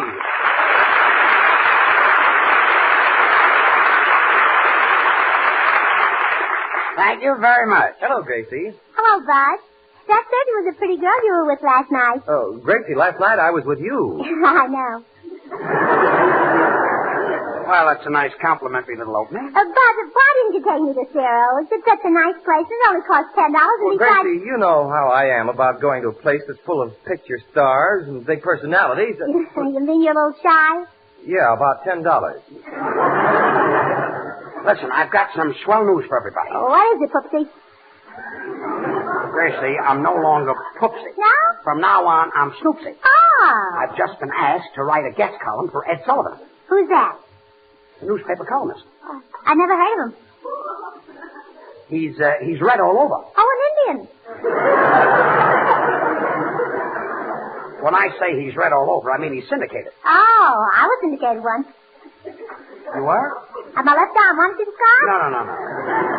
You mean vaccinated. Oh. When a columnist is syndicated, it means they run all over the country. Oh, you mean like Eleanor Roosevelt? Yeah, that's what I mean. Anyway, I'm writing this column, and if you hear of any gossip, let me know. You see, I'd like to be very... Well, listen to this. You got something? Well, let's hear it. Did you hear about Gene Autry? Gene Autry? Mm-hmm. No. What about him? His horse is going around Hollywood wearing dark glasses. His horse is wearing dark glasses? Yeah, he doesn't want to be recognized. He's ashamed. Ashamed of what? Well, it's supposed to be one of Crosby's horses.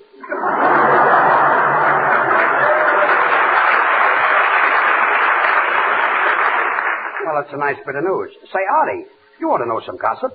You've got a house right in the middle of the movie colony. Yeah, that's right, George. Ann Sheridan lives on one side of me. Who lives on the other side? Who cares? Well, can you tell me anything about Sheridan? Well, every night as soon as she rushes up to her room, I rush up to mine. What happened? I don't know. She's always a shade ahead of me.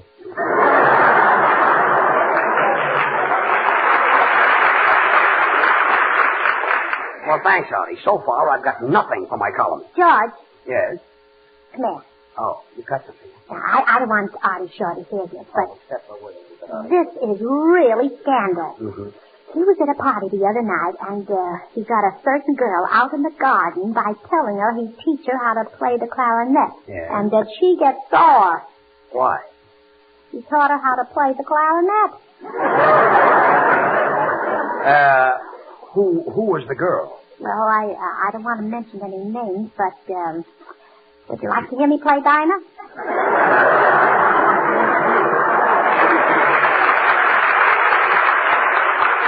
Later. Right now, I've got a column to write, you see. Señor Burns, yo tengo una noticia para el periódico este de los... Artie, what does your guitar player send you all these things? Well, George, you know we're playing at the Palace Hotel in San Francisco.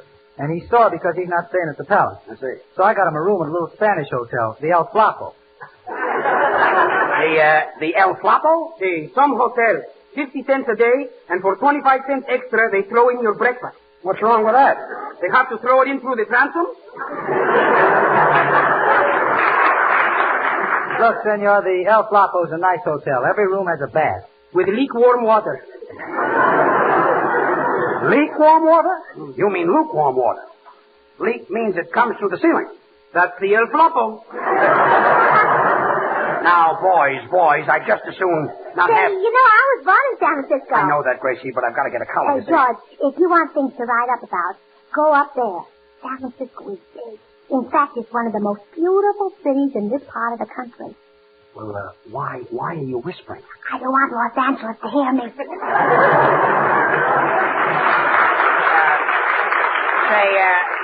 Say, Salman. Yes, Mr. Burns. Well, maybe you know of a little scandal. You've been working in the studio for years. Yes, and what a job. 4 years in Harvard, and this, what I do for a living. Look, disappointed Einstein. Have you got anything for my column? Well, here's a little item that might prove of interest.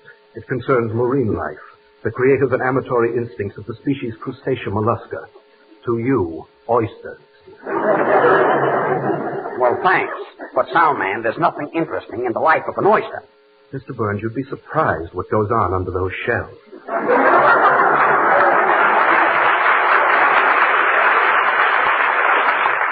You people don't seem to understand. Ed Sullivan wanted a big radio comedian to write his column, and today he asked me. What made him change his mind? Look, I've got to get this column finished. But don't you know a little scandal? Well, I'm not the one to talk, but I met a certain Hollywood star the other day, and she invited me up to her apartment. Oh, no, getting something. Yeah. She brought out a plate of sandwiches, and I ate about 2 or 3. Then she looked into my eyes. Yes. I looked into hers. Uh-huh. Suddenly, she turned out the light. Well, what happened? I'm no fool. I ate the rest of the sandwiches.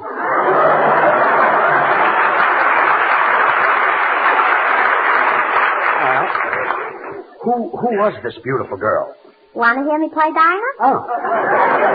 It was you, Gracie, don't you know something about Hollywood that would interest millions of readers all over the country? Oh, no. Nothing outside of that accident. Accident? What accident? Well, last Saturday night, Jimmy Durante was driving to the movies when suddenly his head started rolling from side to side.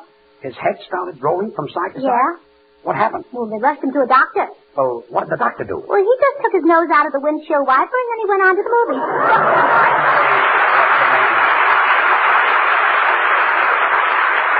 And now the Smoothies, Bab, Charlie, and Little will sing That's For Me.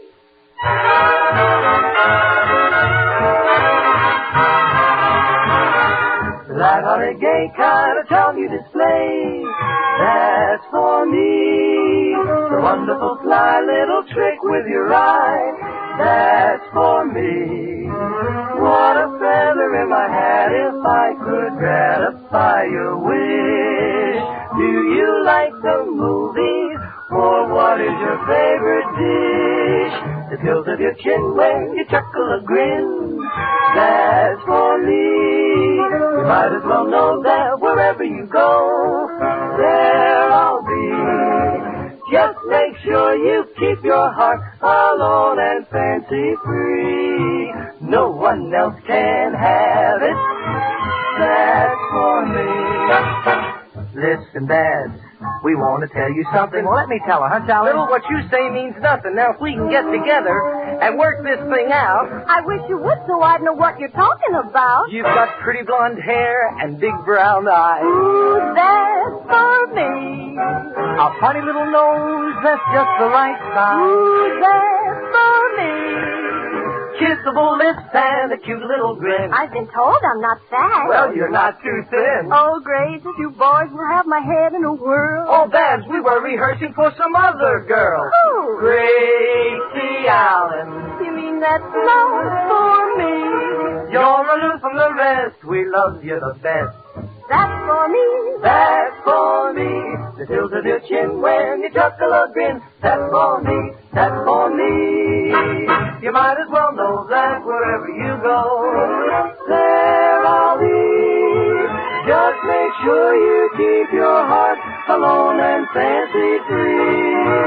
No one else can have it, cannot live without it. That's for me.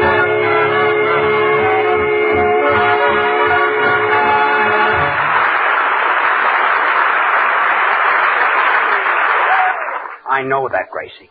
But I can't use a news item like that. What if he did elope with a girl on the second floor? Well, he was supposed to elope with a girl on the fourth floor, but the ladder didn't reach. Gracie, that wouldn't interest Sullivan's readers. And then they started throwing rice at them, and the rice was very gooey. Rice isn't gooey. It is when it's in chow mein. Well, that's certainly using your noodle. Oh. That's my only joke.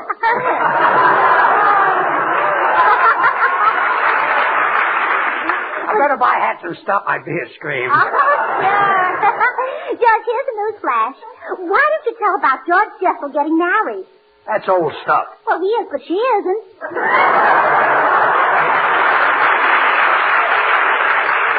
So far, I haven't got one item. A fine bunch of nincompoops around here. Oh, well, you shouldn't have any trouble, George. After all, the column's only about 1,000 words. Just write what you're thinking about. Say, that's a good idea. I'll just speak my mind. That's right. What are you going to do for the other 999 words? Artie, are you trying to create the impression that I've got an empty head? Don't pay any attention to him, George. There's nothing in it. Well, stop helping me. Senor Burns, if you want to get even with Senor Shaw, why don't you pan him in your column? Just say he's got a face like yours.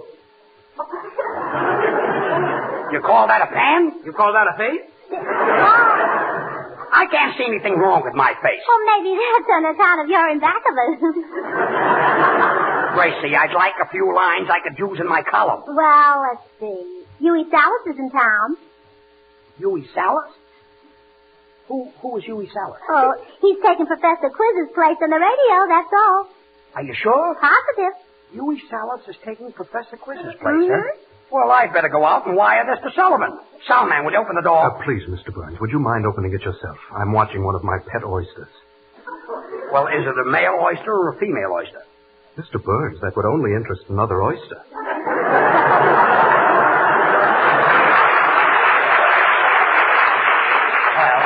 I get the blue point. Huey Salas. Gee, Gracie, he's that gangster the police are looking for. Gangster? Yes. What made you say he's going to take the place of Professor Quiz? Well, that's what it said in the paper. Huey Salas wanted for questioning. Well, I read about him, and he's really a bad guy. He's in that restaurant racket. He gets a penny on every plate of soup that's sold. Gee, can you imagine 50 million people eating soup? Boy, what a racket.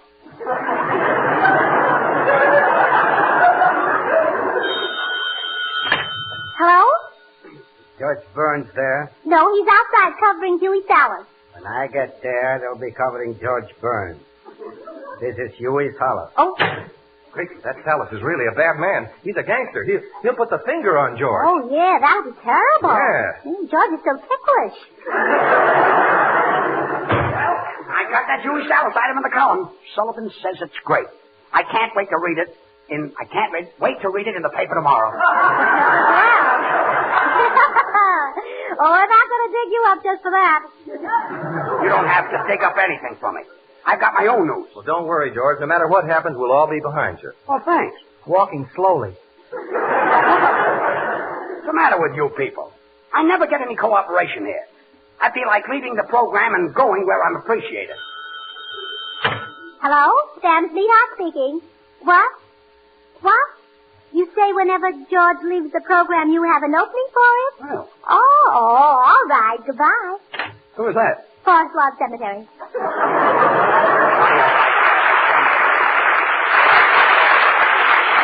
Now, Artie Shaw will play My Romance. Un momento, maestro, por favor, no podemos tocar mejor otra cosa, no. Well, Senor Lee, what's bothering you? I do not like that number, maestro. I like ballads like Jeannie with the dark brown hair. You mean Jeannie with the light brown hair? She bleached it again?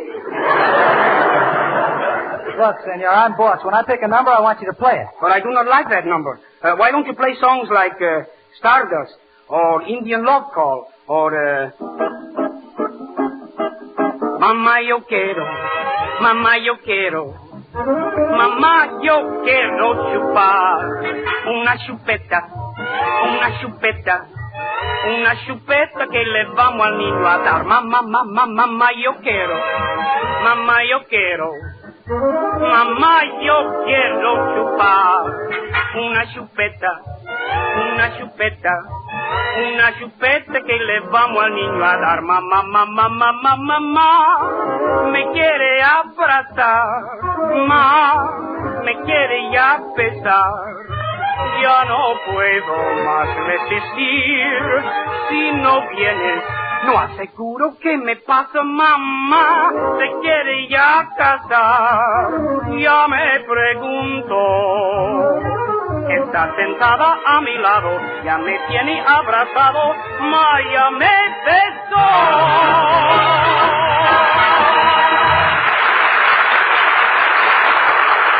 Well, Senor Lee, that was terrific. That, Oh, my. She's making eyes at me. Ho, ho, ho, ho, ho. tonight I'm really in the groove. You're really in the grave. Now, quiet. Gracie, will you answer that phone? Hello? Gracie Allen. Sam's Meatheart and Biscuit's Beauty speaking. Biscuit's Beauty? Please, Dad. What? Wasn't that you said, Betty? Oh, I think so too, Betty. Well, sure. They'll make a grand pair. Yes. Oh, they get along swell. Oh, that's wonderful, Betty. Goodbye. Gracie, is it something I can put in my column? George, that was Betty Crocker, General Mills' famous cooking expert. She's getting married? No, but Spam and Biscuit waffles are. I see. Is that a combination? Oh, boy, oh, boy, oh, boy, oh, boy. Well, what is this? Mr. Burns. Well, let me begin by informing you that two of America's most popular food products get together to bring a grand taste surprise. Spam and Biscuit waffles. It's marvelous. Golden, fluffy waffles topped by a hearty chunk of melting butter and surrounded with sizzling hot slices of lightly browned Spam. The crisp flavor, the juicy, meaty taste of Spam, the delicious appeal of Biscuit waffles, and the syrup sweetness make a perfect meal. Easy to fix, too. Just open a can of Spam, S-P-A-M, grand-tasting meat that's all ready to eat, and fry slices quickly in a hot pan. Save more time by making your waffles with Bisquick, as you get most of your ingredients already combined in this easy-to-use General Mills product. The simple recipe for waffles comes right on the package.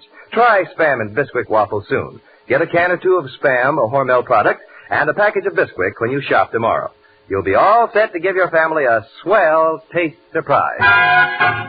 Spam and waffles, they sure taste fine. Try this meal, it saves you time.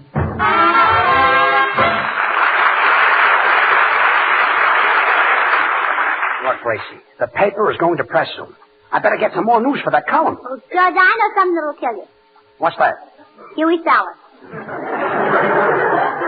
Huey Sallis? Yeah, he's a racketeer. He's a gangster. Yeah, George, we might as well tell you that while you were out, he phoned and said he was coming up and take care of you. Well, all I did was mention his name in my guest column. Well, that's what he's burned up about. You know, he's really a tough guy. I read in the paper that once a bomb exploded in his back pocket and he didn't even feel it. Sounds like one of the dead end kids. So, what am I going to do? I better call the police for protection. Operator, get me the police department. Hello, police department. Sergeant Mahoney speaking. Well, this is George Burns. Will you come out right away? I'm in a lot of trouble. We'll protect you. Well, there's a gangster coming out after me. Don't worry. His name is Huey Sallis. Wrong number.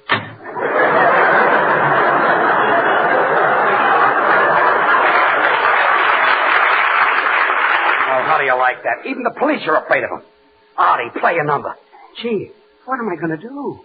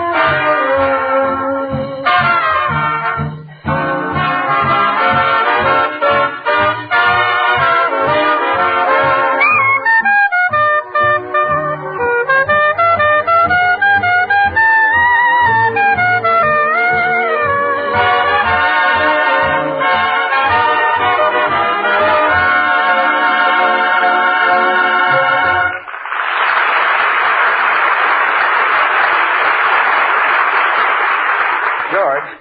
George. Hey, Snoopsy, come out from under the piano. He's not here yet. Oh, just tying my shoe, not afraid.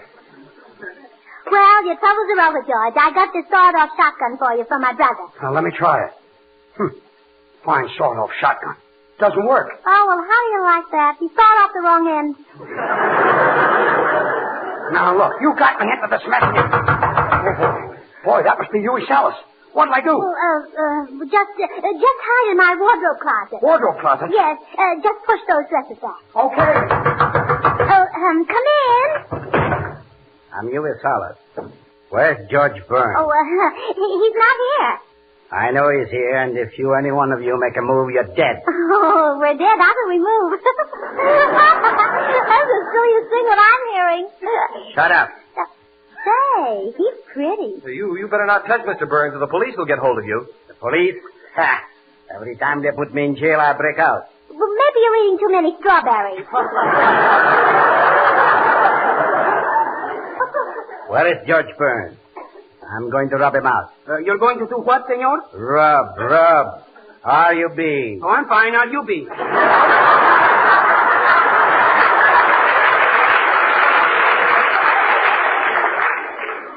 You people better come clean. I know he's here, and you better tell me what he's hiding. Is he behind the piano? No. Is he behind the bass drums? No. Is he in the audience? No. Ask me if he's in the wardrobe closet. Is he in the wardrobe closet? No. Yeah. Oh. So that's where he is, huh? Come out of that closet, I'll let you have it.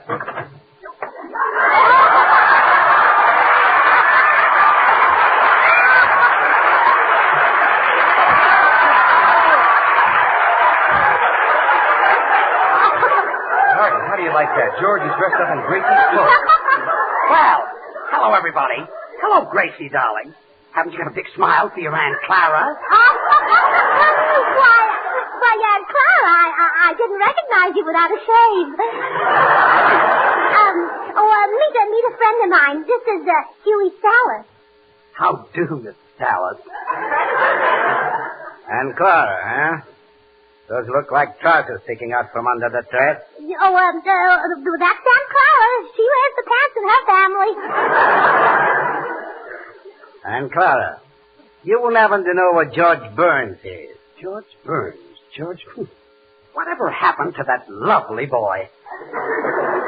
He's getting lovelier and lovelier.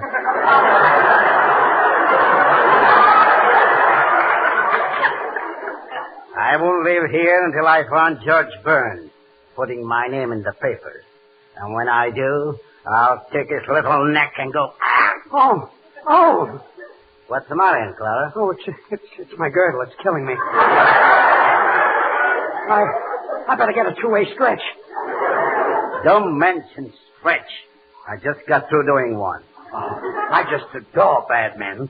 You great big bad man, you. Is he kidding? You know, Clara, I've seen a lot of models in my time. You're not a bad-looking dish. Oh, Huey. Come here, babe. No.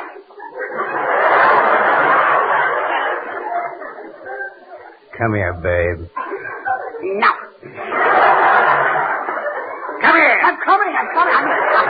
I'm coming, Huey. Say, babe, you smell pretty classy. Is that fleur-de-lis $12 an ounce? No, it's Corona, 3 for half. Now, Gracie, darling, you mustn't louse up Aunt Clara that way. Come here, babe. Let's get chummy. Now, tell me, whose little moll are you? Yours, Huey. Whose beautiful eyes are those? Yours, Huey. Whose little nose is that? Yours, Huey. Whose dimples are those? Yours, Huey. When you get to the dress, it's mine, Huey. Oh, my girdle, it's killing me again. Come on, babe. Let's go in the park. I'm going to take you for a ride. Take me for a ride? For a ride? I've got to speak to my mother, Huey. I just can't go. Come on, babe. You're going. Well, does Huey Salas know that Aunt Clara is really George Burns? Is he taking her for a ride, or is he taking her for a ride? Will George Burns be killed? Will he be shot? Will he be thrown in the river? I hope not. It's my best dress. I just want to remind you, friends, to try the new breakfast or supper hit, Spam and Waffles. While the waffles are in the iron, just open a can of Spam, cut off thin slices of the tender, juicy meat, and fry quickly in a hot pan. The delicious, meaty flavor of fried Spam, served sizzling hot, is a perfect companion to the golden brown, fluffy waffles topped by a chunk of melting butter. Serve Spam and Waffles soon. Be sure to ask for Spam, the meat of many uses, when you shop tomorrow. Gee, Gracie, isn't it awful about George being taken for a ride? Yeah, isn't it awful? Isn't it awful? Isn't it awful? Poor George. Good night. Be with us again next Monday night, same time, same station, for another George Burns and Gracie Allen show with Artie Shaw and his orchestra and the Smoothies. Until then, this is Bud Heaston reminding you to remember that cold or hot, Spam hits the spot. Have you tried Hormel chili con carne? You may think you don't like chili, but chili con carne, the way Hormel makes it, is different, and everybody likes it. Double your money back if you don't like it. Try Hormel chili con carne tomorrow. This is the National Broadcasting Company.